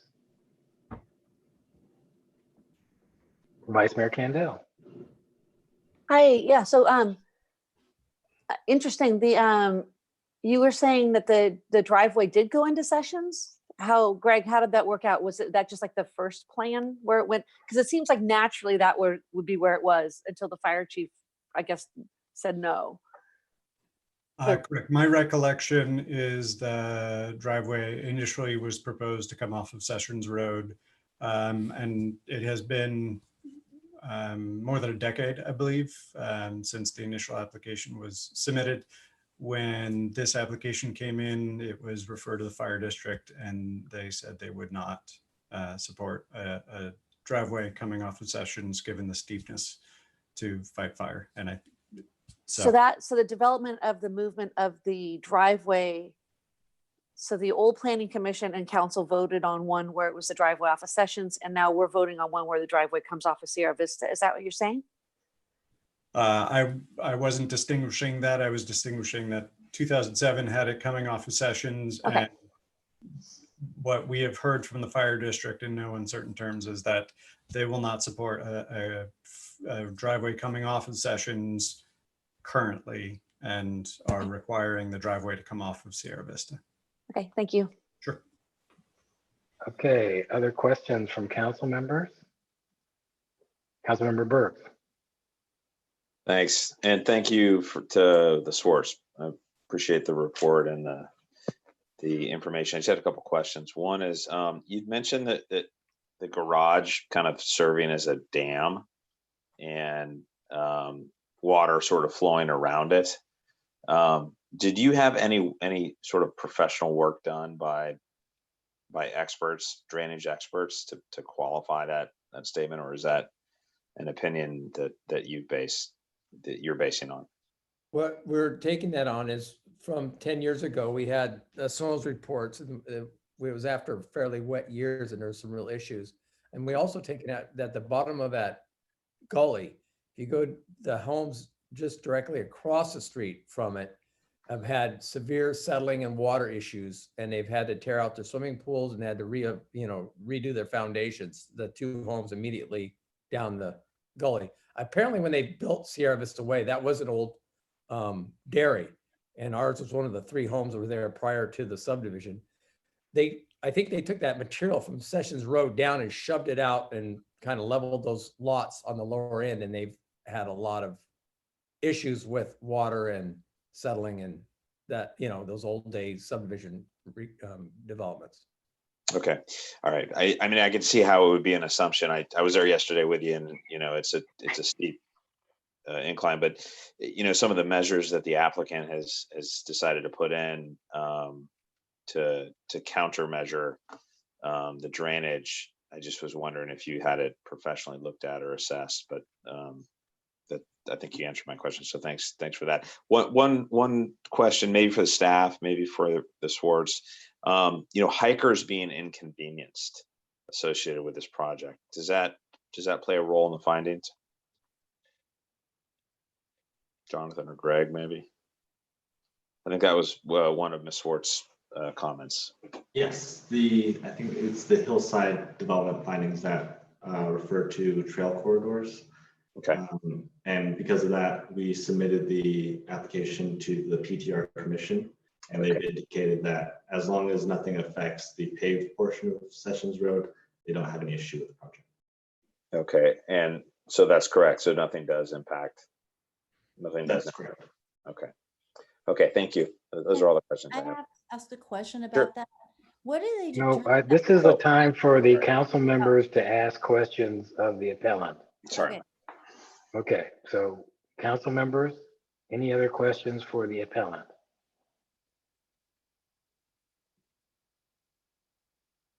Okay, I don't see anyone with a question. All right. So with that, we move on to public comments. And Mayor Anderson, we do have one, well, we have two public comments now. So we'll take them Okay. in order. And we have first Maya McElroy. So here comes Maya. And this is the opening of the public hearing, Mayor Anderson. I'm Hopefully sorry, that's and what we you are opening the intended. public hearing. Yes, I always have fun with that. Hello. Hi, welcome. Thank you. Wow, you guys are up late. Not really, not yet. Oh boy, I'm scared. Well, hello and good evening. My name is Maya Ramamurthy McElroy, and I represent the Ramamurthy family who own the home at 1117 Sierra Vista Way, so right next door to Sessions Road. I'm here today by video to ask you to reconsider the Planning Commission's vote to develop parcel 66 by Mr. Holt. I will provide you with a few key reasons why we believe you should overturn this or not vote for this. First, the map is incorrect. As Mr. and Mrs. Swartz pointed out, in all the reports, the lot seems a lot larger than it actually is. I believe part of it is on our property. This seems very strange to us that an accurate map could not be included, especially with today's access to technology. But the most important thing is really from day one, this lot was deemed unbuildable. My parents, back in 1977, early on were very interested in purchasing this lot as it would enable us to build possibly a home or something like that adjacent to our home and bring up the property value. However, Mr. Peter Jacobina, who owned the property, informed us as well that the city records informed us that the land was not buildable. In fact, when my mom actually continued to inquire about the property, my mother was told by the county, since the water meter was removed in the early 70s, it was not suitable to be developed. I'm sure throughout the years, many people, like my parents, were interested in purchasing the lot, but didn't because the city had determined it wasn't possible to develop. This is of great concern and questionable business practices that the city of Lafayette would consider to allow a previously deemed unbuildable lot that was purchased below market value to be pivoted to a buildable lot designation with significant financial profit from the owner, when others, including my parents, were discouraged and possibly misled by the city. Another reason why we oppose the development on this property is a privacy issue. We're concerned that the most appealing aspect of this home is the privacy. It also adds to the value of our home. Building a home looking down on it would not only remove the privacy, but also decrease the value of our homes. So that's a big concern to us. And in 2008, the Planning Commission denied Mr. Holt's bid to develop the land, stating it was not suitable to be developed. There was a significant amount of evidence that proved this. Yet here we are again. And he states that it's stated that the home has changed, but this too is of great concern to us, because the city would, why would the city second guess its own thoughtful deliberations and conclusions to allow reoccurring appeals on this issue, despite a very clear determination in 2008? Are we to assume that no decision the city council or commission is final if there's enough influence exerted by those seeking to personally profit? True, the home is 500, I believe, 500 feet less, but I don't know if it's that significant. We sincerely hope that you consider overturning the decision and to develop this lot for the reasons we've stated. My family would also like just to hopefully put a rest to this so there's no more continuous appeals. So that's all I have to say. Thank you very much. Thank you for your time on this. Are there any questions for the speaker from the council? Okay, thank you, Ms. McElroy. Appreciate your time. Okay. Thank you. We have a caller with the last three digits of 307. So let's see. Okay, they should be able to speak now. That's me, Greg. It's Jeff Harmon here at 8 Sessions Road. And I believe Diane Spieler has ceded some extra time to me, and her number is 0477. Okay. 0477. Okay, so That's the correct. way time is seated is we need someone who is present at the meeting to verify they are actually seating the time. So I assume, Mr. Harmon, What you're was indicating we the have. person's name again? Diane Spieler. I don't see a Diane or a Spieler, and I don't see a phone number with that number. I have two telephone callers on. One, the last three digits are 744, and the other is 984. Are either of those seating time? It could be so, the please, if so, please raise your hand. No hands are being raised. Or press *9. Can I ask a Or question? press *9. Thank you. Can I ask a question to the mayor? This is Cam. Yes, go ahead. Just on process. I mean, is this laid out specifically on seating time? Yes, it is laid out very specifically. I mean, We it have a was laid council out. policy. No, I know, but I just, this is the first time, and it's an extra 3 minutes, and Oh, I don't you're know, saying I mean, you'd like to change things for this circumstance. We can certainly talk about that. yeah, and But right now I'm starting with the process. No, I understand. It is codified. I understand it's codified, but it's codified for the first time. And, Oh. you know, there's several, my opinion, and I will defer to the mayor and to the city attorney. Okay. So Mr. Harmon, we're still trying to confirm whether you have the seated time or not. Councilmember Burks is willing to make an allowance for you to have the 6 minutes regardless. But did That would we be very ever find kind. the person who actually seated the time? Are they present? I guess not. All right, so we will give you the 6 minutes. I don't have a problem with that, but I'm trying to maintain Okay. some consistency. Thank you, go ahead. Well, I think that's fair. Thank you. Well, as I mentioned, I'm Jeff Harmon at 8 Sessions Road. I sit on the knoll on top of Lot 66. And council members, Mayor Anderson, very good to speak with you again. It's been just a little over 11 years since the city council last denied this proposal. So what's changed in the last 11 years? Well, the applicant sued the city and tried to do an end run through the courts, only to be denied based on procedural grounds. Climate change has turned California into a tinderbox, accentuating the extreme fire hazards around that very fragile and dangerous intersection down there. And I got a firsthand look at that last summer when a local wildfire was sweeping through our neighborhoods, and I needed a quick escape. And luckily, this single access intersection wasn't clogged, as it frequently is, with the trucks that get stuck there, including fire trucks. So what else has happened? Well, there's been significant recent turnover in the Planning Commission due to the city's new conflict of interest policies. And I can tell you, they seem very influenced and unduly influenced by a very supportive staff on this proposal. And lastly, what's happened? The city attorney has issued yet another privileged secret memo to the Planning Commission, which details how the city can circumvent its stated policy for recognizing, not for enforcing, for recognizing private easements. And as you've seen in the attachment to my letter, this policy requires the applicant to demonstrate that they have authority to build on an easement before starting the process. The city's revised position on this is quite curious because Mr. Holt's first application was declined for filing by Senior Planner Wolf in 2005, not 2007.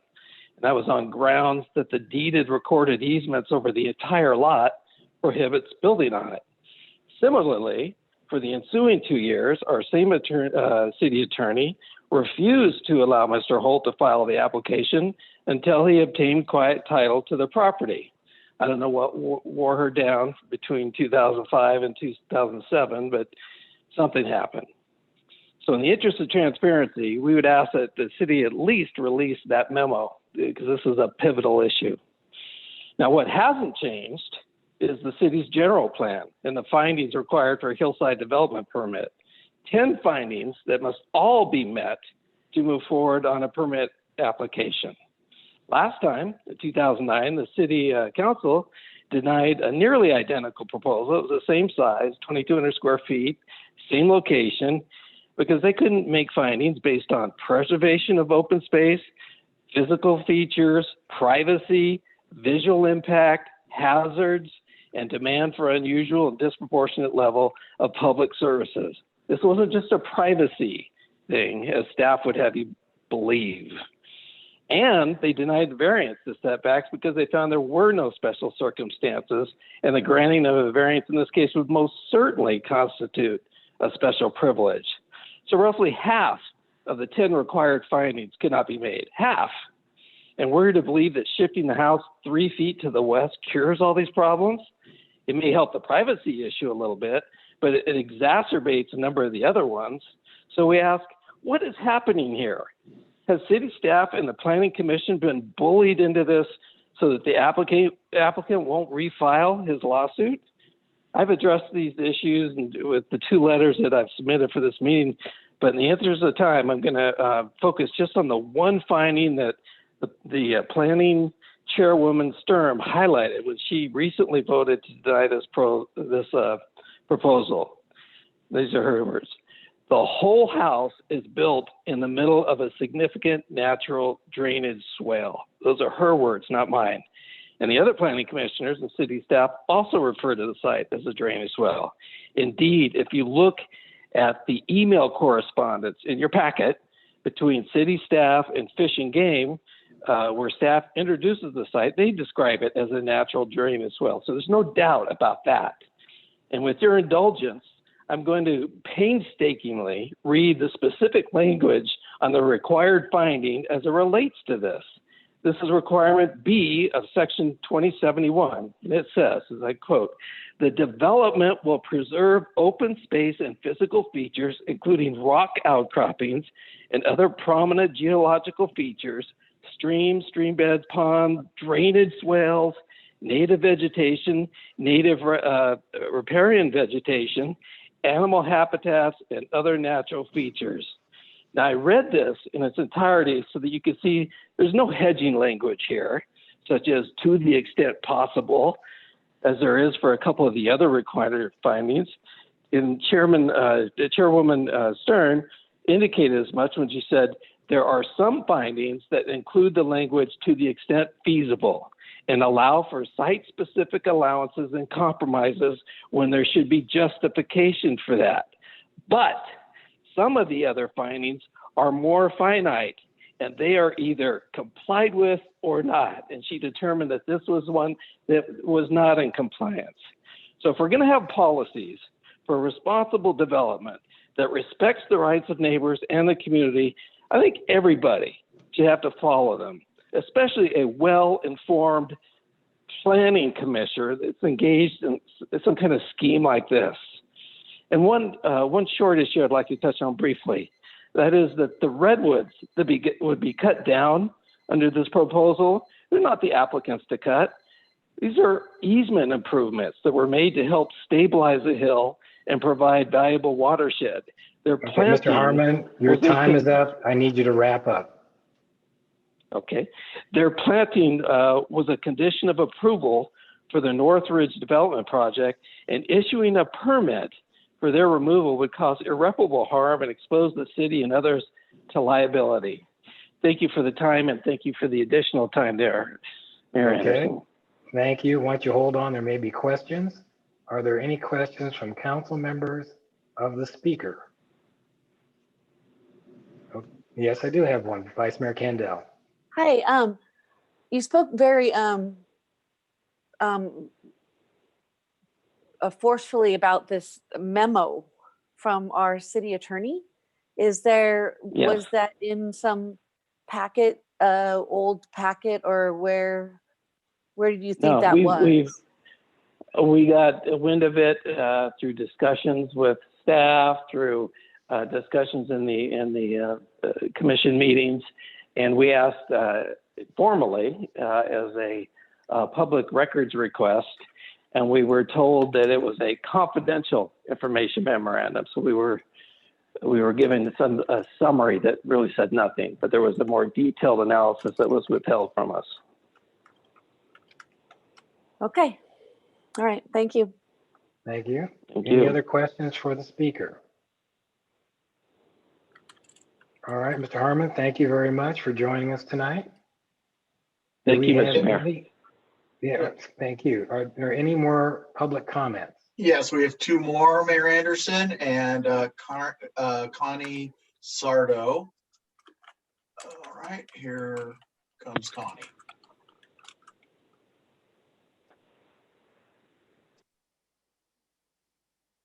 There you are. Can you hear Welcome. me okay? Thank Yep. you so much. My name is Connie Sardo, and I'm the owner of 10 Sessions Road. Before I get into the unbuildability of Lot 66, I wanted to quickly thank the City Council and our fire and police chiefs for addressing the racial injustice issues that are afflicting our nation right now and weighing heavily on our hearts. I truly appreciate that. So thank you for giving it the time it deserves.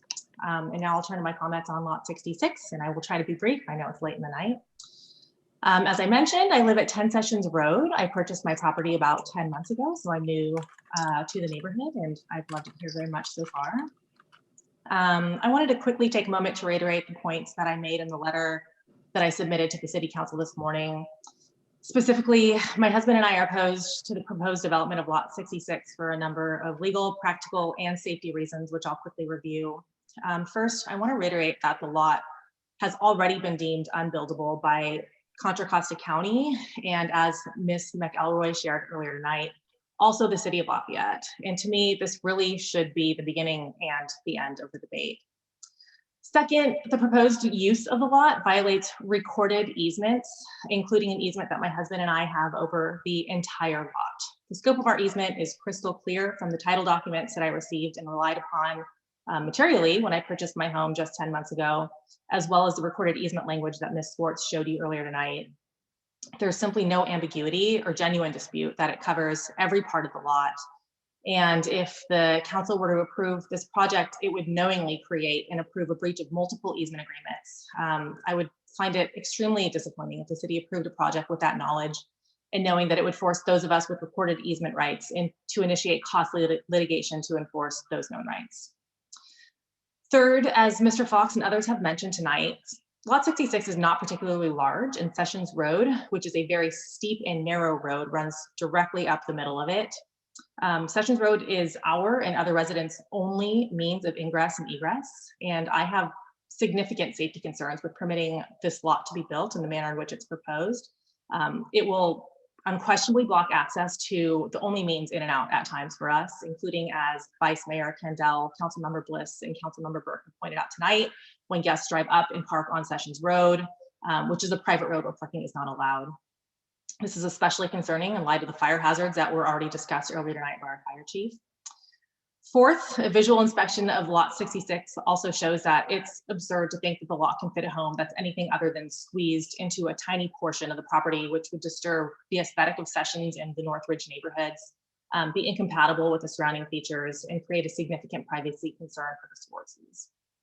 Fifth, the proposed use of Lot 66 fails to preserve the land's physical features that have been discussed tonight, including nearly a dozen beautiful protected redwood trees, a trail easement, and a drainage swale. And finally, permitting the owner of the lot to proceed with this proposed development would improperly grant him special privileges as explained by Ms. Swartz, which is very concerning to me as a resident of the city. That's what I wanted to share, and I appreciate your time. Thank you. It looks like I'm right on target. You're right on target. Very good. Hold on, there may be questions. Are there questions for the speaker from council members? Okay, thank you very much. Next public comment, Jeff. Yeah, we did have a hand up a moment ago, but the hand has gone down. It was on a telephone number. If that person wishes to comment, please hit *9 now. Okay, no hands are being, well, a hand has now been raised. So I'll let that person in.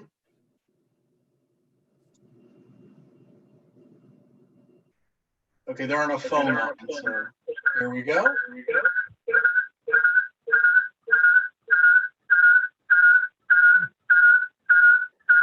Hello? Hello? I'm getting a funny sound here. Well, I have a suspicion you may be getting feedback from your own phone. So you may need to turn down some volume. Let me do that. Does that help? Yes. It does. You have 3 Okay, minutes. I think okay. Good evening, Mr. Mayor and Vice Mayor and council members. Can you hear me? You can hear me. Okay, good. My name is Ken Sargent. I live at 15 Sessions Road up the hill from the Lot 66 project we're discussing tonight. And I come before you in 2 capacities. One is as a homeowner with a deeded easement, as I would say, under, over, and through the entirety of Lot 66, as Pitar Jacovina, the developer of the project, told me when I bought the lot 30 years ago. And secondly, I come to you as the road maintenance chairperson for the homeowners on Sessions Road and Northridge Lane. And I clearly want to talk about the road, about Sessions. In my first capacity as a homeowner with a deeded easement on the property in question, let me acknowledge that I was dismayed at the city attorney's decision not to speak to the merits of the property law question, but instead to adopt the position that this is a private matter between all of us who live here and Mr. Holt, thereby, and here's the important part, thereby allowing Mr. Holt to proceed with his application when he could not otherwise. I'm not a property attorney and will not attempt to argue with the fine points of Mr. Bowie's interpretation of the law, but I do wish to make one point strongly. There would be no need for us to defend our property rights as homeowners were it not for the city attorney's decision to deny taking a position and allowing Mr. Holt to proceed with his application. Indeed, in this case, no decision really is a decision on the city's part. And I would ask, is this how you want 22 homeowners to find out that they have lost their property rights? Secondly, I want to make some comments as the road maintenance chair for Sessions Road. Let me say that many of us have long viewed with concern the safety of the lower portion of the road, which runs through Lot 66. We see 2 main issues. The first is the speed of cars going down Sessions at that point. It's a very steep road. The second is the congested nature of traffic at the point where Sessions Road intersects with Sierra Vista. We have cars coming out of what will be 3 driveways if this proposal is approved, cars attempting to turn left on a blind curve, and cars from Sessions trying to turn both left and right. We had debated what we might do to increase safety here, thus far without a decision. The Holt development makes the effort harder, if not impossible, in its approval. And I would point out to you the conflicting answers you've gotten tonight with regard to parking for this house. This is a private road with no parking on it, with the exception of a little space farther up for someone using the trail, okay? And we have given no one else ability to park on this road, and will fight as owners of the road any attempt by this house to use Sessions Road as its parking space. Indeed, Okay, your 3 minutes is over. You need to wind up your comments, please. Thank you very much. Indeed, the road is not wide enough for there to be a car parked and 2 cars going up and down. people who get out to walk up to that trail easement are at great risk. Thank you for listening to me. Thank you very much. Let's see if there's any questions for the speaker from the council. Are there any questions for the speaker? Okay, thank you for helping us out on this issue tonight. Do we have Thank any you. other public comments? Mayor Anderson, there are no more public comments. Okay, with that, I will move back to the appellant, and the appellant now has 5 minutes. Ms. Schwartz. Can you hear me? Yes, I can. Okay. I just wanted to start out by mentioning something I read in Mr. Bowie's letter citing the California Black Letter Law. He stated, quote, "The fee owner is always entitled to utilize his real property so long as there is no unreasonable interference with rights of easement owners." Well, we would argue that a house would irrefutably interfere with the easement owner's rights to widen their private road for safety. The full width of that easement is critical for that, for access. They've talked about it for a long time to widen that road because of the fire issues and the delivery trucks and all of that. You put a house there, you took away all that right to do that. And that's why the verbiage of their deeded easements says over, under, along, and through. So that's just one of the issues, though, the why the lot is not buildable. I want to quote Mr. Holt now in a February 9, 2009 issue of the La Miranda Weekly. Mr. Holt said, quote, "I am convinced that I have a legal right to develop this property. Yet he has never, ever said how. We have never heard from him. Doesn't the city council want to hear from Mr. Holt on this controversial issue? In fact, during the April 6th Planning Commission meeting, he was given 5 minutes and all he said was no comment. We don't want to hear just from his attorney. We really want to know why he thinks he has a right to build here. In the meantime, while he has said nothing, we have demonstrated multiple reasons and provided documentation why Lot 66 cannot be developed. We showed you the parcel map, we showed you the property tax bill, and we showed you the water meter removal. And we also wanted to explain that we think there's just a lot of smoke and mirrors going on with this. The 4 commissioners who approved this project stated that they only visited Lot 66 before the story poles were installed. I mentioned that earlier to you. And the only 2 planning commissioners that voted no are the ones that did see the story poles. And when we asked the planning commissioners at that meeting who supported the project to detail how they could make their findings, they said, "Oh, sorry, we don't have the report in front of us. We thought this was just going to be a consent calendar issue. So we aren't prepared to explain why we can make the findings, but we know we can make the findings." Well, I would say those commissioners need to come to every single meeting prepared to be able to explain their reasoning. And we all know that consent items can be pulled from the calendar at any given time. So that's one reason why we think this decision should be overturned. And it's also why we sent a letter, and it should be in your packet. I'm not sure if it got there, but we also wanted to request a waiver of the $5,800 that we had to pay to have this hearing and this appeal fee, because we never should have been here in the first place. That April 6th meeting was not conducted correctly or adequately. Our public comment was not heard because of audio problems with Mr. Fox's microphone. In closing, there is no precedent that the city of Lafayette would permit a property owner to build before he proves that he has the authority to build.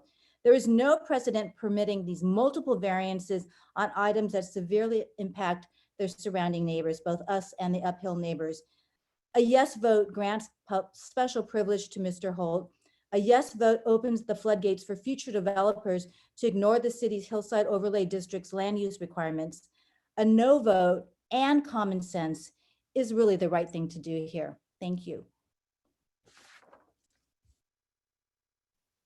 Thank you. Are there any questions for the appellant from council members? Okay, we'll move now back to the applicant. The applicant now has 5 minutes. You're muted. You need to unmute yourself.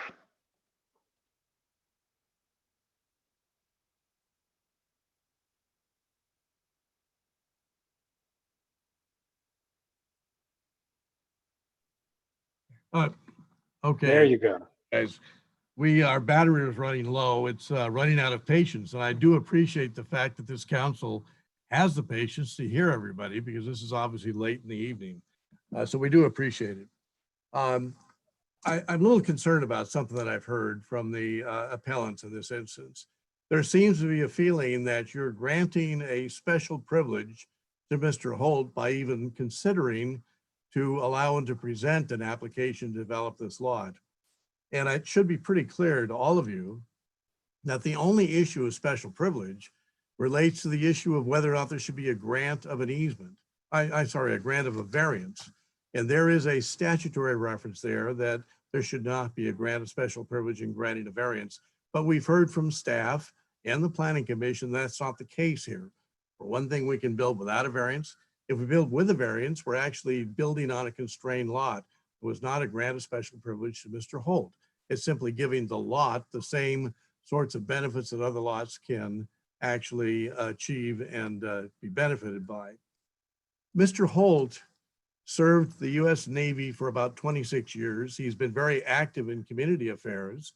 I don't think anyone has for one moment suggested he's tried to do something improper or take advantage of this city in any fashion, except what I heard this evening, where there seems to be a suggestion that he's doing something nefarious.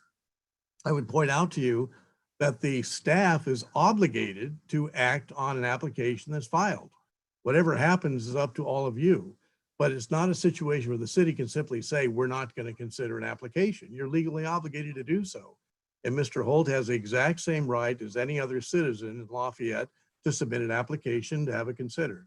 There certainly is no credible claim, I believe, that can be made that anyone in the city process, either staff or the planning commission, has in any fashion granted a special privilege to Mr. Holt. As a matter of fact, you've heard staff indicate that the policy of allowing private disputes to be litigated between private parties without city involvement is a consistent objective policy. And I have told you that in my experience, and I have a lot of experience in these areas, that has indeed been the case. So all you really have is a contention that somehow considering this represents some sort of special privilege, which it clearly does not. Now, I don't want to get deeply involved in legalistic interpretation of the rights of the parties, but in anticipation that there will be a lot of discussion about this matter, I did include with my letter an appendix which discusses all of the title issues and the legal issues. And it's sufficient to note that I'm quite confident of my legal position. And I think any court would back up that legal position. I would also point out that just physically, there's a 50-foot wide easement within which to make improvements to the road. The road does not extend 50 feet as it is. And there's another 20 feet approximately before you get to this particular development. So by any stretch or measure, there is plenty of room to do improvements to this particular road. And the actual easement itself is only 50 feet in any fashion. This is an issue that maybe a court will have to determine, I don't know. But Mr. Holt has rights, as do the claims of the neighbors. If those have to be adjudicated, they'll be adjudicated in a proper forum, but that forum is not before this particular council. On the issues themselves, once again, I would simply point out to you that we have a project which is in siting and massing study. Conceitedly, this is essentially the only place you can go ahead and build. So we've proposed to build in this location that everyone has found to be satisfactory. We have addressed all the technical development issues to this stage of the process, and there will certainly be conditions to the actual construction for preservation of trees, for addition of other trees, for addressing proper drainage issues. Those are all part of the technical process of building, but that's nothing that prevents this project from going forward. I've heard a lot of talk about how this is an unbuildable lot. That's an opinion that it's an unbuildable lot. It doesn't mean anything. You are the one to decide whether it's an unbuildable lot within the framework of the law.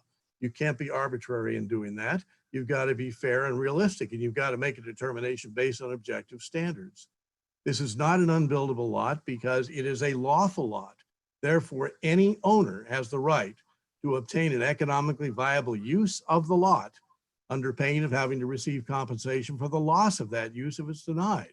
Now, if there was some condition that made this entirely unbuildable, that would have to be some sort of a physical condition and would have to be weighed in the context of professional evidence of substantial nature. An opinion regarding whether it's buildable or not has nothing to do with anything. And as we all know, circumstances change. People make applications. Those applications have to be acted upon at the time they're made. Mr. Bauer, your 5 minutes is up. I need you to wrap up. I apologize. I would simply ask you to do exactly what the Planning Commission did and what staff has recommended, because that's where there is ponderable evidence of legal significance. Thank you. Okay, thank you very much. Are there questions for the applicant from council members? Councilmember Bliss. Yes, I had a question. So I just wanted to, I of course realize that hearings on appeal like this are intended to be, they are legally have to be entirely de novo hearings, right? So we're just hearing this. We're not expected to weigh in on prior decisions, either by the Planning Commission in this case, or previous times this has been taken up by the City Council. So I understand that part. I just want to clarify one thing. If you happen to know, Mr. Bowie, the mention was made of this coming before the city previously several years ago and being turned down to build on this lot. Was that under Mr. Holt's ownership at that point, or was that under prior owners? The primary moving party, Mr. Holt was involved, but the primary moving party, and that was Mr. Craig, and I don't remember his first name, but he was Okay. the primary party. Okay. Do you happen to know, just, I'm asking this primarily just for background. Mention has been made about what has changed on the application since it was not approved several years ago. Could you say a little bit about what the notable, I mean, I don't want to go into a lot of detail this hour, but like what are some of the most critical changes made from the last time this came before the city for this project? It sounds like the project was moved slightly to, I think, to the west, or up the hill. But anything else that you or the architect could say about like the most notable changes? Well, the square footage was reduced by about 800 square feet. That's Okay. probably a significant thing.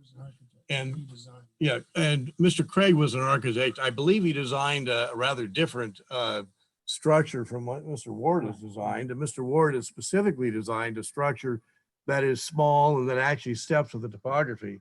As I recall, the original Craig submittal, it did not have that particular aspect to it either. Okay, thank you. And of course, the entry I know is different. It was at that time proposed for Sessions. And we didn't really have a problem with that, but I believe fire protection did not want it on Sessions. Okay. All right. Okay. That's it. Thank you. Thank you, Mayor. Okay, other questions for the applicant from council members? Okay, thank you all very much. So we'll close the public hearing on this matter and bring it back to the council. And we basically have a pretty, well, it's not straightforward, but we have the massing and siting phase of this proposal to decide. So the critical pieces there obviously are where a structure could be built on this site and the proposed massing of that. Does it seem appropriate? Does it seem to fit in? And that's about it. And then there's going to be a lot of time to deal with the design should it get past that point. So phase one, massing and siding, is on the table now. Councilmember Bliss, any input?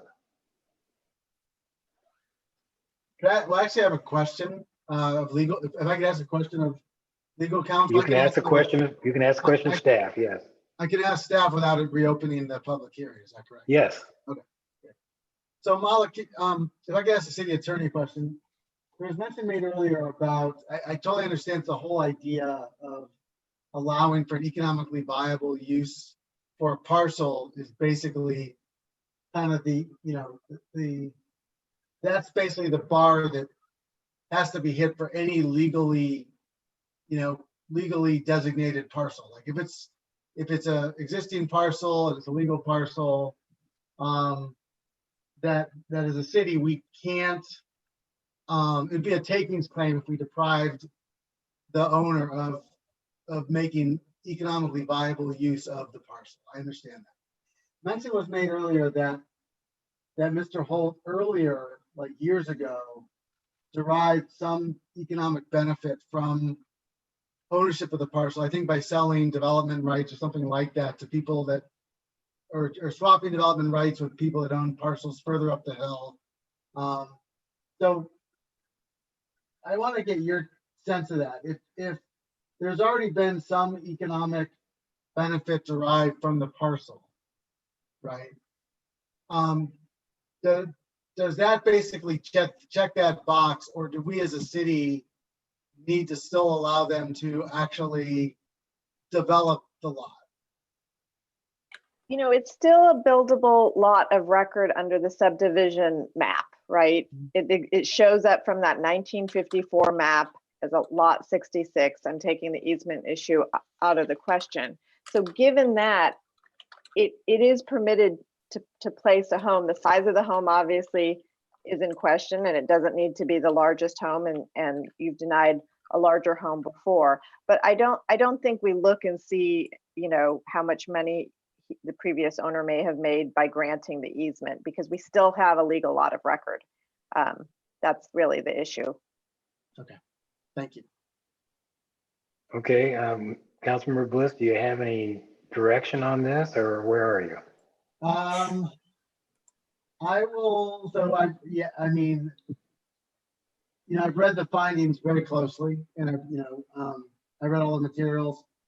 I think the finding that I'm struggling with the most, and I haven't landed on anything on this, so I want to hear what my colleagues, think as well. But I'm looking at page 3 of the staff report. Sorry, I'm looking at page 3 of the resolution 2020-25 attached to the staff report. And I'm looking at page 3DA, the minimizing the loss of privacy. And that's the one that I find, I mean, I understand that it's a very constrained lot. There aren't a lot of places to build.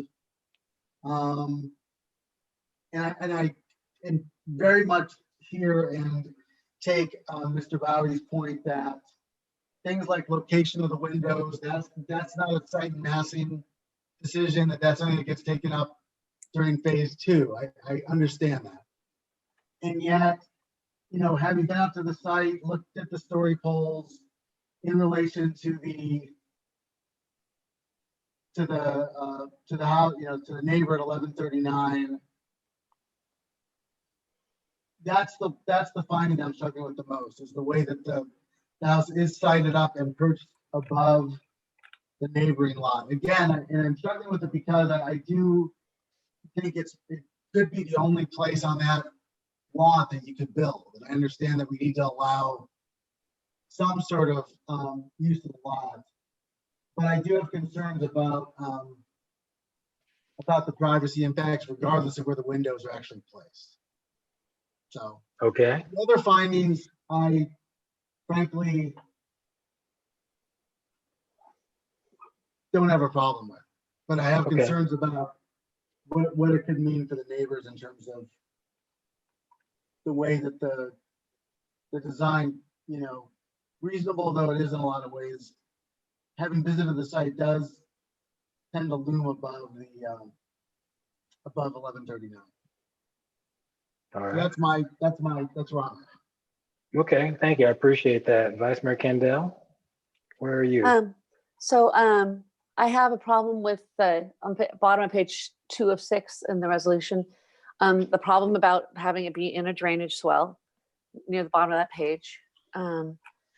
I also have a problem with the privacy, even though that's less of a concern for me, but it's not, I think the other ones are more. On the bottom, and then section F, because, I struggle with this because the natural driveway into this site would be from Sessions. And I guess the first proposal was from Sessions, and that makes sense. It was from Sessions. And then the fire chief comes in and says, with all our new fire danger stuff or whatever considerations he has, they don't want to put another driveway up there, which I understand in the very high severity fire zone, that makes sense. And so on section F, the development grading will be minimized to limit scarring and cutting of hillsides, especially for long roads or driveways. And I have a hard time with making that finding because they have to make this really long driveway. And along with that is to keep the existing vegetation, because we're taking out a whole bunch more trees for this longer driveway. So it's not just the longer driveway, it's just taking out trees to make the longer driveway. So I'm struggling with that as well.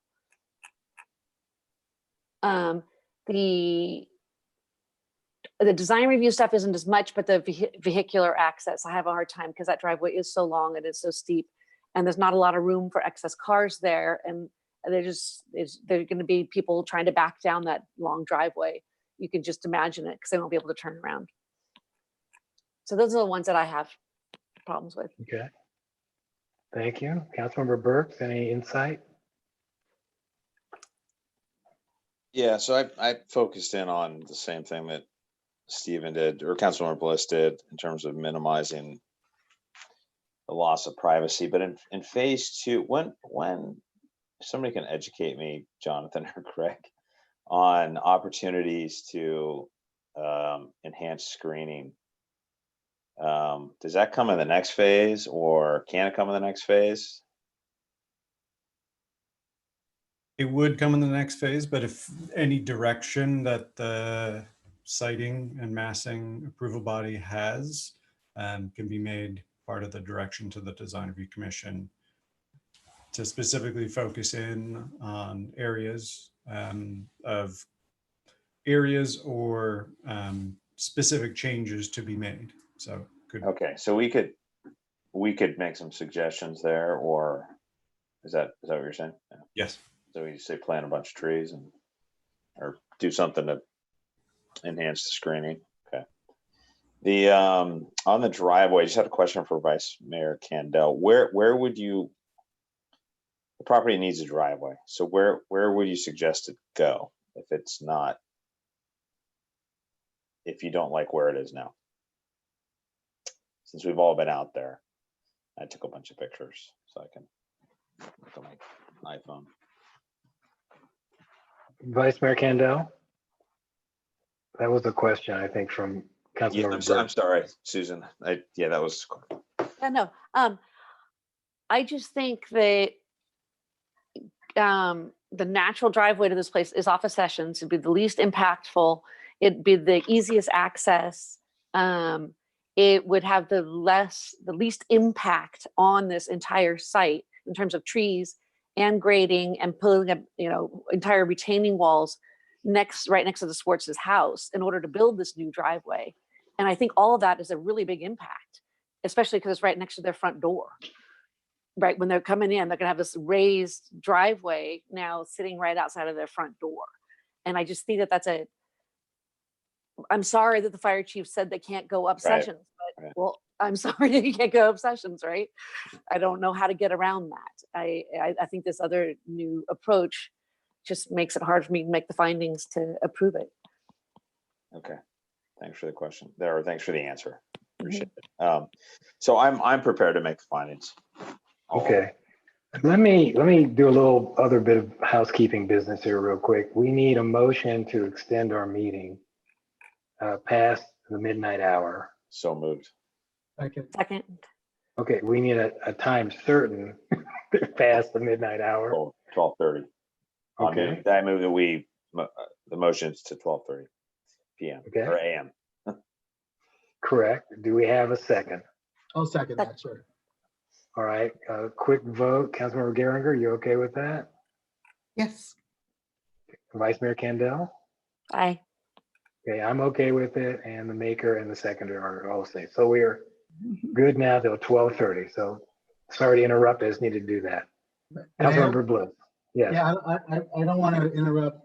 I know we're going to move on to Councilmember Geringer's comments. I do not want to interrupt those, but I had a comment or kind of a question that picks up on Cam's, which is if we want, I understand from from Greg that we could sort of make direction to the design review commission around, window placement or just sort of some provisions to ensure adequate screening and privacy. And I just wanted to clarify on that. Would that be just in terms of the mechanism, would that be sort of direction to design review, or would that actually be something that we would add to the existing conditions of approval that's in the resolution? We would recommend that you add a condition that directs. Okay, thank you. I just want to clarify that. Thank you for that. I'm sorry to interrupt. Oh, that's fine. Okay, Councilmember Geringer. Yes, and so hopefully my computer doesn't make everything go crazy. So I also had a question about the language at the bottom of page 2 of 6, the specific reference to drainage swales. And I appreciate staff's, finding on that. And so is this language such that you can't touch them and they're protected under this? And so that's maybe where the struggle would be on finding that. The privacy issues, I appreciate Councilmember Bliss and Burke's, working to clarify where we can provide some direction on that. And yeah, so it's on this very specific drainage swales. So is it that it's left enough intact that it still preserves it? Or is it like you can't touch that in that language? So that's my kind of questioning or pondering right now. Okay, Greg, can you answer that?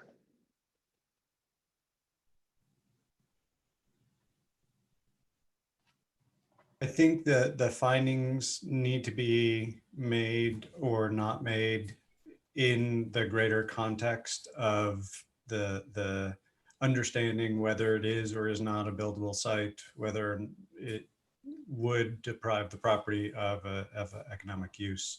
If there is a better site to move it, and this is a finding that you could not make in a proposed location, absolutely. I read that condition, and it speaks about rock outcroppings, prominent geological features, streams, stream beds, ponds, drainage swales, native vegetation, native riparian vegetation, animal habitats, and other natural features. It is sweeping. There's a lot in there, rather. And the landforms are what they are. That we have referred it to Department of Fish and Wildlife, and it is not a jurisdictional water, not a stream. It form and is it kind of a mild drainage swale? Yes. I mean, certainly water does collect and come down it. So I don't see it as a bright line. If the greater context informs that a small take, if you will, would balance all of the property rights and enough of that, the natural features are remaining to be able to make the finding. Okay, thank you. Okay, well, I've kind of looked at this, and I did go out to the site and looked around a little bit. And my experience with these processes, and it takes me back to the White residence. We had a 10,000 square foot residence that was being proposed on a ridge, and the lot, I think it was about 13 acres total. But to comply with our regulations, there was only one place to actually put the house to make the driveway as short as possible, so that it wasn't on the top of the ridge, so that we have all these pushes and pulls to cite something. And that's where we ended up putting it. And it was the best we could do given the property that we had to work with. So with that, it's kind of in my back experience, this, I think, there's two possible sites on this lot. One requires a great deal of grading, and one requires us to have it closer to a neighbor.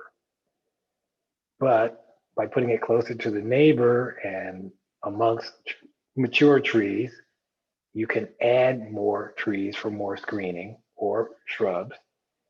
And you can tuck this away to an extent that although it is next door, it is higher in elevation. And with screening, basically is beyond the general line sight most people would have from the Swartz residence. So it's almost as if the fact that it's up the hill is an advantage, because what you'll see from the Swartz residence looking out is hillside going up. The question is, can we do something to block the view of that structure? And I think we can, because it is higher. The swale question for me is not a problem, because what's interesting is that Fish and Game doesn't find it as being a live stream. But by picking that spot, it allows that project to be kind of dug into the hill with a minimum amount of grading.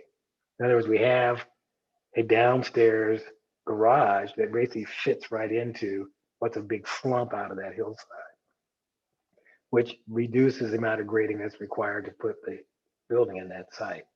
So it's an interesting advantage to that particular location.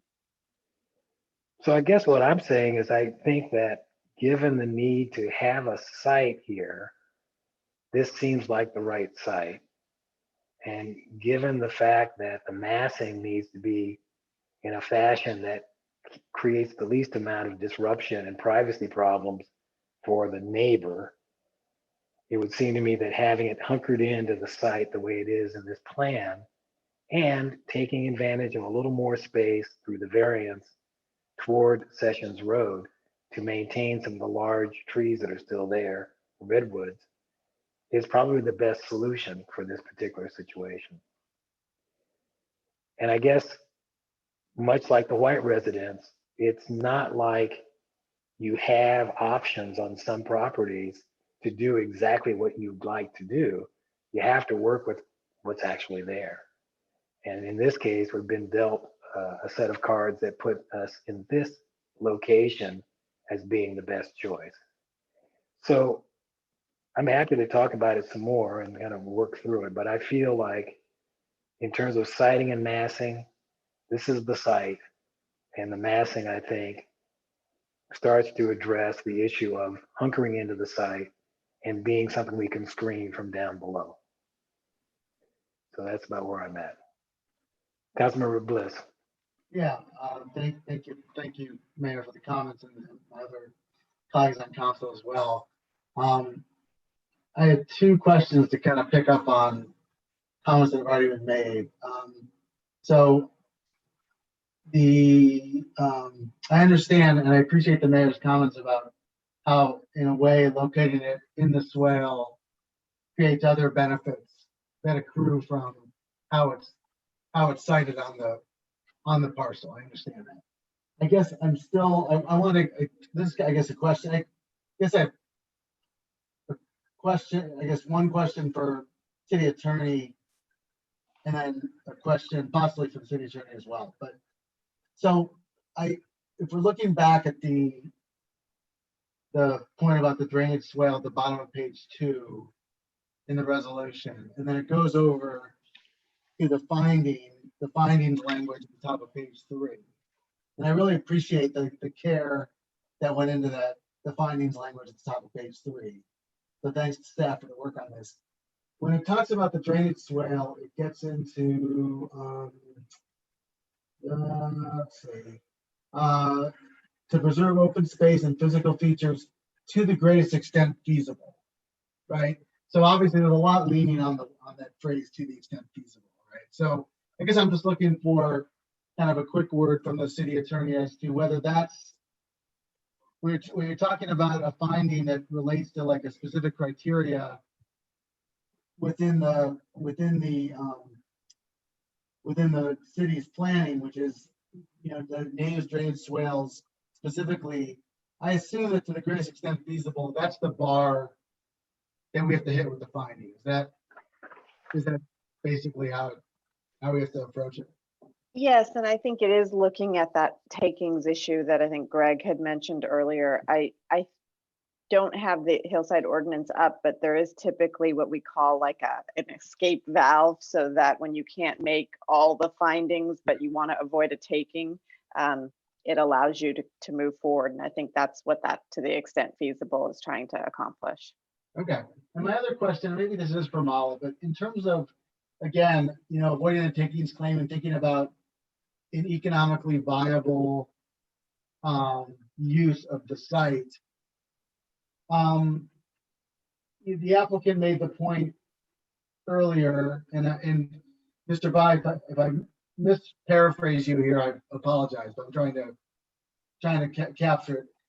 That basically what we're always trying to strike is a balance between something that works within the site constraints, but from just the sheer size of the house, right? And I understand that it's a lot smaller than the original proposal was, but I think you said about 800 feet or so. But still, I mean, we're sort of taking it at the applicant's word, and this is my question to Mala. As long as we're kind of taking it at the applicant's word that you still need that much size, the 1,400 square feet, for it to be an economically viable use of the site, right? In other words, we're not asking for like a pro forma or, so how do we, is that basically, do we have any leverage in terms of making these findings to ask for even a smaller sort of massing of the development? Like in other words, what's our ability to, within the constraints of avoiding a takings claim, to say, you know what, yes, this is the right spot on the site to do this. Yes, we're okay with, how it mitigates visibility concerns and privacy concerns. But we still think, given the constraints of the site, that 1,400 square feet plus an 800 square foot garage still feels large. What can we make the findings but still try to push for a smaller volume of development, or is that not available to us? No, I think it is. I don't think the blanket you need a 1,400 square foot house is accurate. I don't have an exact answer of how far you can push it, but I agree with you that I don't think you are capped at this 1,400 square foot house plus extra 700 or whatever it is, 800 for the garage. I think that does get into the economically viable use of the property and all of that issue. I couldn't tell you, you could drop it to 600 square feet, make it a little studio. I wouldn't necessarily go that far. So that is the balancing act. Okay, thank you for that. Very helpful. Okay, Vice Mayor Candell. Hi, yeah, so one more question. So in your answer, I read this a little closer, and I read it the first time and I didn't quite understand it either. The California Department of Fish and Wildlife has reviewed the application and found it is not a project to which their regulations apply. So it's not like they gave, I kind of read their thing. It's not like they gave a yes or no on this. They just decide, oh, we don't have jurisdiction here. How should I read that? I'm asking Greg, Mala, John, anybody. Well, for the Department of Fish and Wildlife, it's different than whether or not a project applies or not. It's different than, for example, the city of Lafayette. The city of Lafayette has political boundaries. So if you're in it, then you're within the city jurisdiction. If you're out of it, then you're not. When it comes to fish and wildlife, it's about the characteristics of the site and the surrounding natural features, not whether or not it's mapped. So we sent this to the Department of Fish and Wildlife, and it sent along photos as well as the actual site photos of the swell and the surrounding trees. And they said that we have recommendations in place, but you're not held to implement them because it is not a draining swell, which we have jurisdiction over. The characteristics are not there for our regulations to be required. Okay, thank you. Okay. Councilmember Geringer, any thoughts?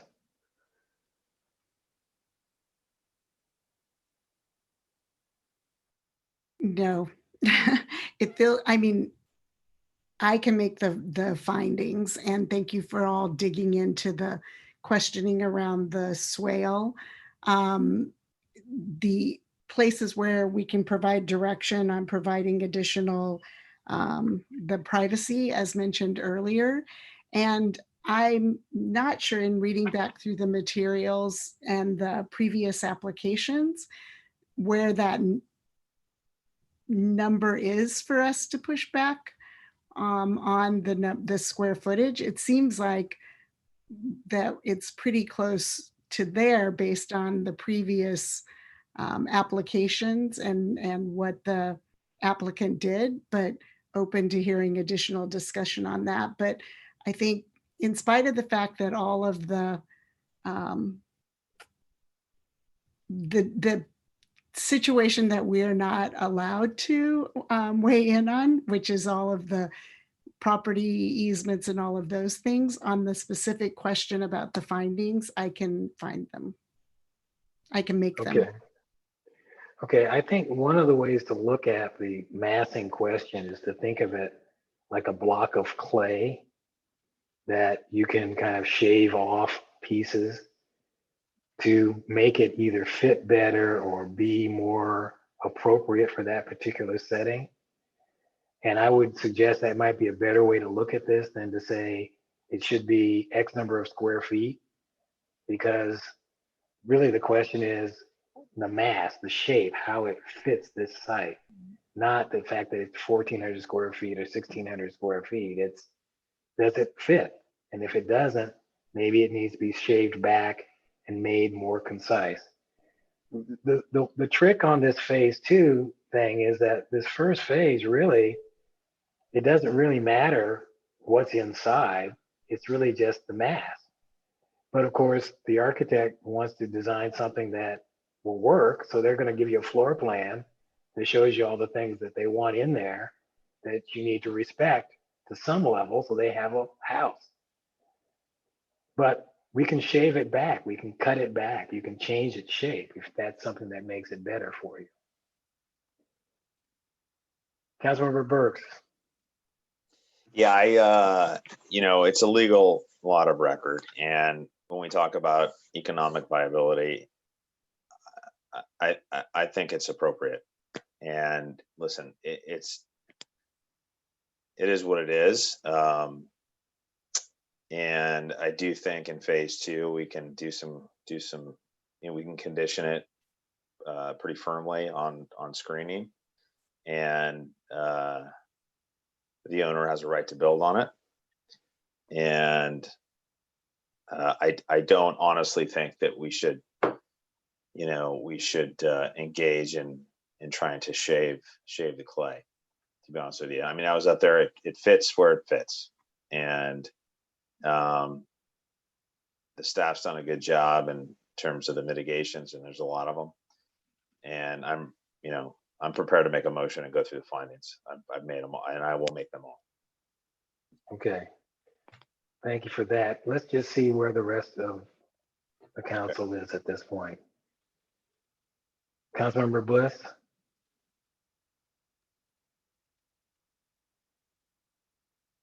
You're muted. I'm sorry? Oh. You were muted. No, oh, I am? No, you were. Now you're not. You're okay now. Go ahead. Wishful thinking, Mayor. Sorry. You must be getting late. Yeah, I guess I would want to make sure that that we add at least, and maybe one condition of approval, well worded, would be sufficient. I'm kind of looking to staff for guidance on this, but something that's really clear on stipulating really robust screening and other methods to ensure that the neighbors at 11, the Swartzes aren't aren't losing their privacy to to what's, to this new structure going up on this lot. So Jonathan, do you have any input on where that would go, what it might say? It might be a condition of approval for the applicant in phase 2 to return with a revised landscaping plan to augment their existing landscaping plan for the purposes of ensuring privacy protection to 1139 Sierra Vista Way. So you could phrase it specifically to augment the existing landscape plan to increase vegetative screening at the eastern property line. And just looking at the ongoing conditions, there's a number 6 is, as a part of the phase 2 submittal, the property owner shall submit a revised tree mitigation calculation to accurately calculate the amount of replacement trees required per the city tree protection ordinance. This might be a number 7 then? Okay. Just quickly, Jonathan, I apologize. I referenced Greg. I kind of looked to Greg for that, and I should have looked to you. The way that the people are showing up on my screen, Greg was visible and you weren't. So I apologize. I didn't mean to slight your work on this by asking Greg that question, but thank you for that. Okay. All right, so shall we try a motion on this and see if there's any consensus? Councilmember Burks, why don't you go ahead? So just very quickly, and this Yes, is please. so minor, but earlier the staff report had some number of trees that were going to be, the tree permit was going to allow for the removal of. In the resolution, it says 12, and by reading everything and listening tonight, it's 11, right?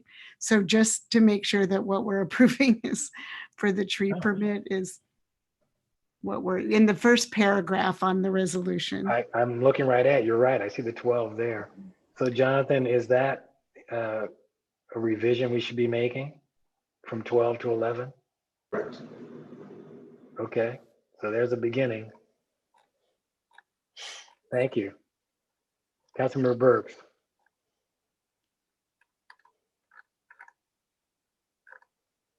Sorry about that, I was on mute. Okay. So I'll go ahead and make the findings. Just through the actual document, the actual resolution. So I'll make the motion first. I would motion that we approve the staff's recommendation that we adopt resolution 2020-25, upholding the planning commission's approval of finding the project exempt from CEQA and approving the project subject conditions. I can make the findings required for number 1, the approval of a hillside development permit on an existing lot of record, sections A through J. I can also make the findings of residential design review findings A through D. I can make the residential finding exceeding 17 feet in height, sections A through D, and I can make the findings required for various sections or variances or variance sections A through C. I can make the finding required for approval of grading exceeding 52 sections A through 5. And I would add that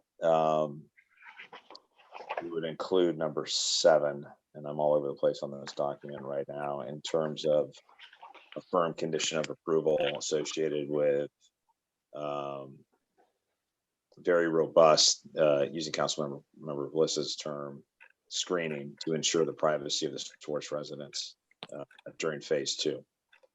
Okay.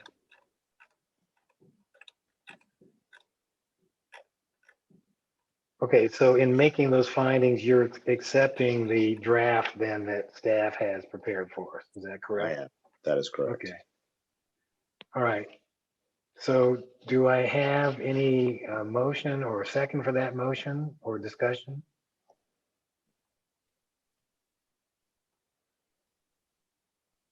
I will make the second. I did notice that there, and I'm sorry, this seems so nitpicky in the overall scheme of things. There are 2 places where the 12 is. So Okay, second with the correction of the, or anywhere within the document that any of us may have missed, if the 12 could be changed to 11. Yeah, I'm sorry, Teresa. No, that's okay. And then I will second it. I accept those changes. okay. So Jonathan, you're tracking, right, in terms of the corrections? Good, okay. Councilmember Bliss, you were going to speak. I was listening to the, sounds like we have, yeah, no, I wasn't prepared to speak. Oh, okay. I thought you were raising your hand. Yeah. Vice Mayor Candell? I mean, I don't need to say anything, right? I said which findings I couldn't make, and those are the same findings that I still can't make. Okay. All right. And I'm comfortable with the motion and the second.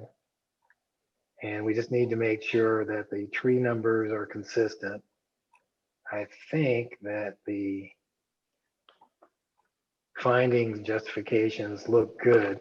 We just need some language that for that condition of approval number 7. So maybe staff can think about that while we just kind of work this out here. But the idea is to, much like number 6, as part of the phase 2 submittal, we'd like to have the screening for that area robust and increased. Greg, go ahead. I'll offer as part of the phase 2 submittal, the property owner shall submit a revised landscape plan that provides robust screening to maximize the screening for the neighboring property owner to the east. We can Does change. that sound acceptable to the maker of the motion second? It does. I'd love to repeat it, but I started writing and it is acceptable. And yes. Okay. All right. So if there's any more discussion, now is the time. Otherwise, we'll call the question. Any more comments or discussion? Okay, I'll call the question, and this would be for the denial of the appeal for the Holt proposal. Vice Mayor Candell, Nay. Councilmember Geringer, Aye. Councilmember Bliss, Aye. Councilmember Burks, Aye. and I'm a yes. So it passes 4-1 for the denial of the appeal. And we have made the findings, and we have added one more condition of approval for the project. So with that, I think we have completed our task on this project for now. And we may see it come back to us again, Greg, or will it just stay with design review now? The phase 2 application will be acted on by the Design Review Commission, but that decision could be appealed to the Planning Commission, and the Planning Commission's decision could be appealed to the City Council. So okay, there so is we may not see it again.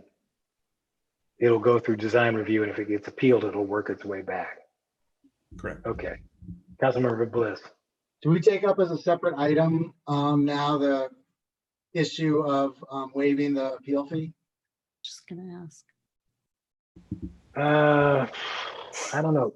Mama, are you still there? I am here.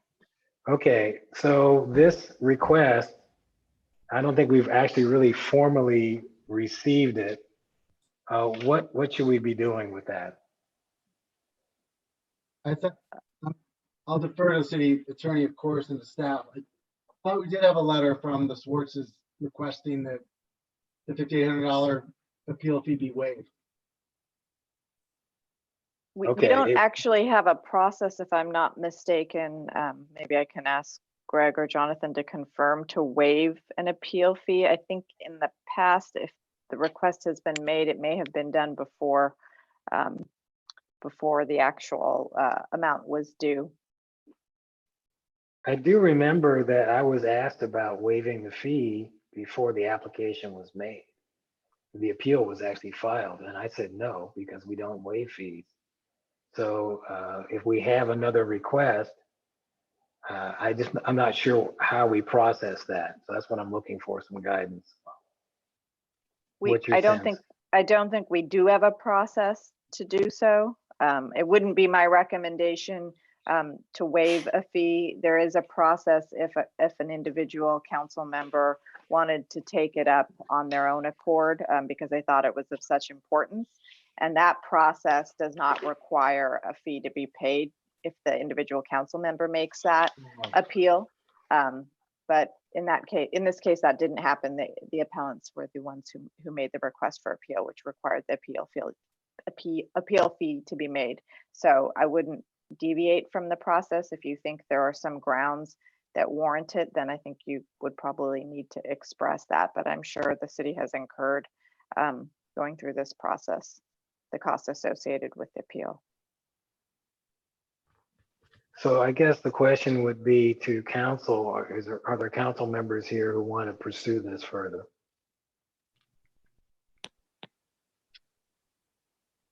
So there's no mechanism in place, basically. In other words, it's not. Well, technically, there's not any way to do that, and we did have the question asked before the appeal was actually filed. I So understand. Okay. the answer then was no, because we don't waive fees. We just don't do it. Okay, so we will. Go ahead. Yeah, no, I listen, the SWORs have put a lot of time and energy into this, and I understand where they're coming from. I understand where Councilman Bliss comes from as well, but you know, for consistency purposes, it would not be fair to the hundreds of appellants that came before us. This is like the curb, the gutter and curb thing. Yeah. Right. Right. I mean, it's not equitable, and